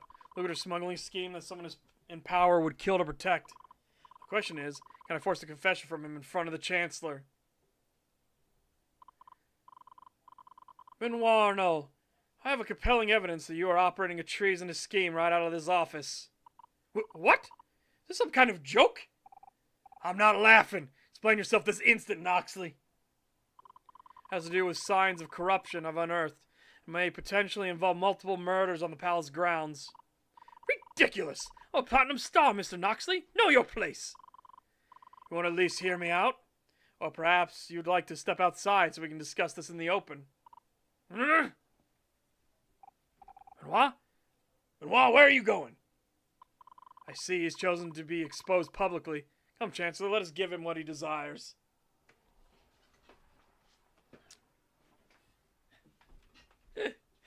Okay. Chat, we're gonna be so fucked here.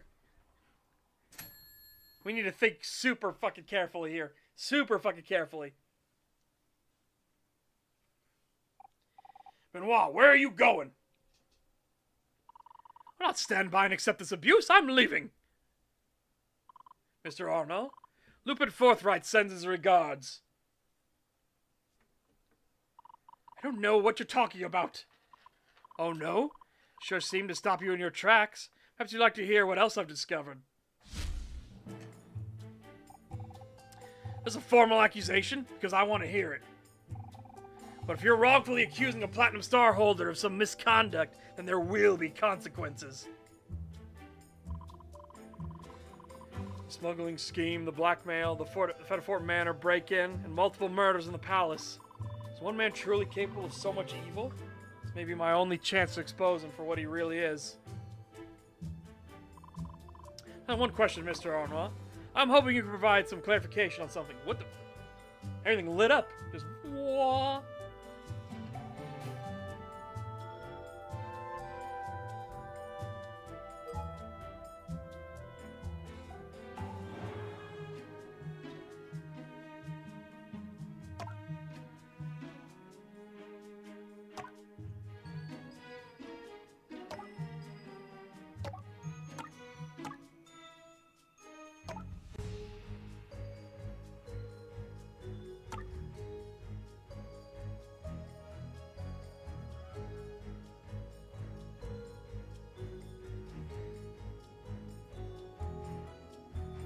I mean, it depends. If that's what his goal is, to end the war.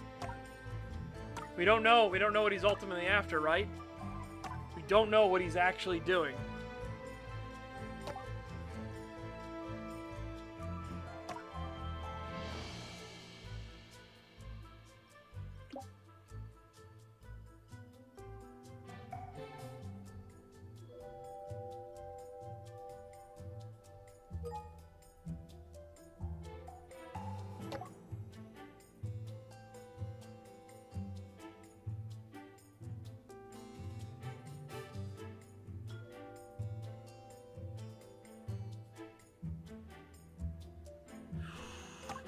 Chad, I don't know which one to pick first.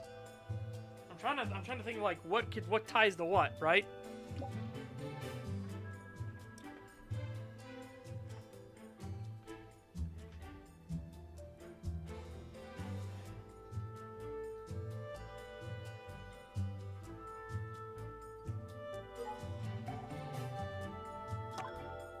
How involved could be the schedule of events, potentially. Oh, shit, chat. Shit. I wish I had the thing.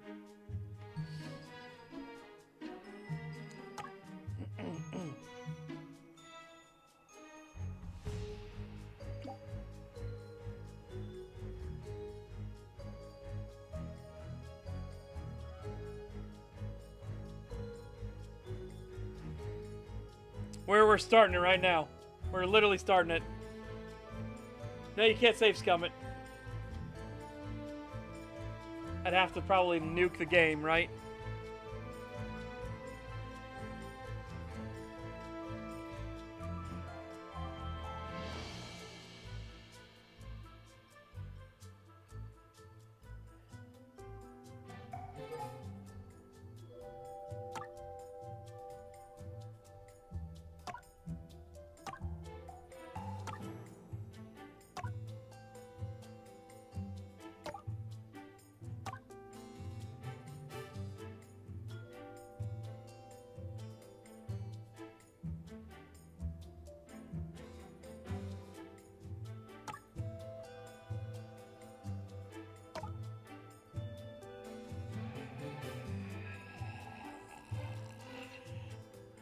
Bah, I don't know.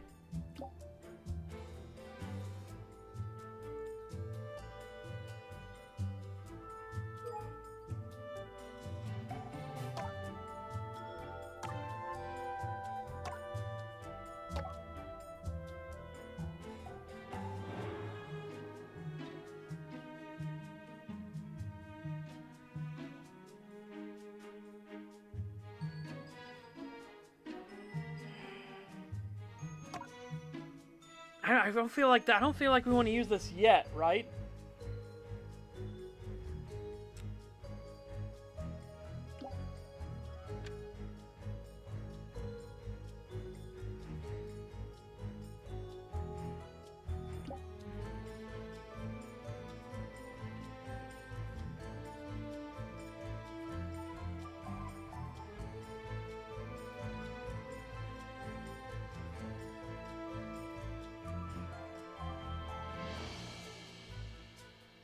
I don't know what it can want. Like, how long?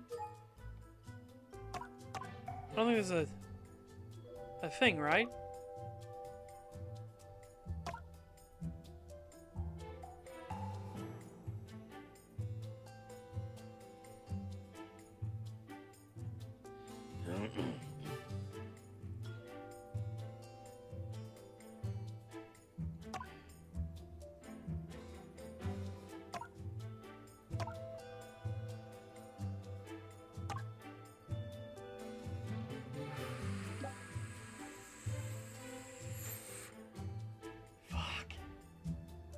This is the very first fucking question.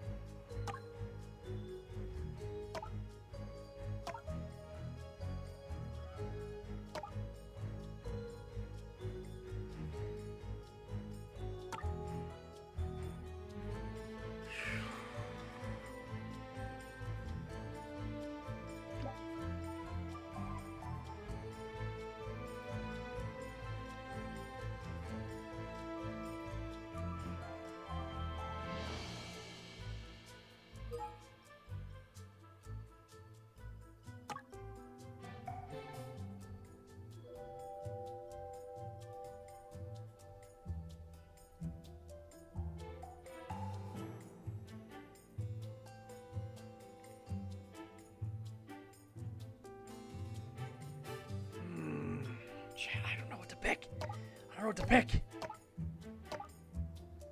I'm thinking.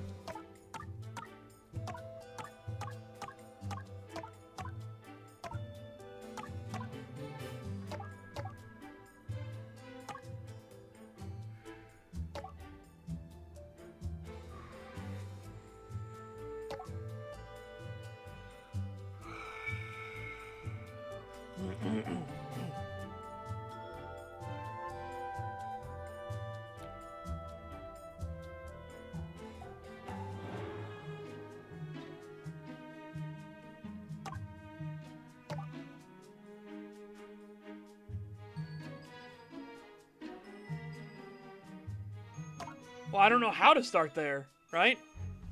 I don't know how, because remember, this is the setup and we need the payoff, right?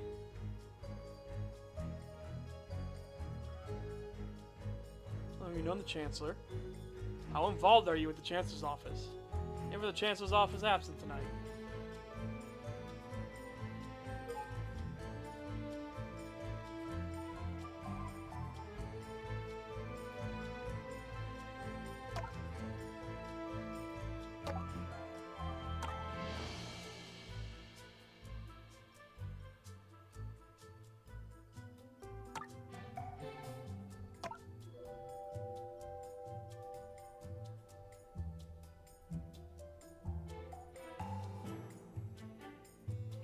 No, again, it's a setup and payoff. Remember, it's the question is a setup, then the payoff is one of these, right?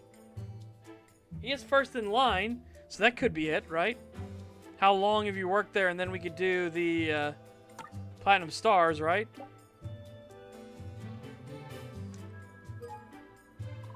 How long have you known Chancellor Hollowcrest? Well, since the day he ascended to Chancellorship. Since before, actually. So did his father in this office previously. Quite certain I've mentioned all this already. That's right. Feature early this evening. I assure you, you had my undivided attention. I sincerely hope you have a clear picture of this administration, Mr. Noxley. Incorrect.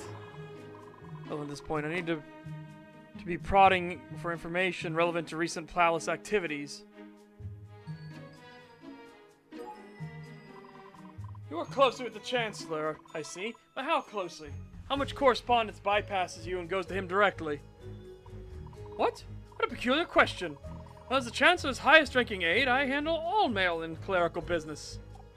I don't appreciate this impromptu civics lesson. Where are you going with this, Noxley? Planting the seeds of a most necessary narrative, Mr. Arnold. Did you also manage financial transactions? For funds going directly to and from the office, yes. Transparency is dictated by the Constitution. Need to establish that Arnold was capable of these crimes before I accuse him directly. Let's see if he cooperates. Very good. And you wouldn't mind explaining this? I'd have to assume... Okay.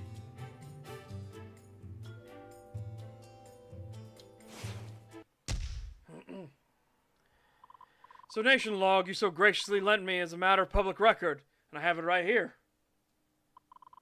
So you won't mind if I read off a few names. Actually, only one name is necessary. Forthright Clockworks. Interesting case to be sure.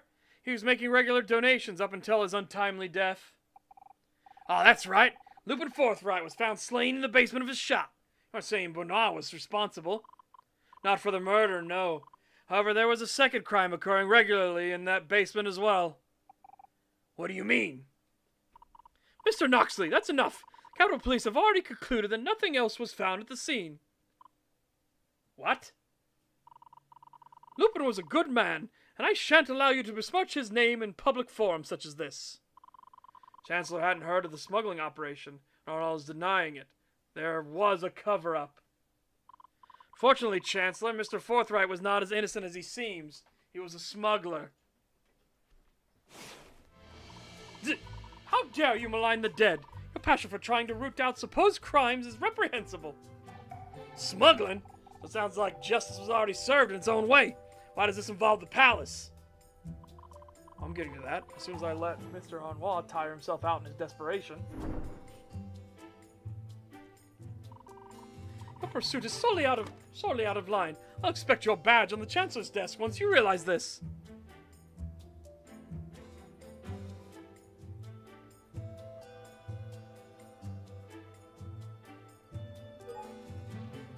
Mr. Arnold, if I'm wrongly pursuing an innocent man, then rest assured I'll deliver my badge myself.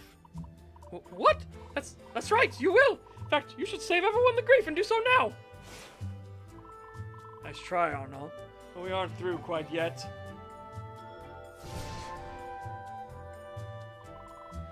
So where does this take us? Donations to the Chancellor's office from a known smuggler and trader to Rivulet.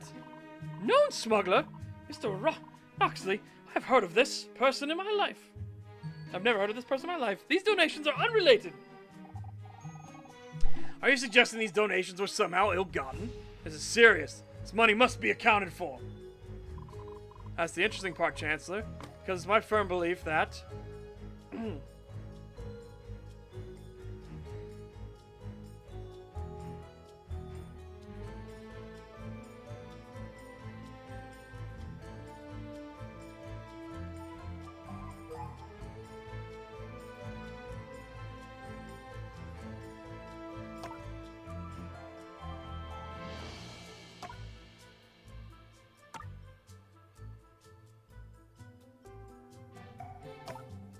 What could possibly be... Okay. I'm not from illegally forged coins.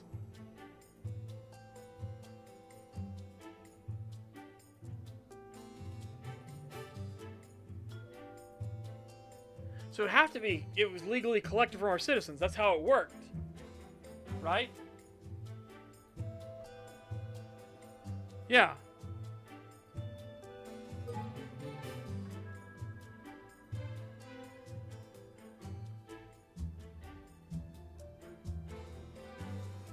Nope, can't go to case 1. It's all the stuff we need is right in here.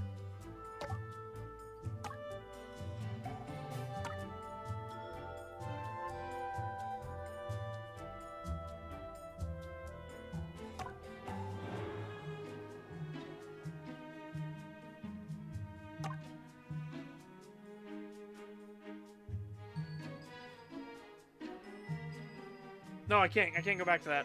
This is the notebook. I literally can't go back. We know that they were paying him, right? And then he was stuffing the till. We know that's how it was happening. They weren't like ill-gotten manufactured coins. He was having people pay him the money. It's because he tried to extort the dragon. That's what got him killed.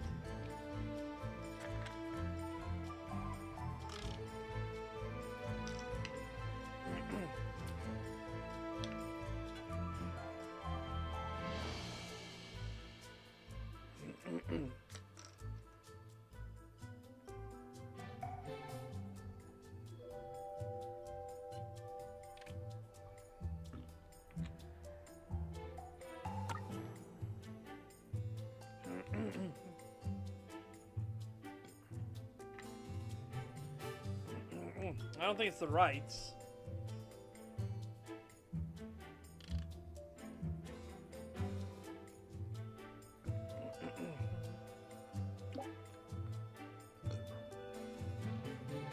I think this, though. I don't... It doesn't line up exactly with what he was doing, because he was getting paid under the table, and then he was using this to pay the taxes, right?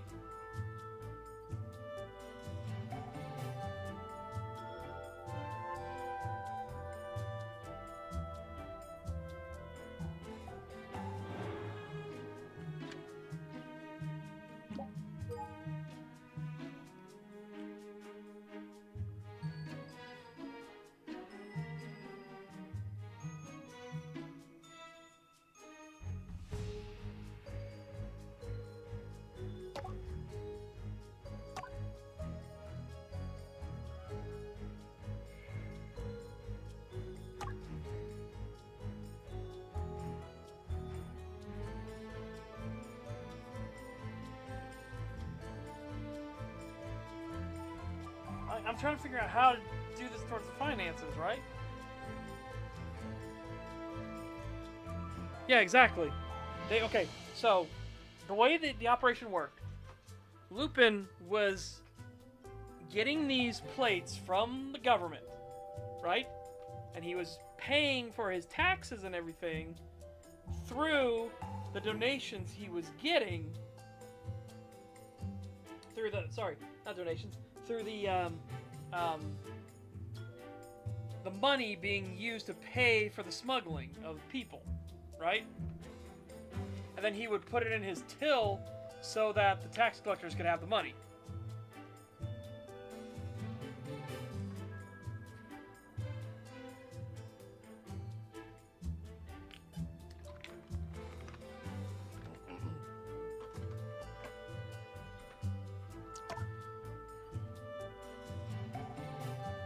Yeah.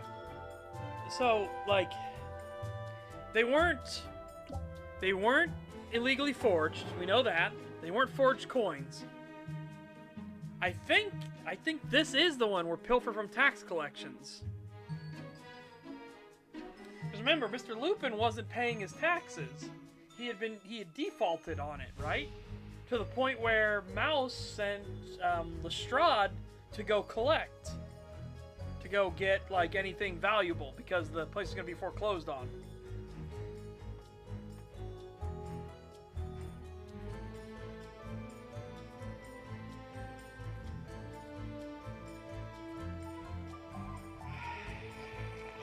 I hate this. Hate it.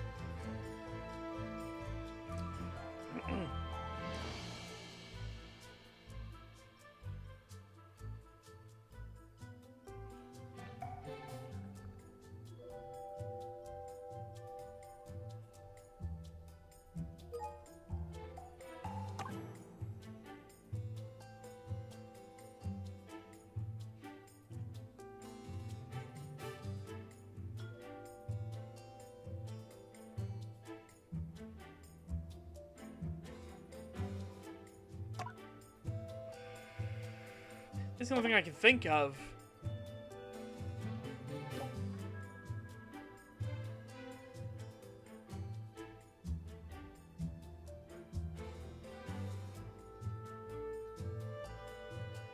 Oh my god. Like, trying to figure out how these donations worked, right?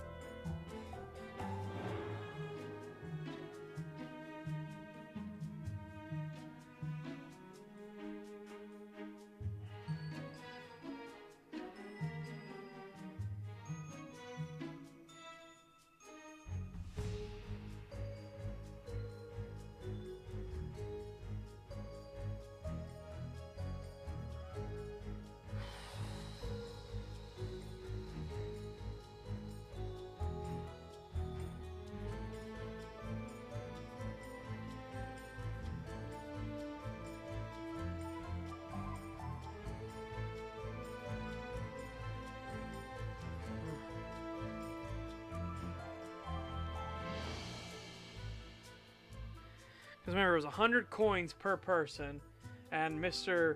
Lupin charged him 1,000 coins, right?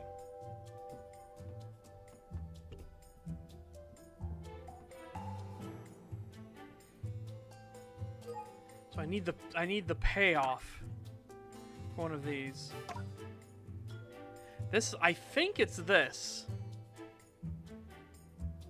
Because we've used this already. So, can't use that again, right?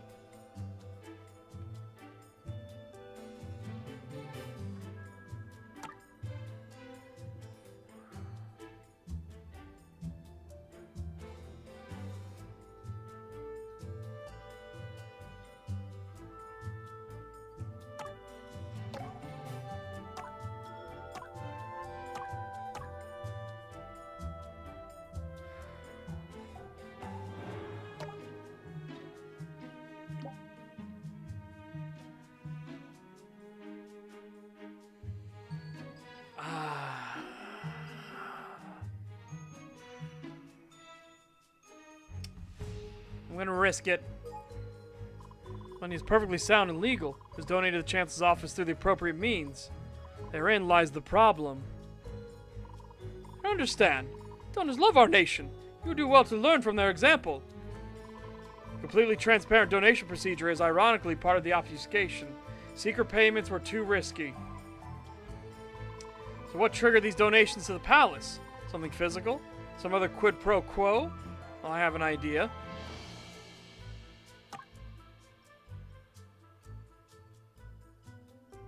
It'd be these, right? Because if we get into why was he killed, he had a thing here and he had a thing here, right? I think it's the plates.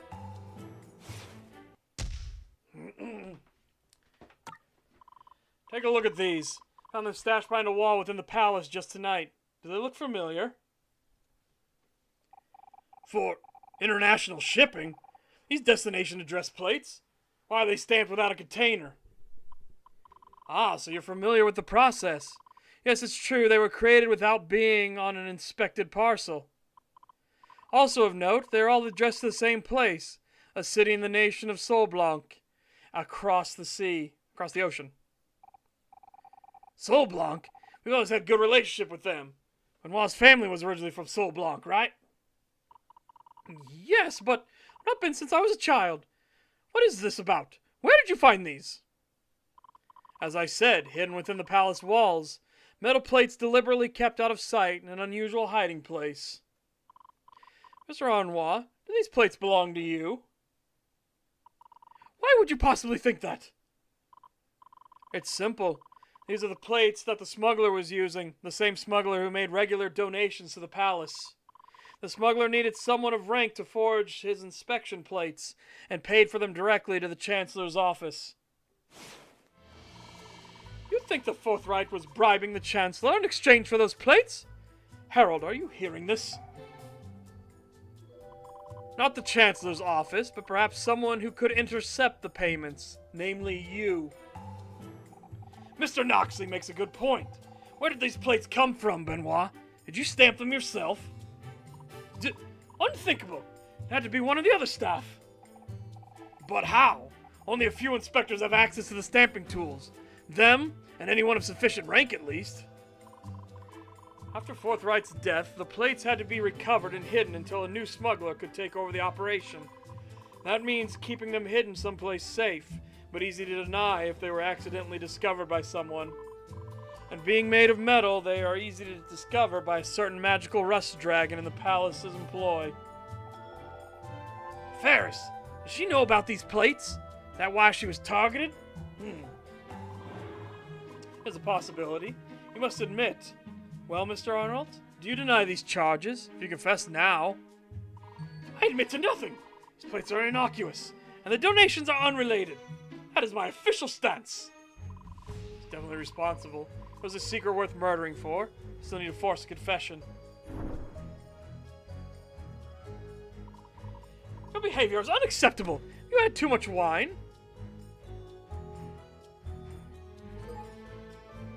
Not a drop.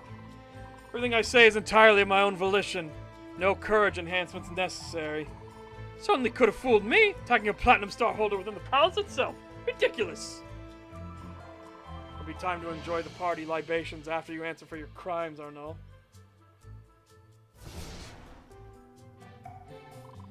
Now that there is a direct two-way relationship established between the palace and the smuggler, it's time to dig deeper. This scheme went on for years. Official plates granted by the palace and official donations made in return.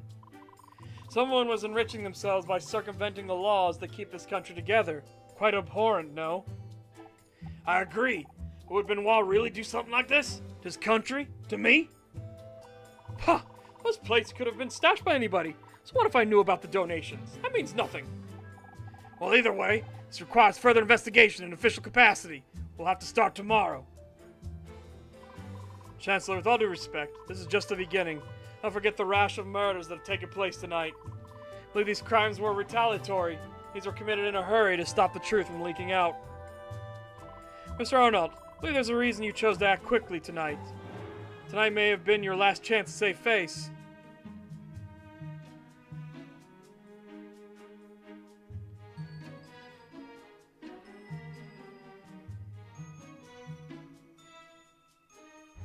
Someone figured out your operation, and that's going to be, The reason is simple. Someone had found out. You may have known, or at the very least suspected as much. Unfortunately, or perhaps unfortunately for you, I have more or less confirmed this to be the case. Who, you what? Why didn't you report this to me immediately? I had every intention of telling you, and in fact, I believe the other person who found out intended the same. However, we both knew someone in your periphery was cause for suspicion, Chancellor. Someone like Mr. Arnois, perhaps. Pah! What madness is this? I believe I killed one of the partygoers for knowing too much. Ridiculous! It is a distinct possibility. Allow me to demonstrate exactly who I'm talking about before I explain my reasoning.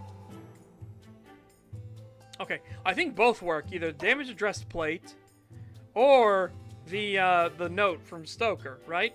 Either one of these I think would work. So we're going to do the note first. Not yet. Stoker's involvement comes later. I need a more direct link from someone else's investigation. Oh. Yeah, so Stoker, not yet. Alright, so it's the plate first. Does this look familiar? It should. It's another one of the address plates involved in the smuggler's scheme. I see. Same address as Sol Blanc. The way it's damaged. It's been torn off of a shipping crate. Excellent deduction, Chancellor. You're fit to be a detective yourself. Oh, well, I suppose so. But where did you find it? You said it would explain why my party was significant. It was found upon the body of Argento Pelage just this evening, and it was hidden in a curious place. Stowed behind his metal belt buckle to avoid Lavasseur's search for metal. He didn't want anyone to know of it. Bad news for you, Mr. Renoir. Did you know he discovered the scheme? Is that why you killed him? No, stop it! I didn't kill anybody. Noxley, please calm down. Benoit, tell me everything you know about this plate and why Argento Pelage had it. I don't know why Argento had that plate. I don't know where he found it. I don't know why he was hiding it. Let me make a conjecture. The broken plate was from the leftover crate following the investigation into Forthright's death. One thing that bothered me at the time was how quickly the investigation was dropped into the smuggler's activities. I thought there was insufficient evidence. Now I see the truth. The order to stop investigating came from on high. I see. You were the investigator who discovered Forthright's death. That's how you know so many details about it. That's right. I asked that my name be left out of the official report. That decision is paying off well. Oh no, word reached the palace and you put a stop to things by ordering a swift end to the investigation early. But Pelage knew something was amiss. He was performing his own investigation and planned to come to the Chancellor privately. To me? Benoit, you've been hiding correspondence from the other Platinum Star holders? Answer me. No, of course not, Chancellor. I don't know what this dragon is on about. The evidence doesn't end there. No, I fully intend to demonstrate that I've done my homework in this matter. When will this stop? That depends upon how deeply the roots of this corruption run, Mr. Arnold. Shall I continue?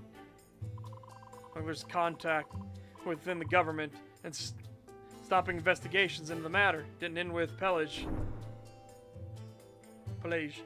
Or Perla. Can this not wait until after the party? Nearly time for the fireworks display.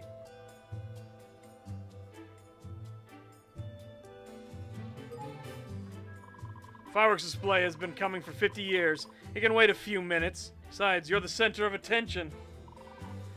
Not through any fault of my own. It was you who started this ridiculous farce. That's right. Lose your composure and show us what real fireworks look like. Argento found and removed the plate from the crate that contained Mr. Forthright's body. I'm certain of this. Perhaps he wanted to do the right thing. Perhaps he wanted in on the deal for himself. Perhaps it was attempted blackmail. Also, Pelage was fully loyal to this nation to the end. How dare you sully his name like that? I knew him all too well. The fact he chose to hide this evidence tells me he knew the danger involved in exposing it. And what if he wasn't alone? What if another member of the government had their own suspicions? More co-conspirators against my office? How deep does this vein of corruption run, Mr. Noxley? Let's find out together, shall we? Mr. Arnold, you know as well as I do that.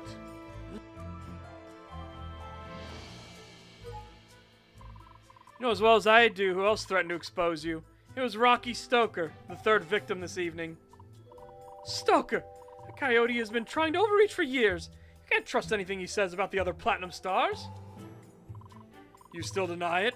The walls were closing in. You knew the scheme risked exposure as well as yourself. Fighting between the Platinum Stars is nothing new. Contingency for that is even written into our Constitution. So, Noxley, do you have evidence for why Benoit would want to harm Rocky in some way? I wouldn't have come this far if I didn't have evidence. Sir Benoit, would you kindly explain this?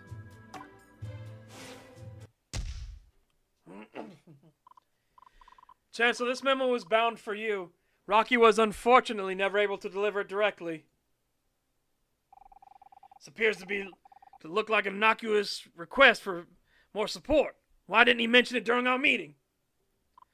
Why, indeed. Perhaps because someone was lurking over your shoulder, someone who Rocky didn't want to see it.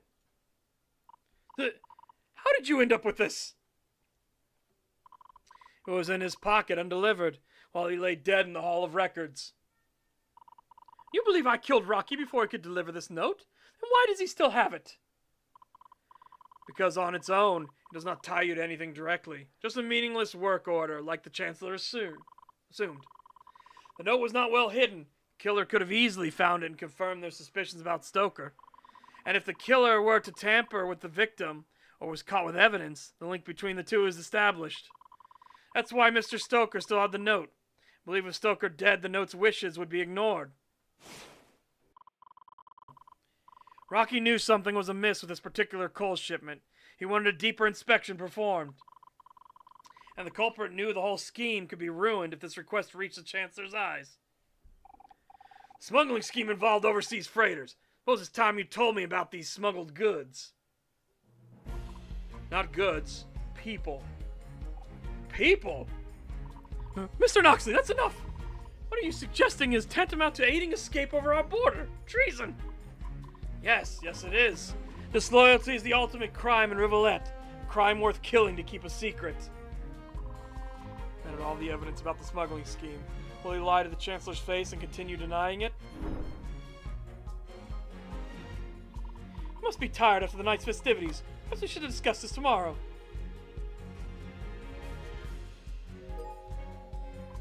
As I've told many people already, I thrive in the dark.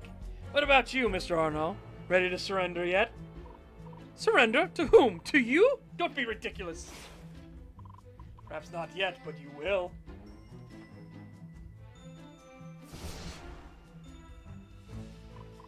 Clearly, both of these men feel threatened by this knowledge, and sought to reveal what they knew to the Chancellor directly.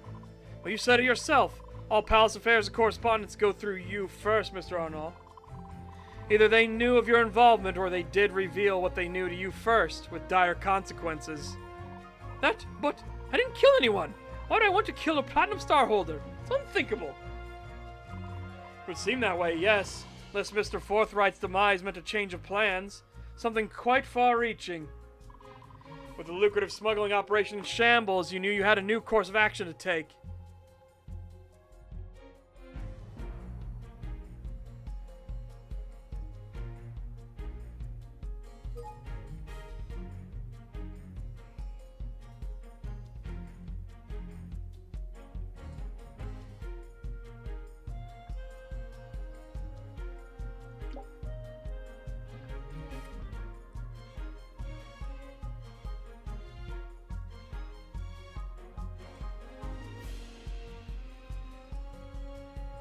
Huh.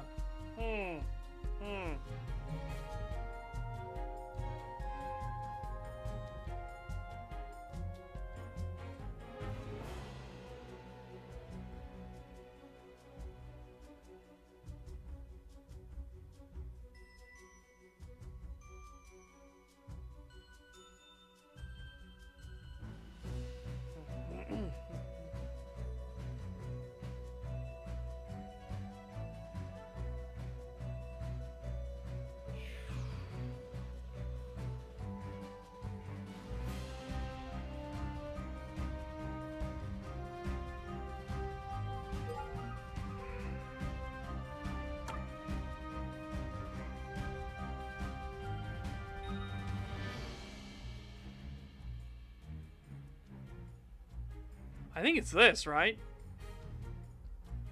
Plan to install loyalists, right?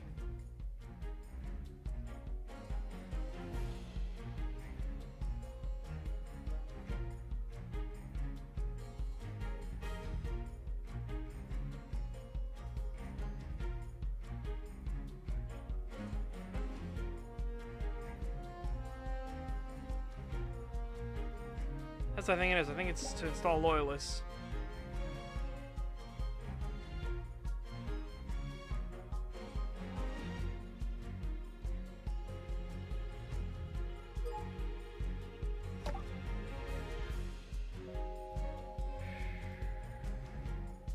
Well, why would he disagree, right? Why would he disagree with his choices? Until now, right? He's been super backing him the entire time. Why would he suddenly disagree with what he chooses, right?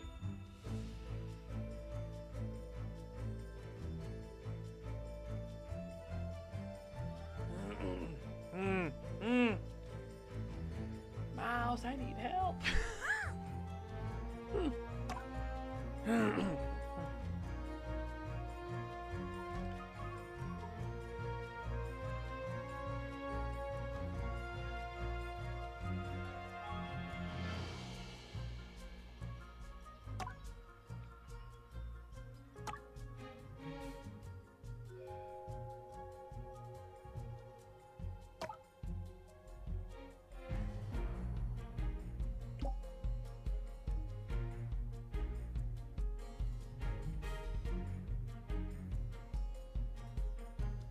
You have nothing that shows that he's planning to end the closed borders policy. There's nothing in here that shows that, right? We've used this. Use this.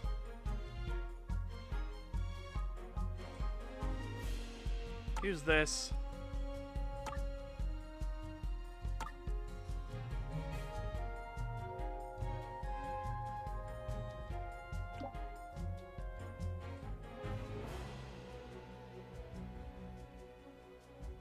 I think it's the loyalist thing.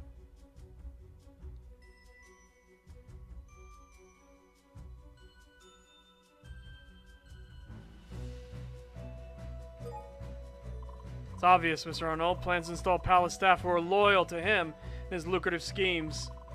The rash of murders in the palace this evening were not an accident. They're part of the plan all along.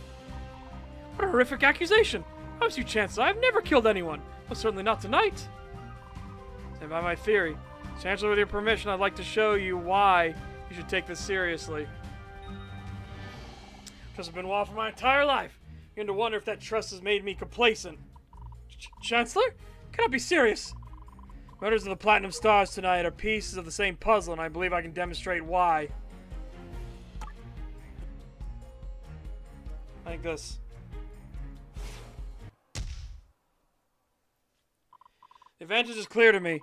It has to do with the very specific wording of Rivulet's constitution.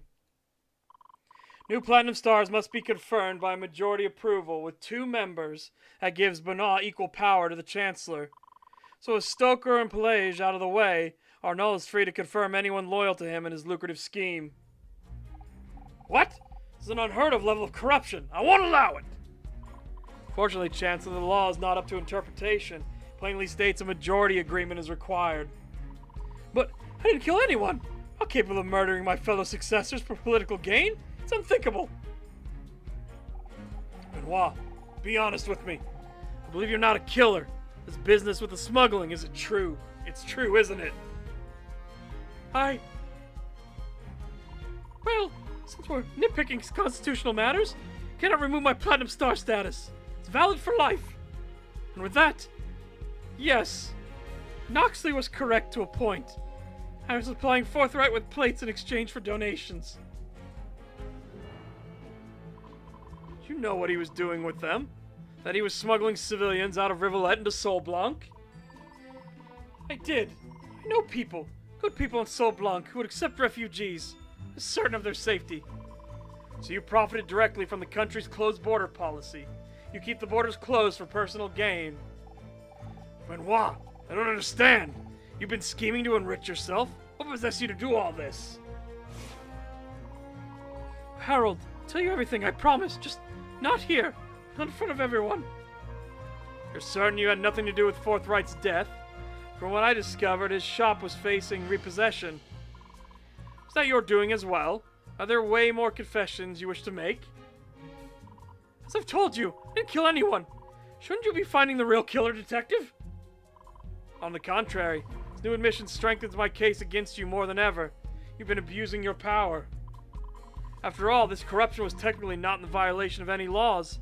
All you did was improperly stamp some plates. Forthright was the one committing treasonous acts, and unfortunately he's already paid the price. But murder? Well, that could be grounds for removal from succession, if not worse, Mr. Arnell. Oof, I see what's going on. The Thornroths put you up to this.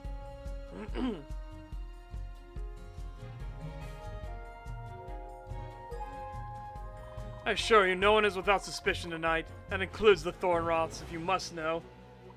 Oh, really? Isn't you guiding young Archimedes around for the better part of an hour? Pardon me if I doubt you. You're free to doubt and believe whatever you wish. Right now, however, you're my main target of interest. It's true, the murders were carried out in a very unusual manner.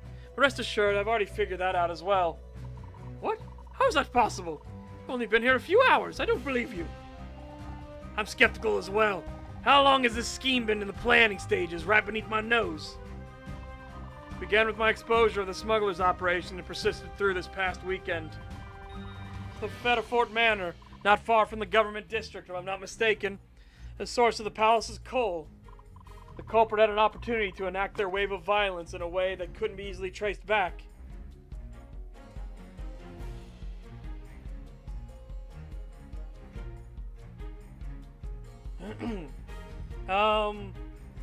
Which one would it be for, though? Would I do the poison capsule first, or would I do the blackmail note?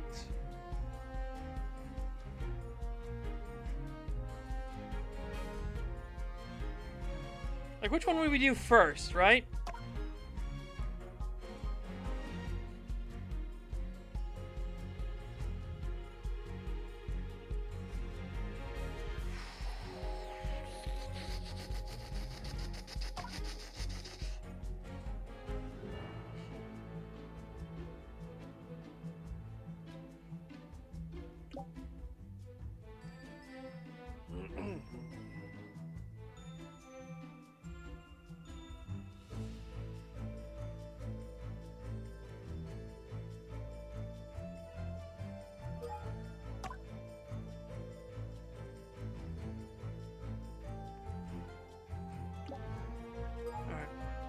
Unfortunately, I'm still several steps ahead. I know why the culprit went to Fetterfort Manor over the weekend. They had a plan to procure something in secret. Something that has reappeared at this very party, in fact. And what is this something? But I want to know, Mr. Noxley. Why would I need some sort of mining apparatus in my day-to-day life? Not mining, something else. I happen to have one of them with me now. Well, one of them. He said one of them, okay. Plot unfolded at Fetterfort Manor this weekend, completely unrelated to the fire or Davy Cantel's rash of crimes. It was a plot for planned assassination, and the murder weapon was handed off in secret at the manor. What is this about? Some sort of syringe? You're right to be confused. It's made of a material not manufactured in Rivolette. Be careful, it is quite sharp. I have compelling evidence that these capsules are involved in every death that has occurred at the palace this evening. Do you think I somehow administered this drug to all the victims? How, I ask? I would surely be seen. That's true. However, Benoit, you did leave the office several times to attend to matters in the main hall. You cannot seriously be entertaining this farce, Harold. You still haven't proven anything, Mr. Noxley. These capsules rely upon a specific device to launch them. A simple search would no doubt turn up said device. A search? You can't search me. I refuse to consent. I've heard quite enough. I already left my career in shambles, and now you wish to humiliate me publicly? Refusal will comply. It's not gone unnoticed by the Chancellor. I should continue putting pressure on him. Disrupting the party. Everyone is watching. Why don't we take this back into the Chancellor's office?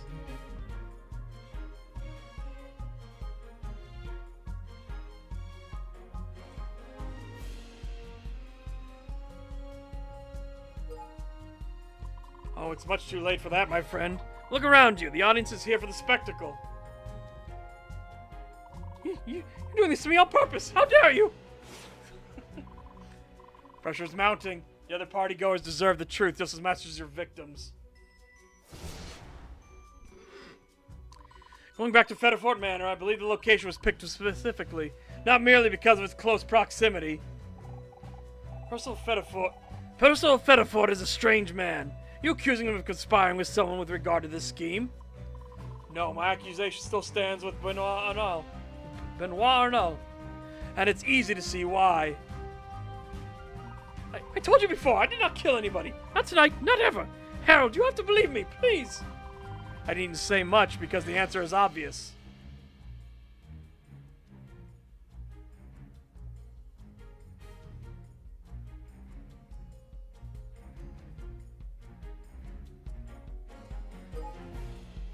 In my investigation, I discovered the weapon which killed Levasseur, Stoker, and Pelage was obtained at Fetterfort Manor. Weapon, as it is not lethal. The capsule I have is full of a knockout drug, unsuitable for assassination. But if one were to pack it with a potent poison instead, say, lait de moire, for instance, which would be quite impossible, as that weed was exterminated from the entire continent over a century ago. Except at Fetterfort Estates. I let the old man there keep his garden of curiosities. There's one specimen still alive. Well, that means nothing. I can't very well go digging through a nobleman's yard without being noticed. Can you, though? I believe you would see little resistance if you felt like visiting Fetterfort Manor, Mr. Arnault.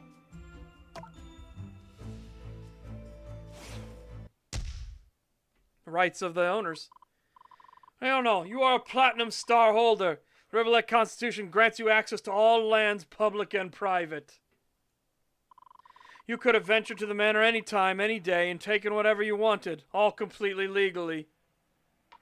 That's not evidence. That's a coincidence. Harold, please educate Noxley about how this works. I see where Noxley's coming from. A gold or platinum star can enter the grounds freely and is within walking distance. My suspect list narrows considerably with either of those two factors taken into consideration. Well, Arnault? Absolute nonsense! Check with the Fetterfort Estate staff. None of them will testify to seeing me there at any point. That doesn't surprise me, actually. In fact, it leads directly into my final point, and it's a sharp one. Huh! I can see the Chancellor's patience is growing thin with you. Let's hope you don't disappoint him, I haven't gotten a confession yet, which means I need to do something drastic. One final piece of the puzzle remains. I've served this nation for its entire life, but you're still just a child.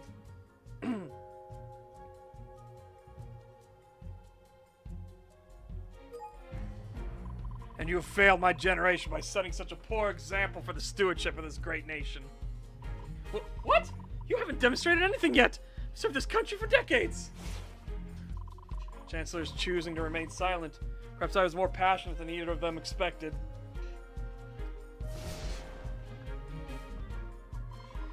Now we come to the impromptu lights out. You were planning to act during the fireworks display when the lights were out. The fireworks display? It was all your idea, Benoit. I was afraid that might be the case. For whatever reason, the fireworks are unrelated to these murders. Because something changed. You wanted to keep the scheme from the Chancellor's eyes, you had to act hastily. You cut the power early, killed 2 of the Platinum Stars under cover of darkness, and acted as if all was normal.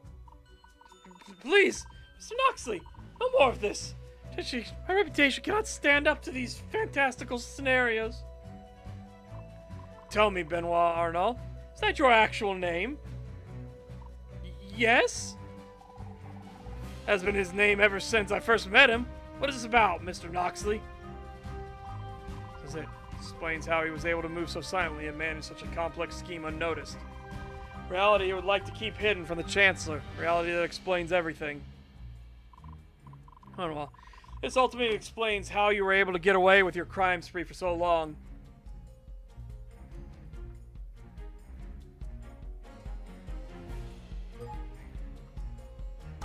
Intelligence officer, right? There's some intelligence.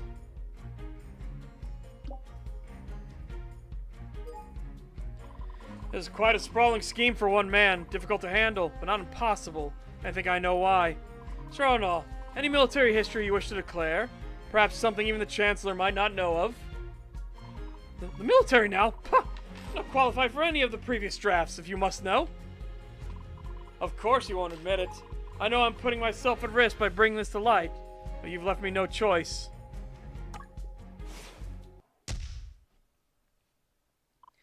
Rocky's final moments were spent looking at this picture. His life was cut short and the culprit took something. Specifically, they tore half of this page off, but why? Answer is simple. Rocky found out the truth. What truth? I already admitted to the smuggling scheme. You've already convinced of my involvement in his death. Put simply, you were involved in Rivulet's covert intelligence operations. Spycraft. That's how you remained hidden for so long. Because of a ripped photograph? Let me see that. Admit it.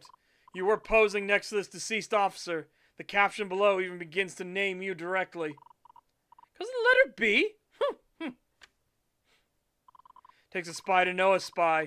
You followed your mark, extorted the weapon from him, then began eliminating platinum stars. At first, you merely eliminated Levasseur because you intended to smuggle the address plates out of the palace. But Rocky found out your secret, and when he tried to confront you, you killed him and staged his body in the Hall of Records. That's why he was shot from the front and why his death echo was absent from his body. You took out half the page to hide your tracks, then decided to take care of the other loose end, Argento Pelage. The cheerful visage is a front to avoid suspicion. In truth, you are a killer, through and through. That is my summation. No, it's all wrong. This shouldn't be. You're prepared to confess. This photo. I know this man. The person standing next to him is most definitely not me. I knew it. No, I recognized someone at the party. From where? What was that name? Barosk. Yes, that's the name. Pair of spies lost in action. They're both dead. Barosk? Who is it? Who did you see? Mr. Arnault? What? No!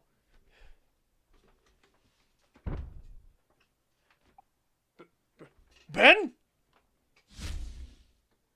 Protect the Chancellor! He's been shot. One of the darts in his neck. No, killer's still here. B. Lestrade. B. Lestrade. B. Lestrade. Do you know how fucking crazy that would be? B. Lestrade. Holy shit. Had to come from above. Did anyone on the balcony see anything? Anything at all? Answer me. What's going on? Guess they're fleeing into the courtyard. Wait, what happened to Benoit? I failed. People are dying. I'm failing them, just like before. Won't stop. It won't ever stop. Morris, get these people out of here. Clear the palace. Search everyone one by one until dawn. Close the front gate. Nobody leaves the courtyard. For goodness sake, why aren't the lights fixed yet? Noxley, you're with me. You'll be my bodyguard until the threat is neutralized. We're going to the barrows. Wait, Chancellor, stop! The utility shaft! Won't you listen to me? Mr. Noxley, do you need help? See everyone to safety. I'll go to the barrows and protect the Chancellor. I won't fail anyone else. I haven't failed. It's a threat unlike any that the police could have even handled, let alone one man. Keep order in the plaza, along with Chuckles. 7. Whatever is happening, you can stop it. Please be Lestrade. If Lestrade is the actual killer, that would be incredible. That would be incredible. Barrows below the Chancellor's palace. The Chancellor has already gone ahead. Chancellor, are you here? It's already gone ahead. You must believe the deepest chamber is safe from our killer. Mr. Noxley, someone just ran by. What's happening? How many people? Just one, judging by the footsteps. Something the matter? Where are the lights? Multiple people are attacked during the party. The killer could be trying to get the Chancellor next. My goodness, you're serious, aren't you? Is there anything I can do to help the victims? Unfortunately, it was Lady Moore poisoning. They all succumbed quickly. I can't help them now. You should go then. Protect the Chancellor. Well? Whitefield. Truth about Forthright's smuggling operation was exposed. Platinum Star was shepherding it. Is that so? Close the gate on your people, then extort those who can afford it for yourself. Disgusting. Did Forthright ever mention anyone else? Need to figure out who's responsible. Forthright's contact is already dead. Goodness. I didn't think Forthright had any partners in his scheme, to be honest. Whom do you suspect? Nobody and everybody at the same time. And the palace is under attack. It's not safe here. You should let me go. What? This is some kind of attack or invasion. Do you think anyone will concern themselves with the prisoners? Will be killed with the rest, consumed by the fire or left to starve and rot. Haven't you seen enough death tonight? Where would you go? What would you do? I'll flee for the border, like anyone with survival sense. The army is called back, I just might make it across. Either way, I'll no longer be able to harm any citizens of this country you love so much. Everyone wins, see? Can I really let a murderer go free? I have the master key, but do I have the right? He hasn't even seen trial yet. It's correct, though. I don't know the scope of this attack. Everyone inside the palace could be in danger right now.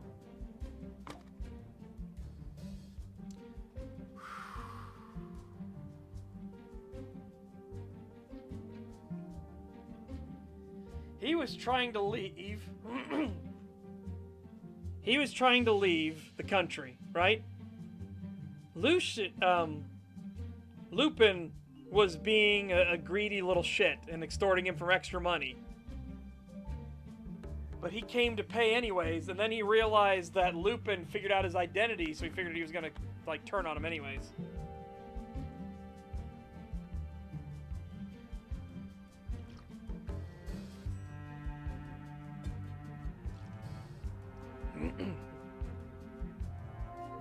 Davy's fucked. Davy is a piece of shit. Right? So I'm not letting Davy out no matter what. Lucius, though, like... Yeah, everybody here's a killer. Everybody. But remember what Davy was doing it for. He's fucking blood crazed.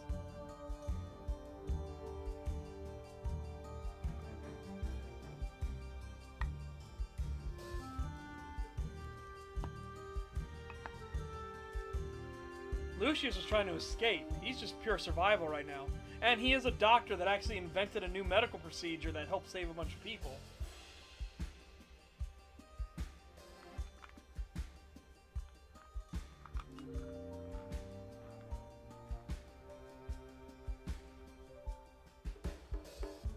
I'm trying to think of the Mademoiselle's, like, reasoning again. What was her reasoning again?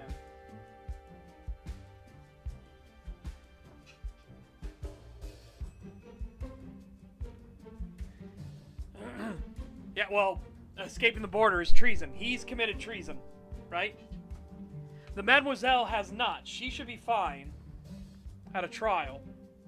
Davy has committed treason. He's not going to be fine at a trial.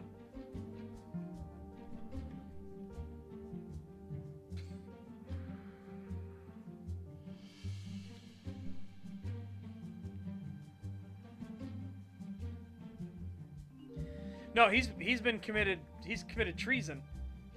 So, again, his was a pure desperation thing when he realized that Lupin was likely going to betray him and hand him over to the government anyways.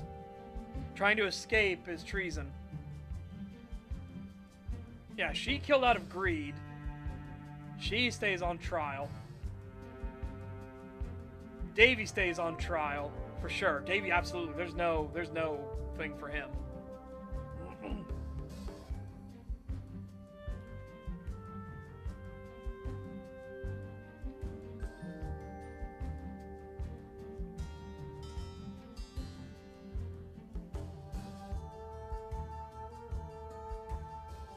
Yeah, exactly.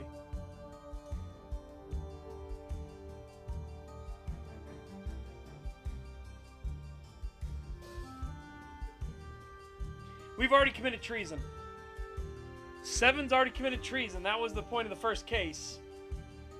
We already committed treason. We helped the smuggling of the children out of the country.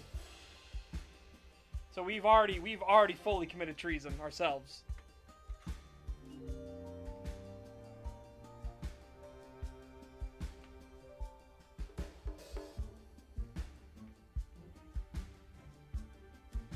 That's why the blackmail note was, well, like us. He's a deserter and a smuggler. Yeah, true. We're both, technically.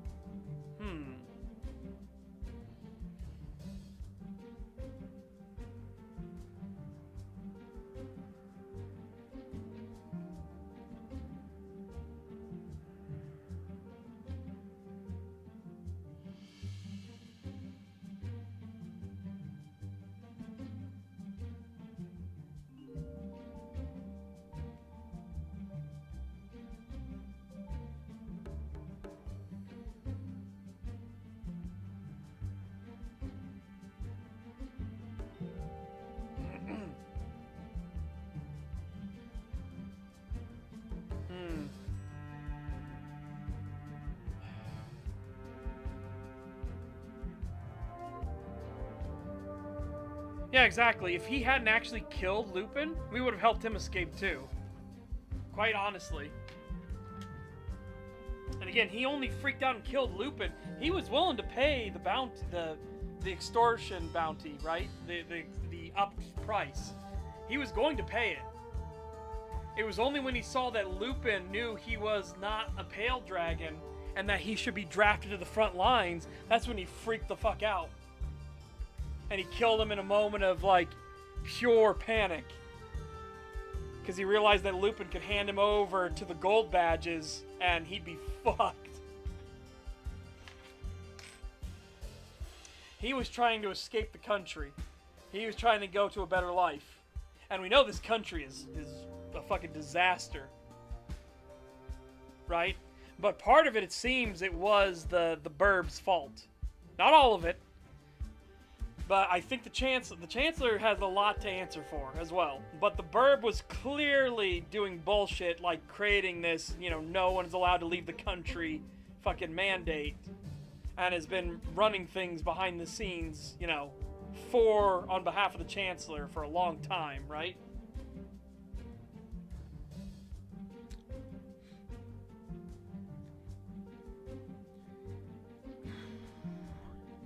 Again, the dragon's the only one I feel like remotely sympathetic for. His was pure passion. It wasn't premeditated or anything like that. There wasn't greed or anything involved. He was trying to survive. He just wanted to live, right? And he killed somebody who was committing treason, right?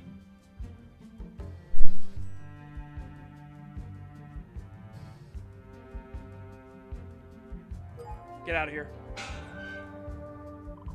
Palace has been vacated and the police are searching for the killer's weapon. Says you keep your head down. You mean it? This better not be some trick. Something is happening to the palace I can't yet explain. Hurry, go, before I change my mind.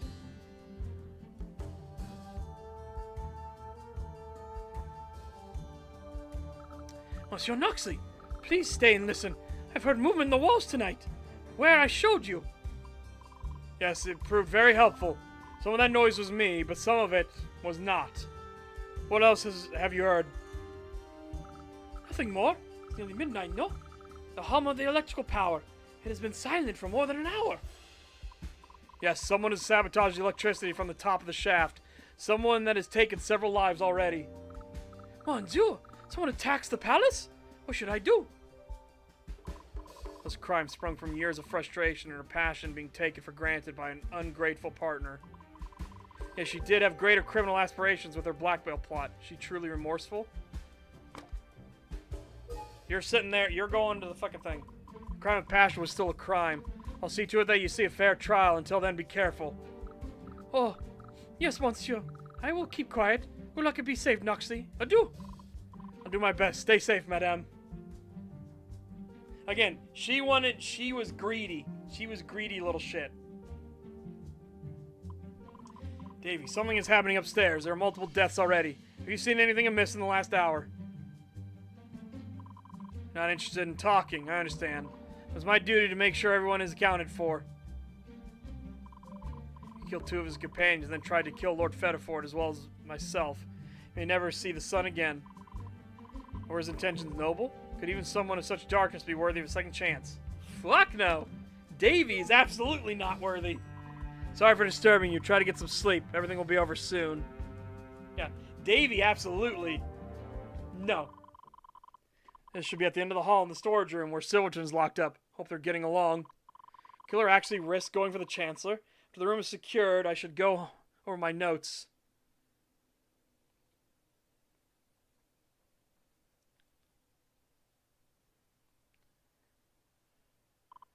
Chancellor, are you in here?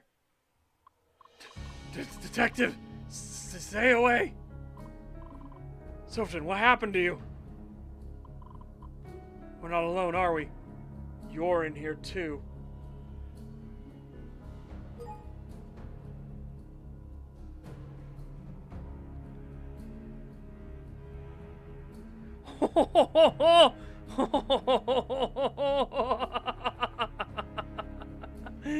Oh! Who done it? Who done it?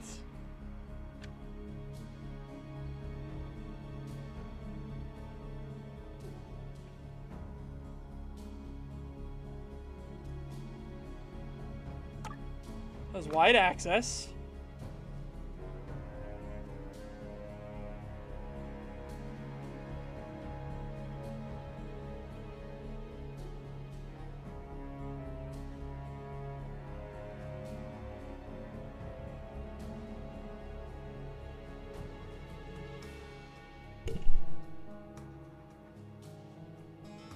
It's her.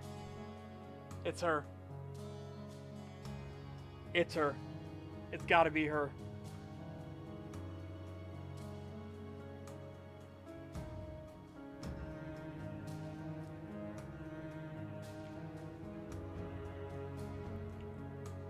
I bet you that's her father.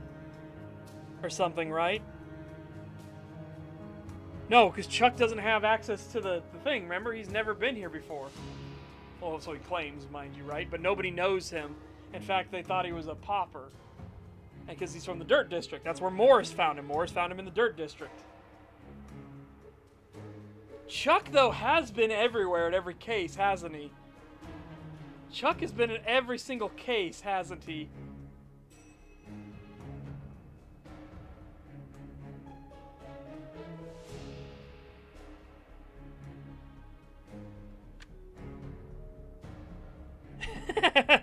I'm the killer.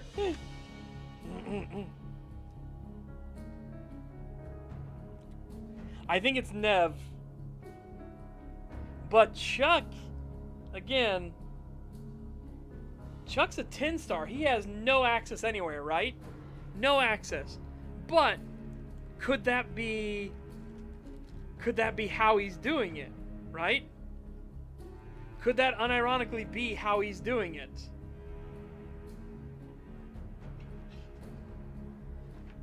You know, who suspects the janitor?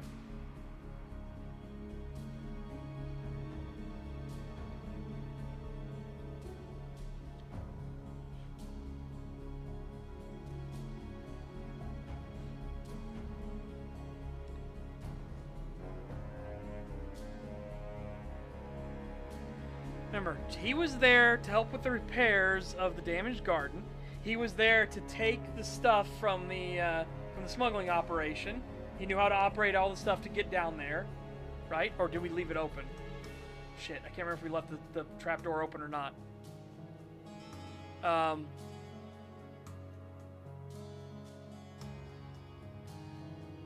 He was at the printing press and everything too.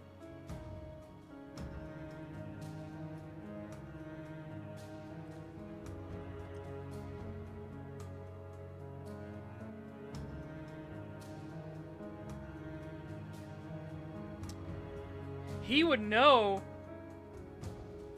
about the shipyard as well, right? He would know about the shipyard as well. Chuck would know. Because remember, he knew what Noxie was going to do. He knew Noxie was going to take the kids to the shipyard. And so he probably saw us talking to the spy. Probably saw us talking to Silverton.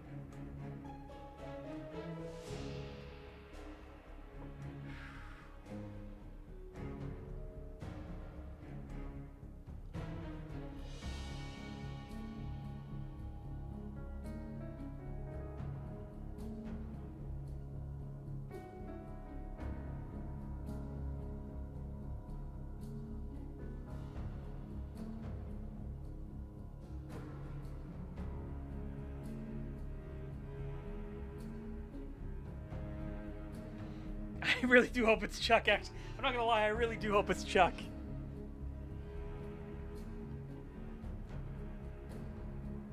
Plasma Cock is a master of disguise.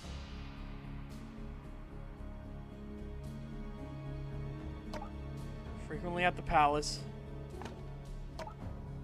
Taking platinum badges. And I think it's Chuck.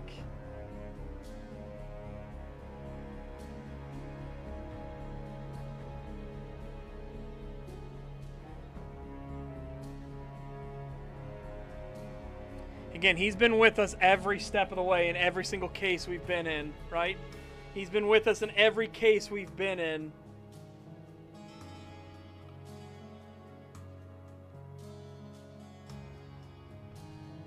Nev said they went to the palace a few times, right? With Rocky.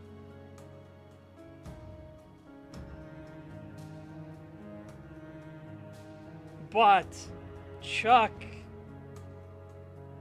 Again, I'm pretty sure we closed the basement door thing. How did Chuck know to go into the basement the way he did? Right? I think it is Chuckles. I think Chuck Lestrade is the assassin. I really hope he is.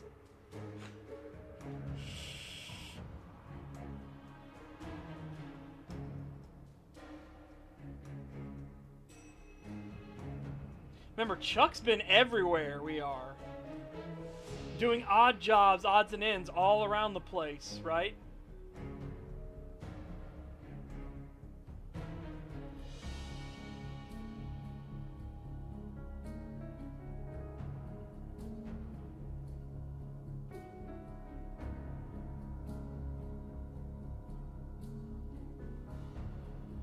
And, again... If he had something bad happen in the military, right? His partner died. He said he's good at construction. And he's been doing odd jobs all over the place, right? I think it's Chuck. If I'm wrong, I'm wrong. But I'm really hoping it is Chuck.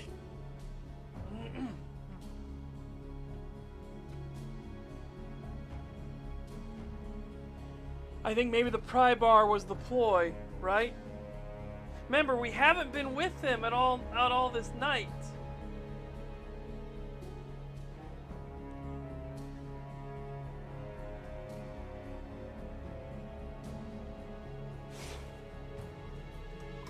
What's the killer's true goal? Culprit is stealing platinum badges.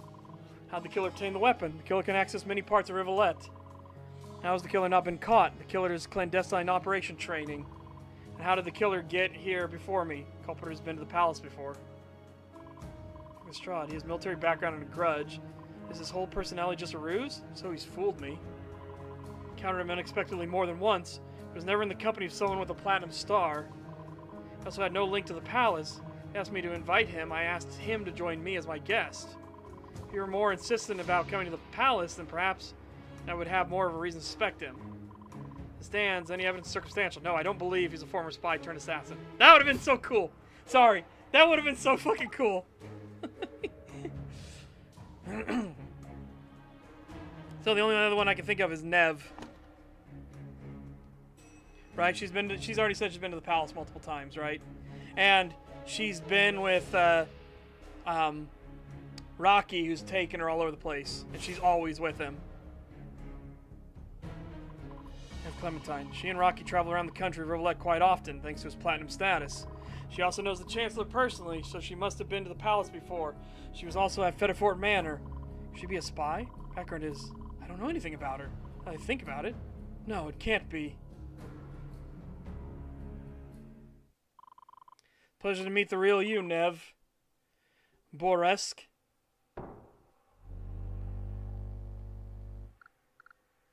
Mr. Noxley. So you finally figured it out. Chancellor! Don't move. Noxley! Stop her! Do your job! Nobody else has to get hurt. Just walk away, Noxley.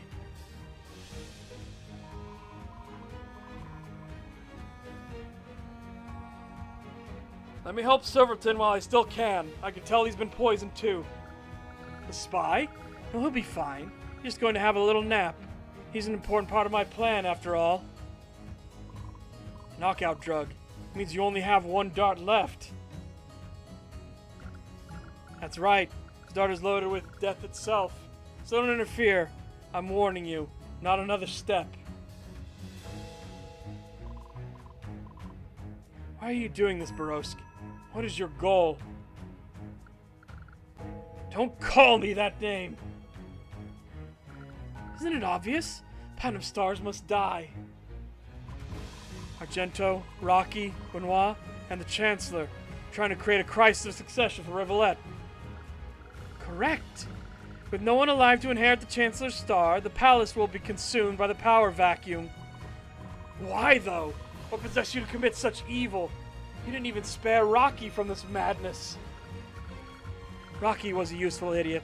I ply him with a little affection and I get free run of the entire country. Then why did you kill Ferris Levasseur? She isn't part of the line of succession. She was innocent. Ferris was an accident. Only meant to knock her out until I finished my work.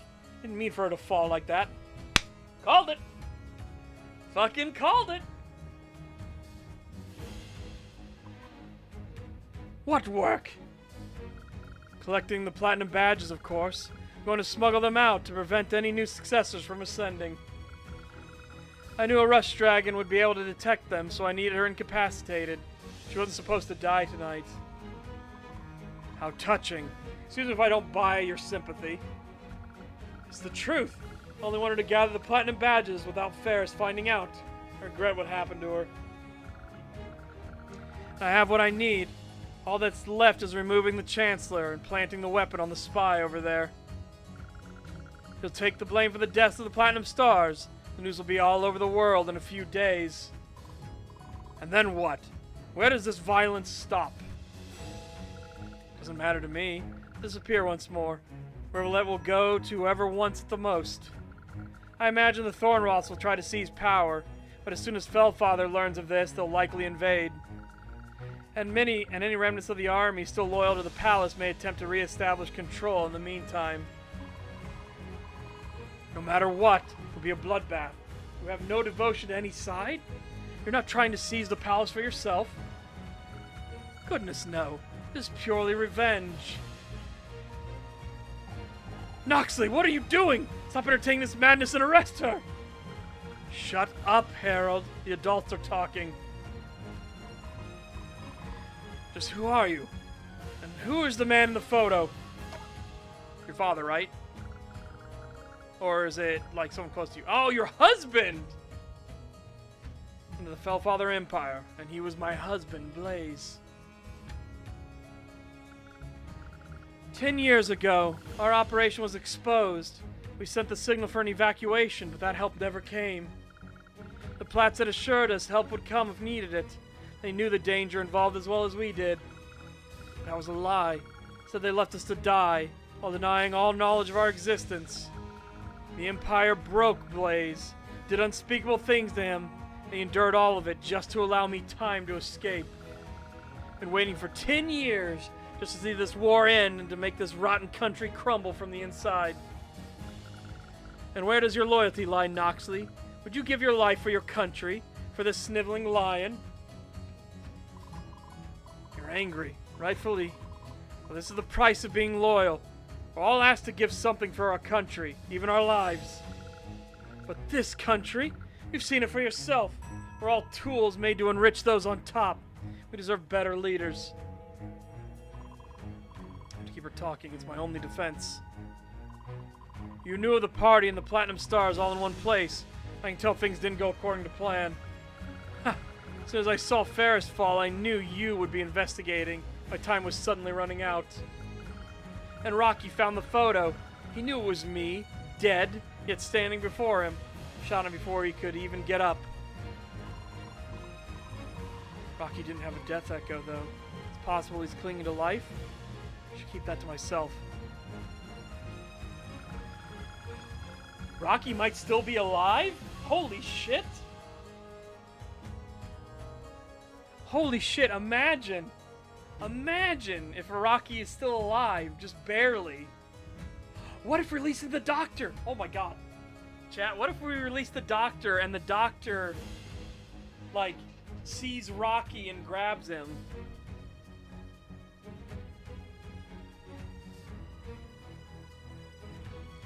My original plan was eliminating the stars during lights out while everyone was distracted by the noise of the fireworks. But Rocky's body posed a problem, and Knew I could access the old chimney from the records room, but he would never fit inside. So I climbed the shaft myself and broke the power cable so I could move about in the dark. Had to accelerate things. And now, on the final hurdle in your horrific plan, planning to kill me too? I like you, Mr. Noxley. You're sensible, even as this country continues to chew you up for its own gain. Don't interfere. Let this next stage of history take its course in the suffering and tyranny of Rivulet. Well, to my country, to my chancellor, will you do the same for me? Or is this country irredeemable? This country's pretty fucked. Let's be entirely honest. She's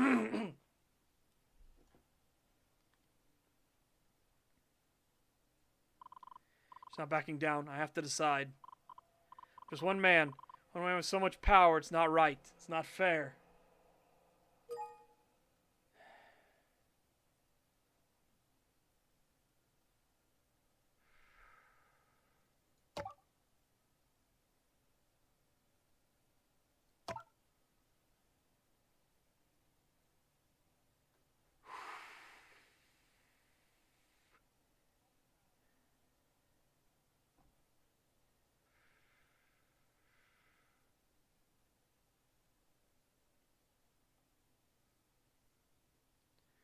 We've seen the Chancellor is kind of a piece of shit.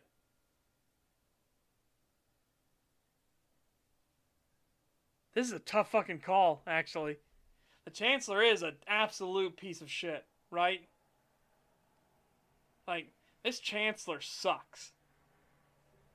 But a lot of the corruption was going on without him knowing, right? Because his right-hand man was literally, like, neck deep in it. Oh, shit, chat. I don't fucking know.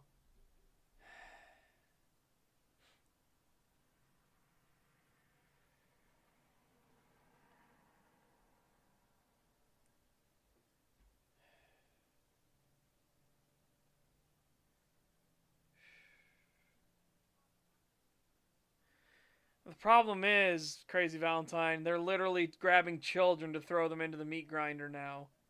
Like, this country is awful. Genuinely so. And this man is terrible.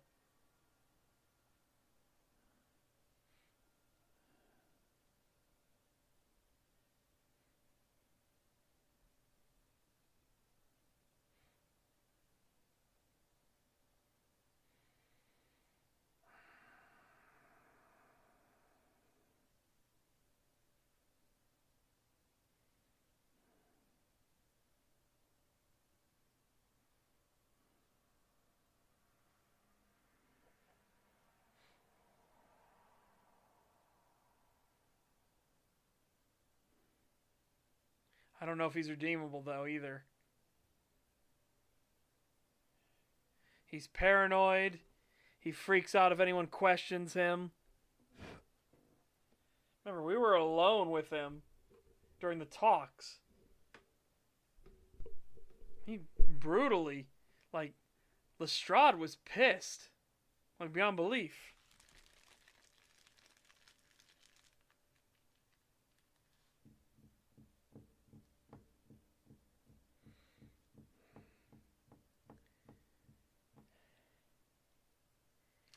Yeah, if Rocky survived, right? That'll be one thing.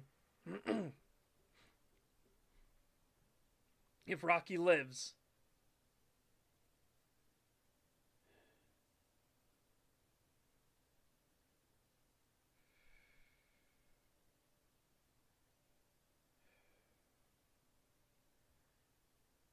But again, again, the question becomes, what's true justice here? For all the people that are getting thrown into the meat grinder just because of him, right?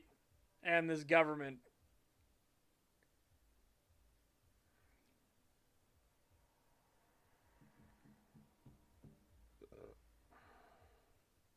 I don't want Silverton to die, though, right? I want to take Silverton with me.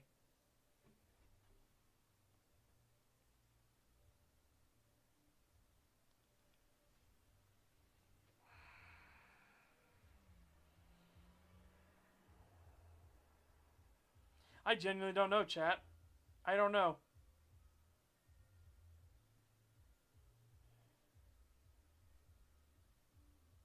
Do we do the devils we know, or here's to a better world? That's the choice we're being presented here. The devils and monsters we know, or here's to a better world?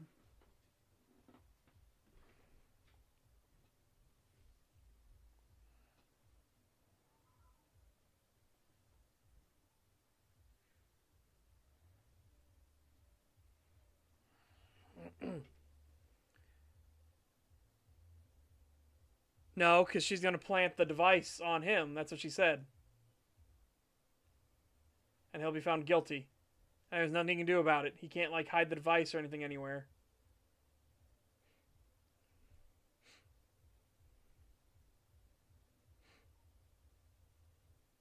I think Chuck Lestrade would have been a fantastic villain, though.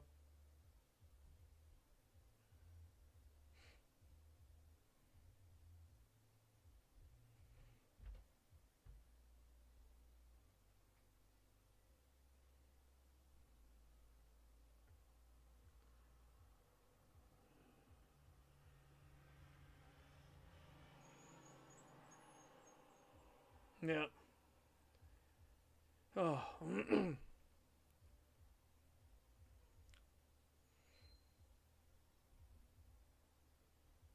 I guess that's the choice, right, chat? That's the choice.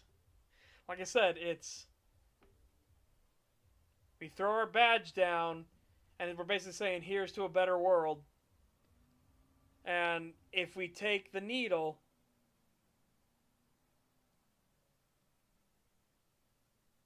We don't know what'll happen. But this corruption, this rot, this country is terrible. It is a horrible place.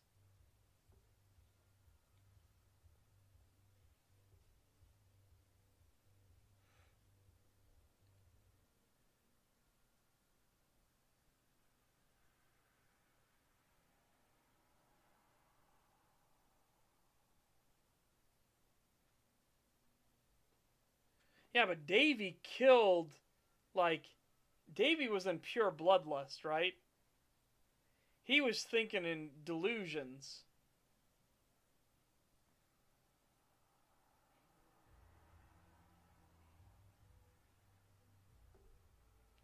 Remember, he wanted to murder Fedifort no matter what.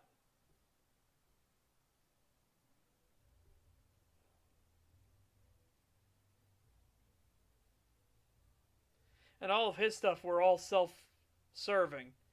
Davy's entire thing was all self-serving.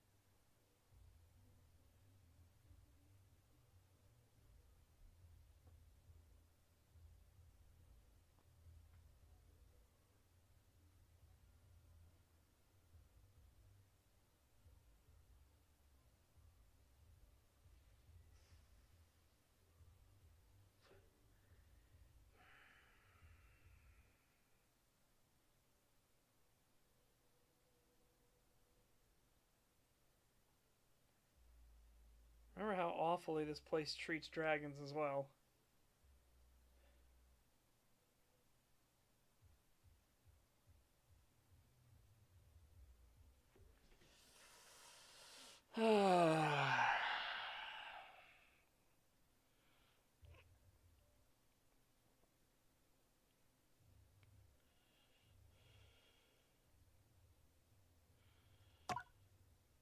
May justice account in all balance. This has to stop. I mean, no more killing. Not allow this horror show to continue.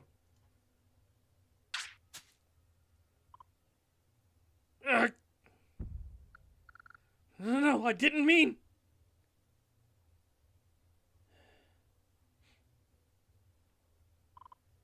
Can't move. Feeling again. Like falling asleep. It's the price of justice. Whole life was for this moment.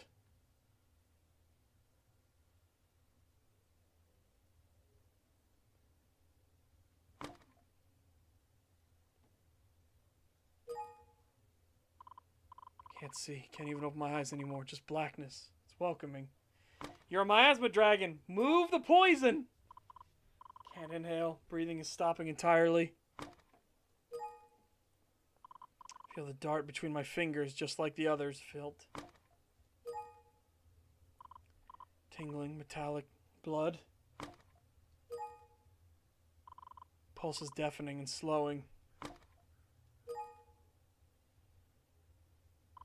It's everywhere. The poison. I can feel it. Oh, it hurts, but if I focus, I can move it back towards the wound. That's it. Almost. Pull it out.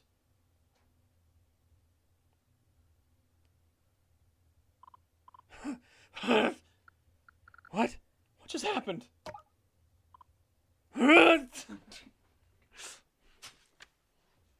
You go night-night now.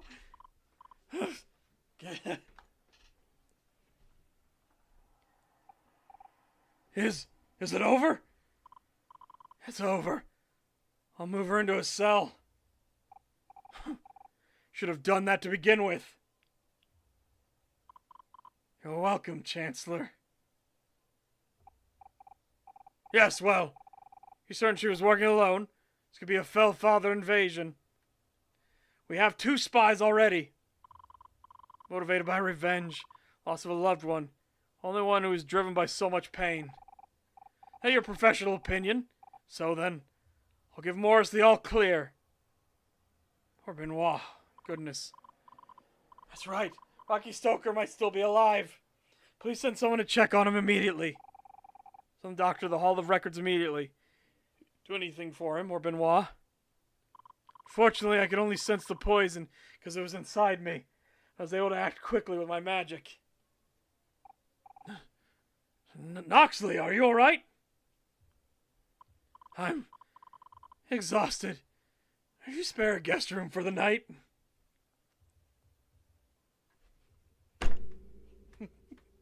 Out cold.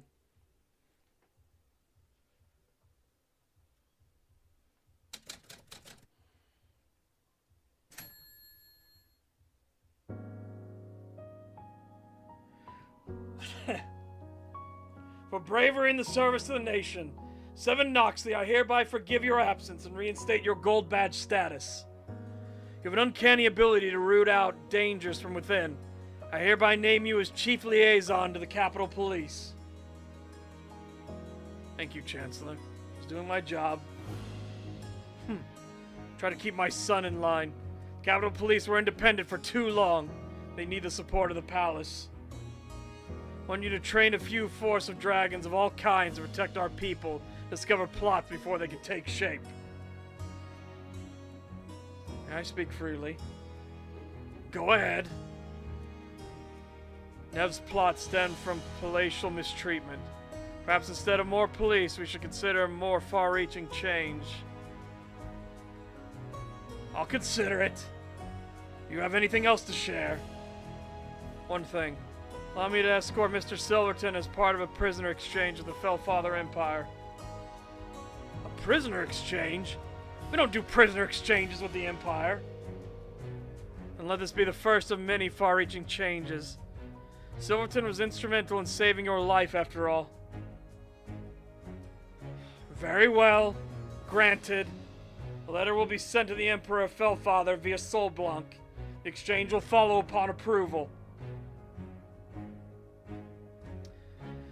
Mr. Stoker, how do you feel? Doc says I should keep off my feet. Ah, as brazen as always, then. Man, thought I really had something, and she tried to kill me. She was already married? Got all the luck. Sorry about Benoit, Harold, and, Argento, too. Stuff is no joke. Put me out of the whole night.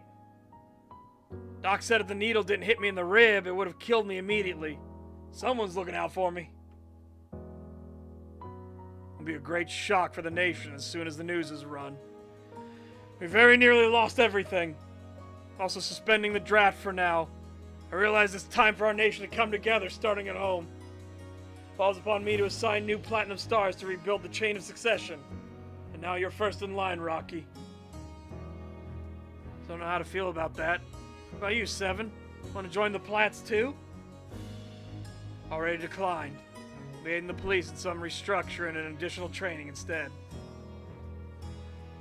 Should have guessed that.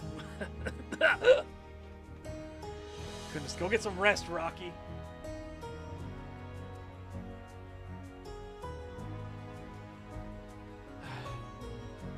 Yeah, I guess I'm done with Fetafort's mine, too.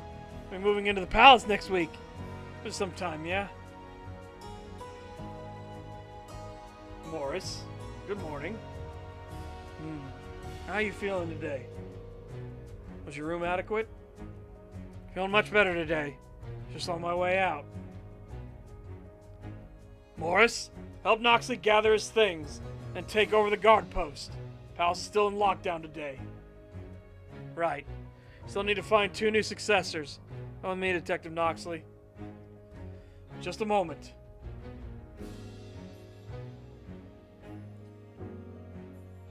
Chancellor, have you considered granting Morris a Platinum Star given the circumstances?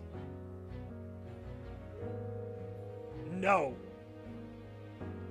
Seven, please stop. I wouldn't wish this on my worst enemy, let alone my only son. Many people think Rivulet is a nation built upon a foundation of sand. It stands by force of willpower alone. The day it does crumble will spell humiliation for its leader. Not something not worse. That day was almost yesterday. Acting as the head of the state, always at the tip of an assassin's knife. It's a death sentence in a way. It's a burden that was thrust upon me by my father. It's not a burden I intend to pass on to my son. Father, I didn't know you felt that way. Let's calm down. We should have a long overdue talk. Are you satisfied, Mr. Noxley? Never heard the Chancellor speak so frankly before. Protecting his son from what his family has built. Yes, thank you for your invitation and the accommodations. I should be on my way. After I pick up my sunglasses. I'm curious what the other ending is. Very curious now, right? All done with your rounds? If so, it's time to learn about manuscript writing. You have experience with the writing prose? Prose? Well, I've read every book you've published since I was a child, Mr. Underwood. Reading is only half of the preparation. Now it's time to put the pen to paper. I think you'll quite enjoy this project. What's the story about? I've recently realized the history of Rivulet is fragile, fragmented, and presently untold from start to finish. We nearly lost it all during the incident of the Jubilee Week. Our story needs to be told before it can be lost to time. Goodness, you want me to help with this? What happened to the fanciful tales of the world beyond? Escape is no way to bring about change. As literati, it's up to us to educate the citizens and the nobility on our true history. And adding the experience of a youth to the narrative will help balance out what is chronicled here. I'm ready, Mr. Underwood. Ready to make history.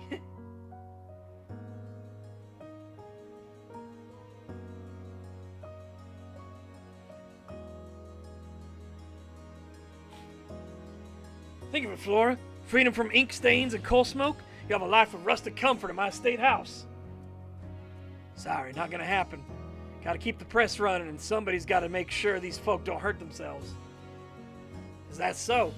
Concerned for the machine workers? Somebody's gotta be.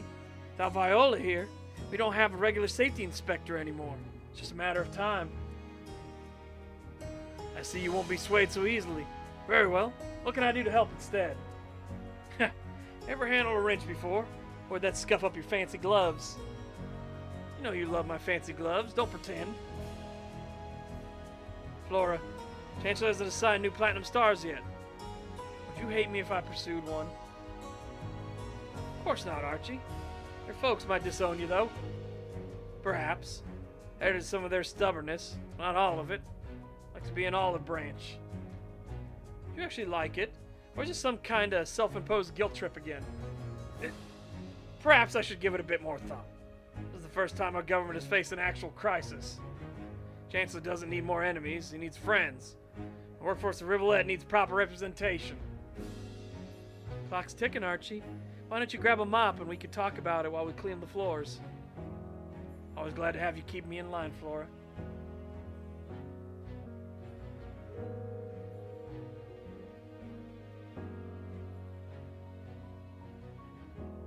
I do like crime-solving games. I really do. Chuckles, what are you doing here? You know we can't be seen together in the Dirt District. Yeah, don't worry. Nothing underhanded. Got a new job, see? Wanted to see if you could help out a bit. And what is this job specifically? Mr. Thornroth and me got talking during the party last week. He made a little donation for infrastructure. I'm gonna be fixing broken windows and water leaks where I see them. It's kind of like a trial run, you know? Do a good job, chances might take notice and make it a regular thing. You follow me? Wait, we? Yep, figured you ought to try out a little honest work, Mouse. Being a Capitol policeman isn't honest work. Not when you do it. Told you once, I've stopped working with scavengers. I'm just ribbing you. Now's your chance to actually do some good for the city, alright? Alright. I don't need to report it for another hour, so I can at least help get started. Peachy, you can help bust out the old glass. It'll be fun.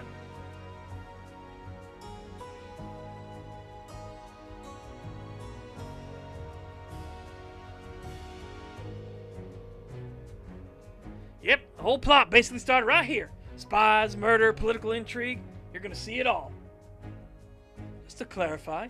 Wait. Southern Bell. Just to clarify, it was you who gave the tour of the shipyard to an enemy of the state, right? That fox you were with, Nev? Hey, I didn't know what she was up to. And you know, she wouldn't have caught that other spy without me. The Pale Dragon, yes. Mr. Noxley's confidant. This whole affair is going to need its own special edition. And don't forget, I was the lone survivor. Besides the Chancellor. Be sure to mention that part too. How exactly did the Chancellor survive anyway? How should I know? I was on death's door at the time. Our Detective Noxley took a shot for him though. Now that's the kind of heroism the people want to read about. I think I can get an exclusive interview. Think I can get an exclusive interview with Noxley? This ain't about him. You want to interview me, right? In that case, any juicy gossip about what the Chancellor is doing next? Maybe a national secret or two? Ha! Trying to butter me up? Nice try. Ain't falling for that one again.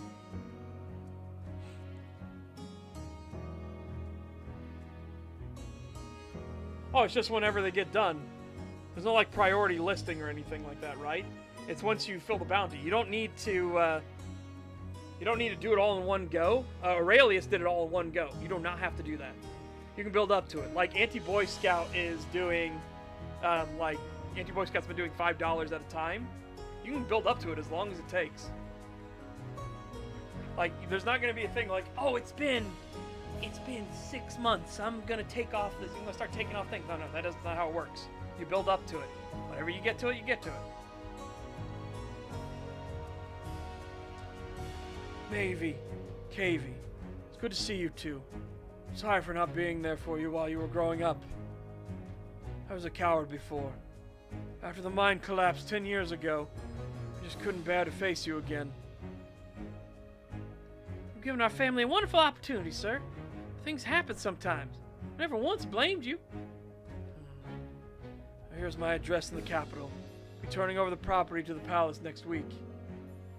If either of you needs anything at all, don't hesitate to write me. Come visit, yes? I'll miss you, and Mr. Stoker. That's right. Don't worry. I'll be able to handle the position as foreman with Cavey's help, right, Cavey? Yeah! I always assumed I was too old for a second chance at life. Almost 40 years I've told myself this is it. Don't be like me, friends. As soon as something better comes along or you find yourself unhappy, do something about it. We'll do your name proud. Or Mr. Fettifort. Would you like to join us for afternoon tea? All right. I have all the time in the world now.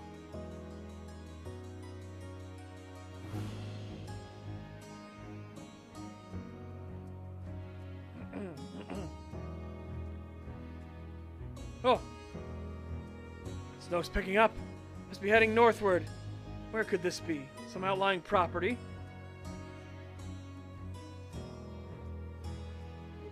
But, God, who are you? Where'd you come from? A dragon.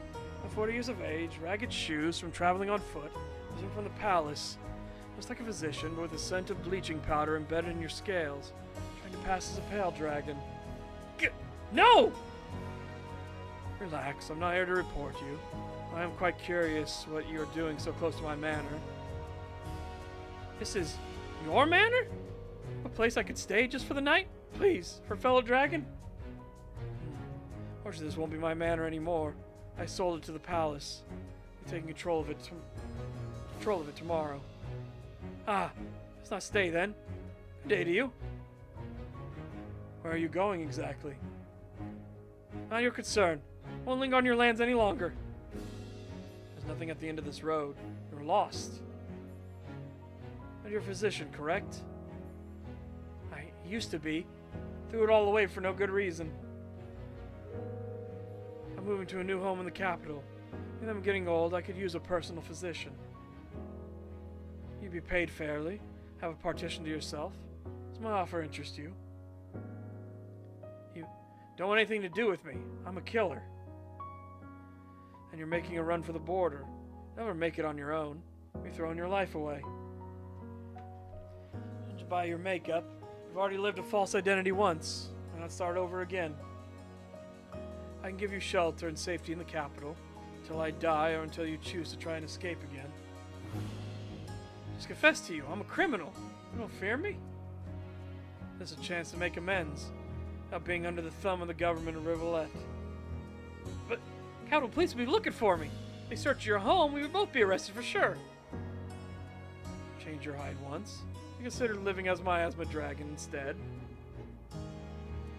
No one would pay you any attention. No, you would be willfully ignored. But it's better than the alternative. Aye. Well? I either trust you, or crawling back to the barrows. Touch, truly, Mr. Percival Fettifort. Come along, then. I'll give you a place to rest. We can discuss what you can do for me.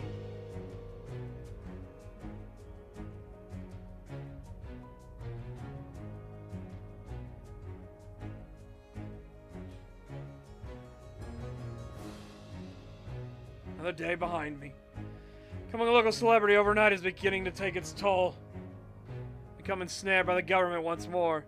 10 years of hiding gone just like that. Going to miss this cabin. Sleeping in a home where the walls don't rattle with every gust of wind is enticing. Let's walk around for old time's sake. And I should prepare for my journey to the border and one last goodbye. Yeah, because we're gonna escort Silverton, right?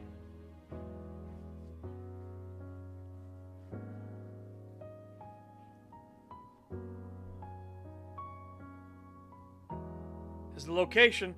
Agreement was to return the captured troops after your safe arrival back to the campsite. Cordial to the end, aren't you? You certain I can't enjoy your company a little while longer? Those weren't the terms of the deal. Aren't you ready to finally return to your home?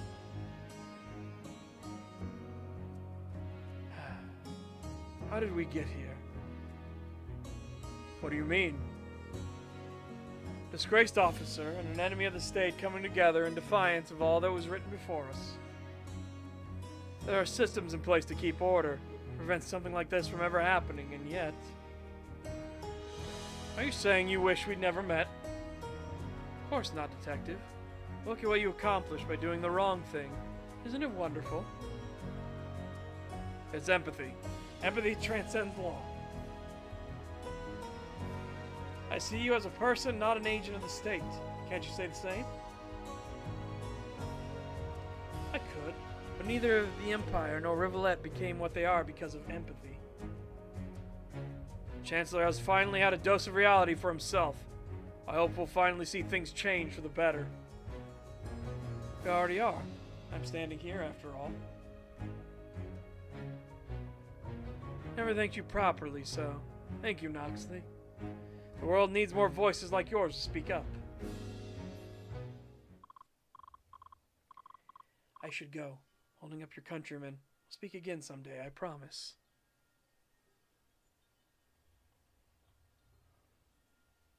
Put a note in my pocket, didn't he? Yep, he slipped me a note. Detective, thank you. You kept your word, and that is all that matters in these strange and troubling times. Here's my home address in the event that we see peace within our lifetimes. I look forward to your visit. Till then, never stop being the friend from the shadows that the people need. Asher.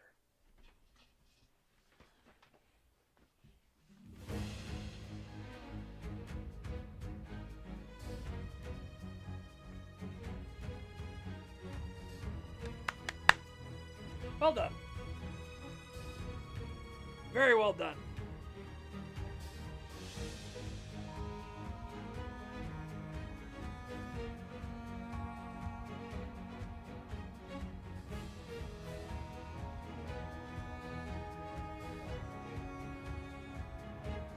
Well, Alan Montiero did a fantastic job with the soundtrack. Admittedly, it's a bit light on tracks. They need some more, but he did a really good job on what is played, right? Ooh! What if I chose differently, chat? What if we chose differently?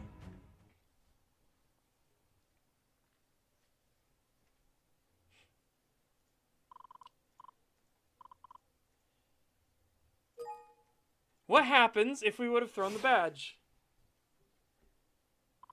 Chancellor Hollowcrest?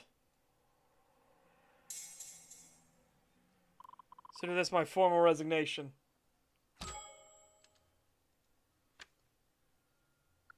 See? I knew you were sensible. Be safe, Mr. Noxley.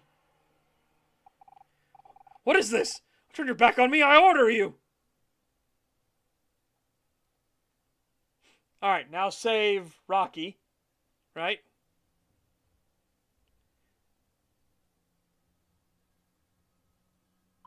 I'm done. I'm done being used, being a tool for my country for strangers who just take advantage of me. Enough.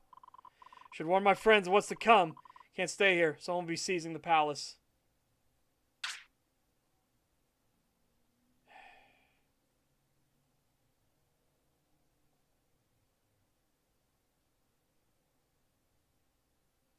Yeah, we don't know.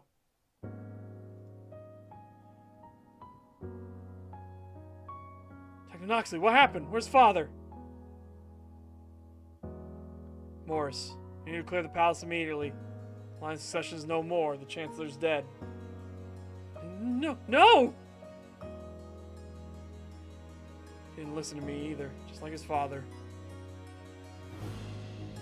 Seven? What's going on? I'm gonna tell me anything. We're in the middle of a crisis of succession. All the Platinum Star holders are dead. Revulet no longer has any leadership. Someone is going to try to take the Chancellor's seat by force. For real? What do we do now? We need to clear the palace immediately. Not just the palace, the capital itself will become a battleground for power. Send everyone home and tell them to stay indoors. The Empire may try to retake Rivulet in the next few days. The Empire too? Seven, what's really going on? How about the Chancellor down there? Seven? What'd you do? Go home, Chuckles. There's nothing we can do now. Nation's final reckoning is upon us.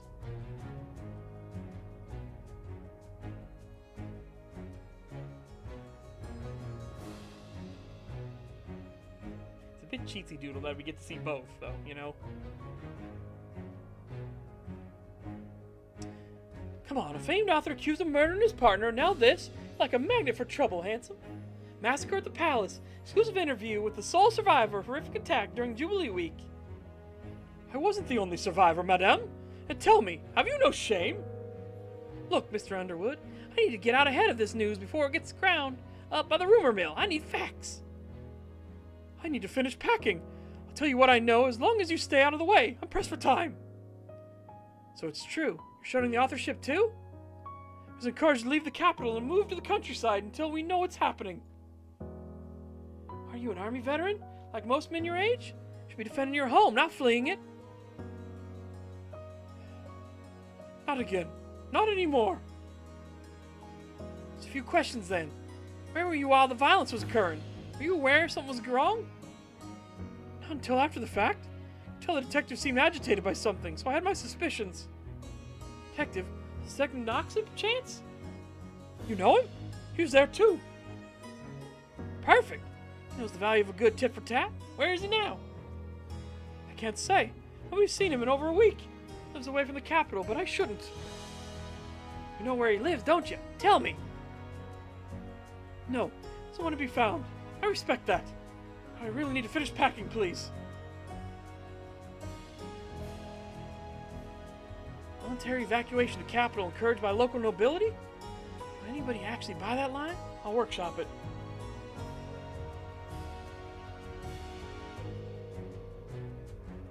Yeah. Archie, what are we doing here? We'll get in trouble. I'm qualified to perform shipyard inspections. Shh, don't worry. Everything's taken care of.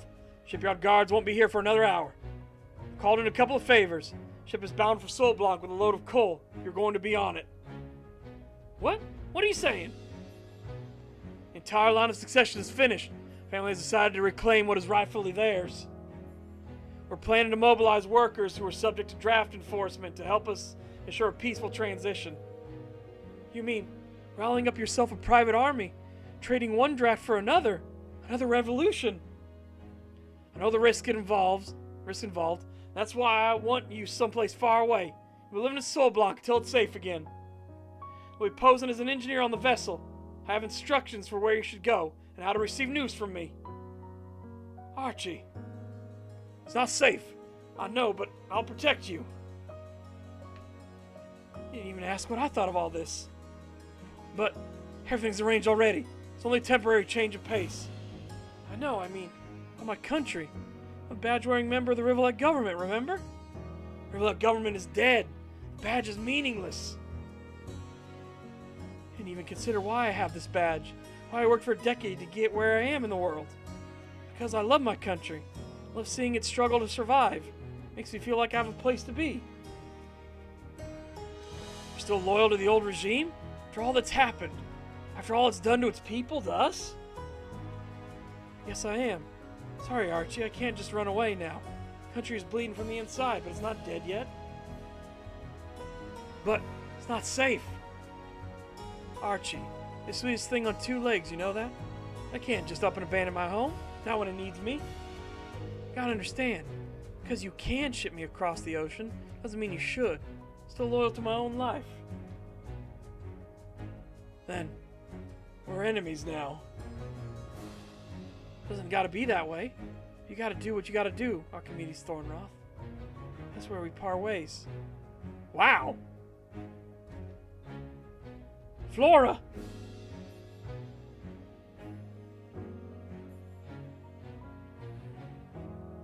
Wow, you know, Knox is kind of a dick for not telling, like, people that Rocky was alive. Mister, are you okay?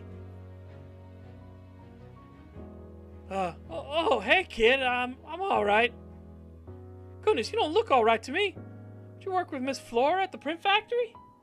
Yeah, I mean, I didn't go in this week. Mister, are you okay? Stop asking me that! Hey, I'm sorry for shouting. Scared for your country, aren't you? I am too. Yeah, thought I knew my country.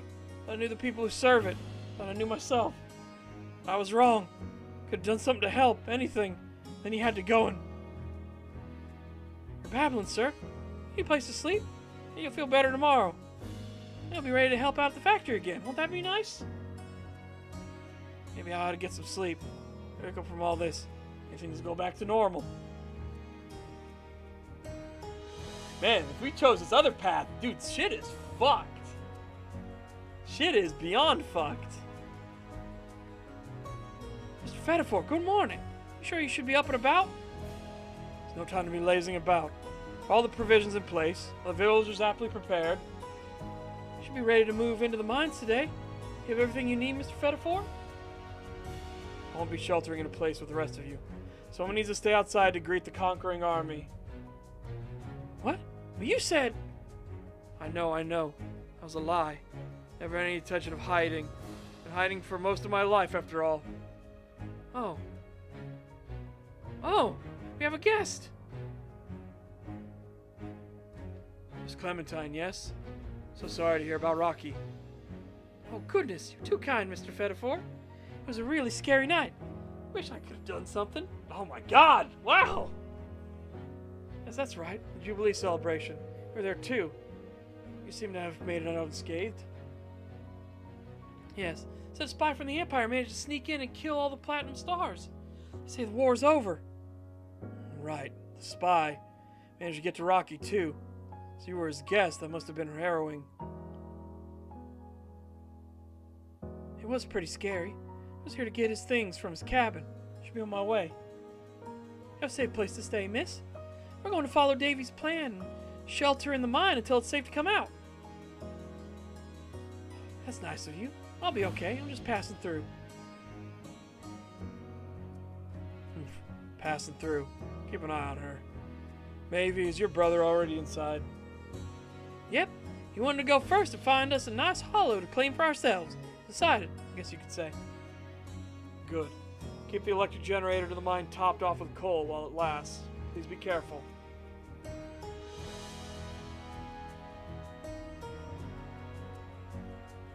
You're gonna see him?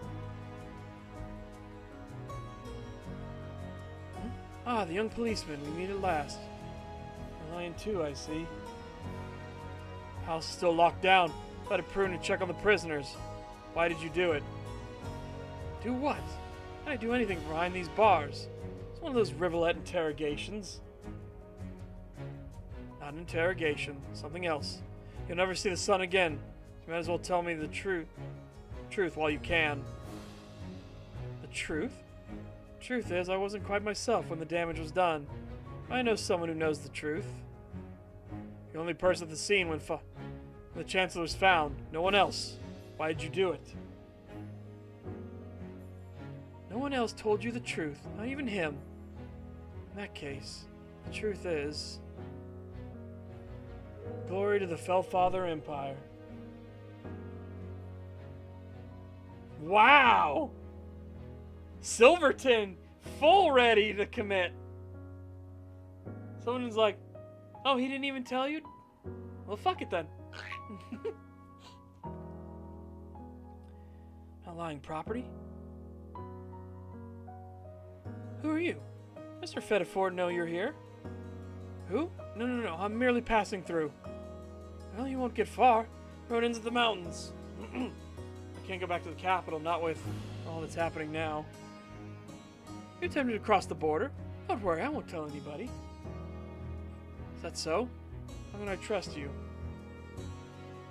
I'm going that way too. I want to travel together. You're a spry young thing. I'd just slow you down.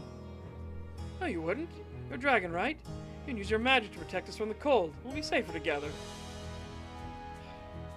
I've nothing to lose. Country's done for. I only hope the Empire is more accepting. Do you think it's true? Chancellor and the leadership was overthrown? In case we need to get moving. My name's Nev. It's nice to meet you. How'd you end up this far out here by yourself? Stories long and sordid. They're all about it on the trek through the mountains.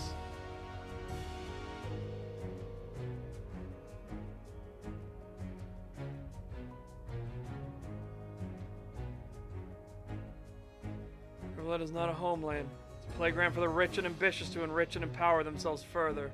I feel ashamed for having devoted my life to them. For what? Repayment? Duty?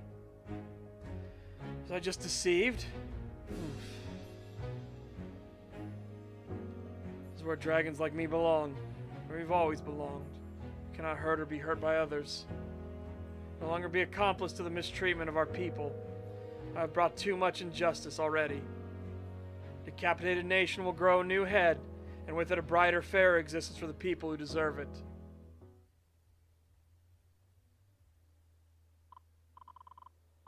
Fire from the direction of the capital. So it's really happening. My name is Seven Noxley, and where I go, death is sure to follow. Ah! So that's the Death Dragon ending. Okay.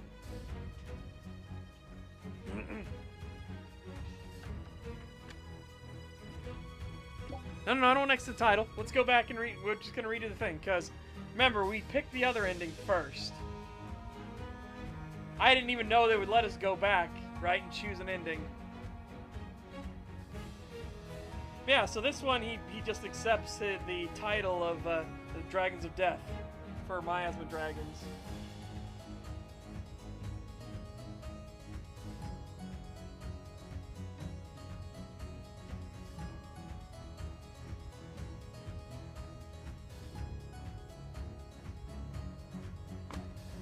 Nope. Nope. Yeah, remember, we chose the other one. So we'll go through. I'll do the speed thing. We're not gonna like read or anything. We're gonna speed through, right? I'm gonna do the skip options.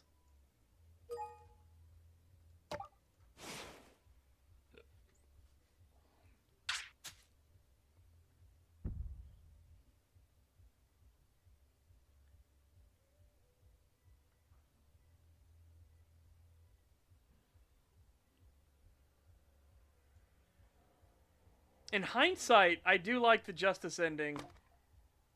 Because, again, you don't know what each thing's going to be, though, right?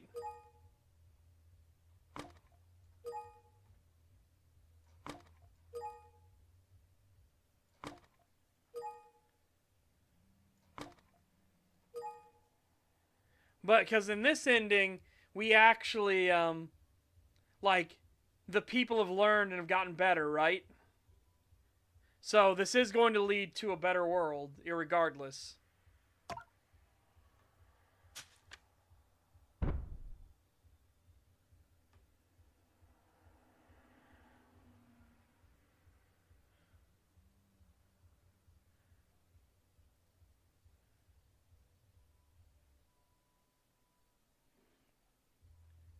And there goes Noxley. Thunk.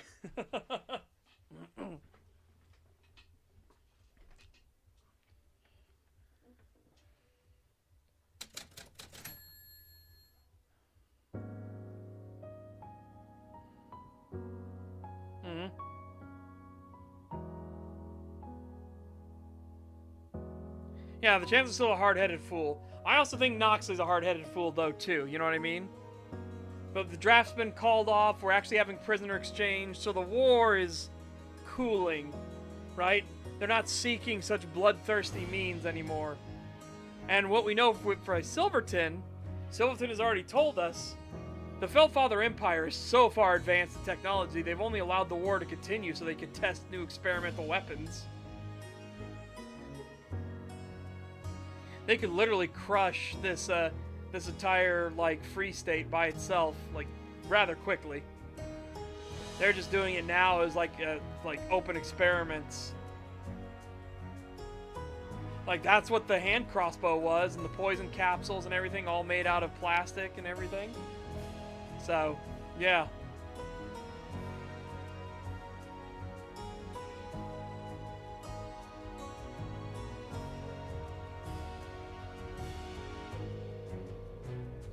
No, I didn't hear about it.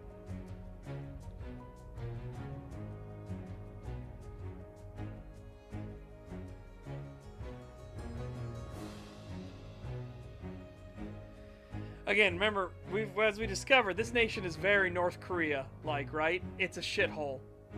But, hopefully now, things are looking better, right? Like, again, the war is stopping. There's prisoner exchanges going on now for the first time ever since the revolution. Like, they're actually trying to fix things, right? Like, again, a literal example here. Lestrade is setting up a repair business for the Dirt District. Like, Lestrade's actually fixing people's windows and stuff like that as part of his repair business.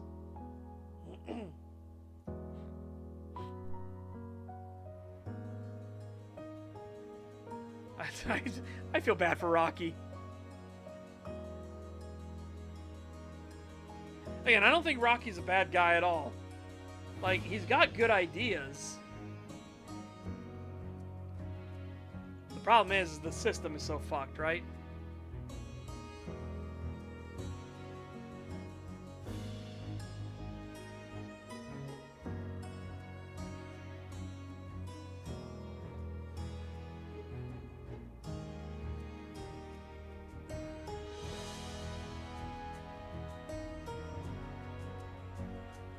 Again, he's the only one I think, like, deserved a second chance, right?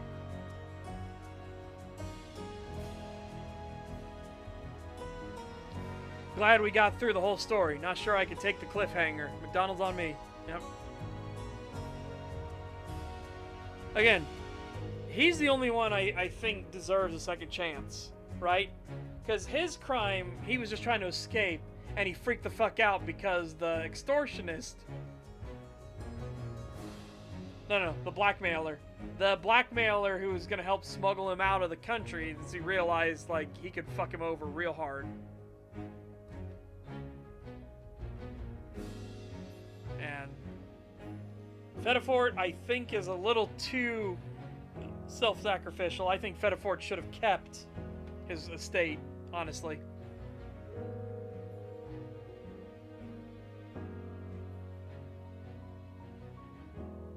Davy was completely irredeemable. The Madame Viola, she's definitely she's a criminal, like hardened criminal for sure. Honestly, because she was thinking about expanding in crime more and more. She's like, okay, that's not okay.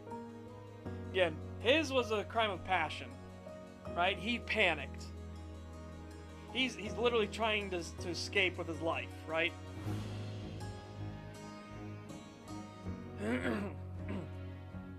Yeah.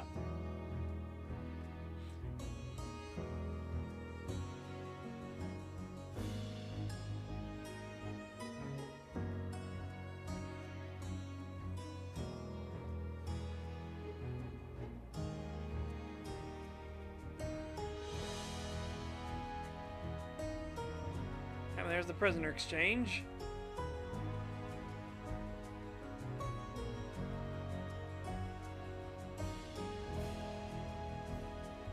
There were parts I was frustrated with, though. But no, the writing was actually pretty solid. There we go. He slipped the note in our pocket. And he departs. Here's my home address.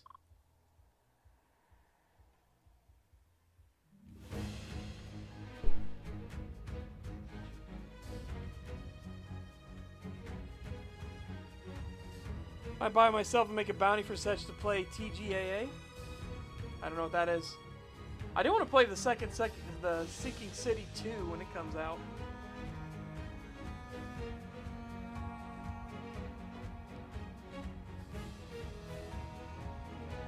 Again, Alan cooked with this music.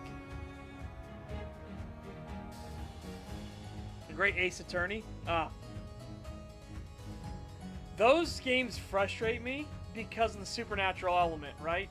Here, the supernatural element was worked in more of a natural way, but that's supposed to be the real world, right? This one, the supernatural element was front and center. This is the choice I've made.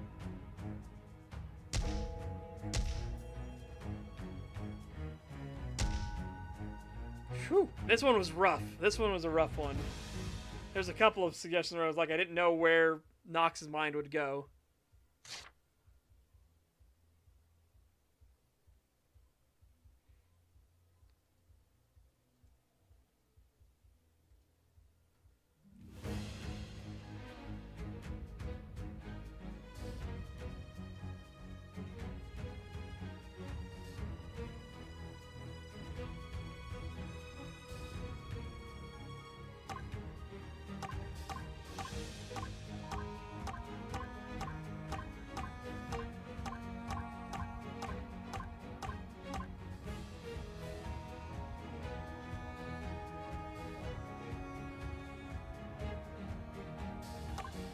I wonder if we get a second one for her.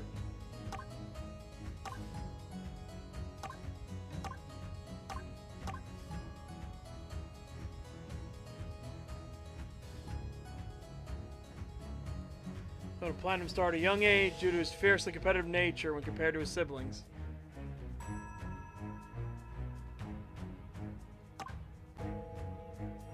Jars of delicious honey in his desk. He was originally interested in beekeeping before the revolution.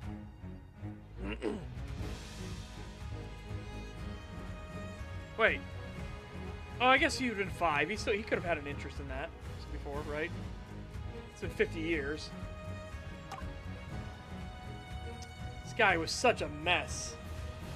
Runaway who was found trying to break into the palace at a young age. Previous chancellor wanted his arrest, but Wanah took pity on him and offered him enlistment instead.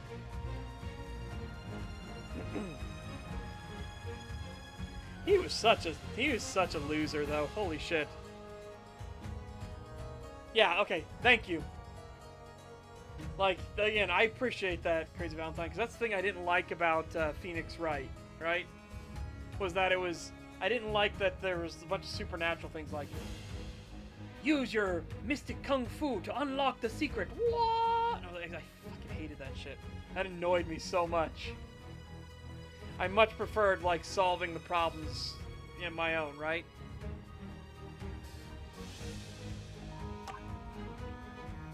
Hers, yeah, as I said, I fucking called it. Hers was an accident. She was not meant to die.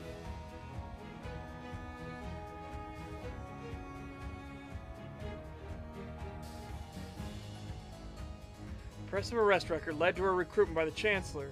She still prefers the bustle of the city at times.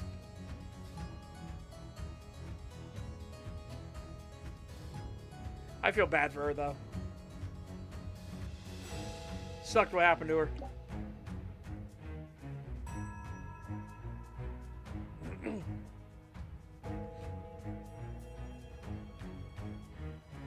Yeah.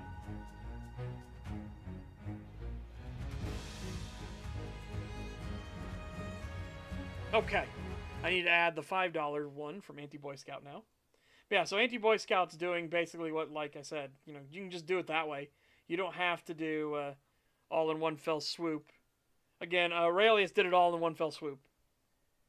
But you absolutely do not have to do that.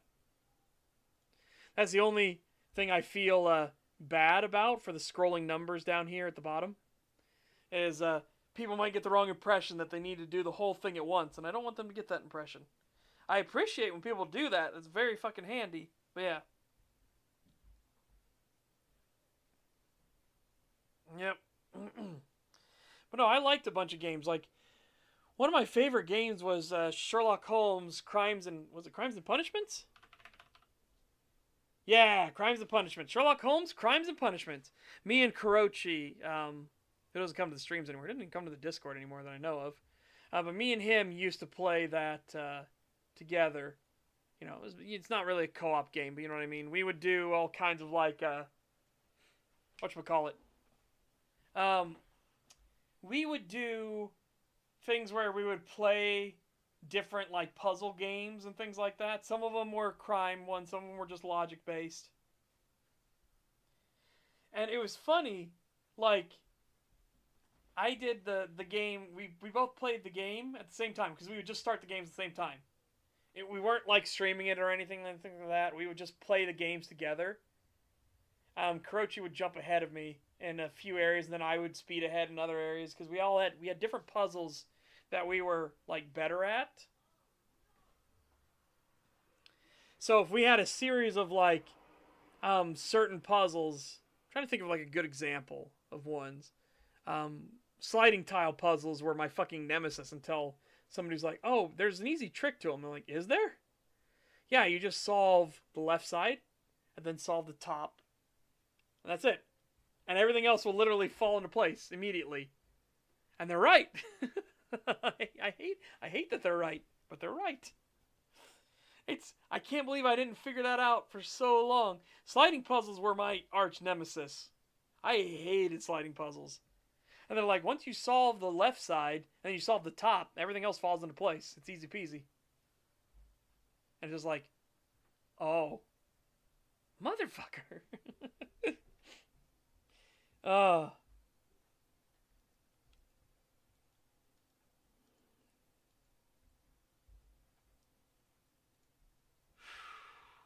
yeah.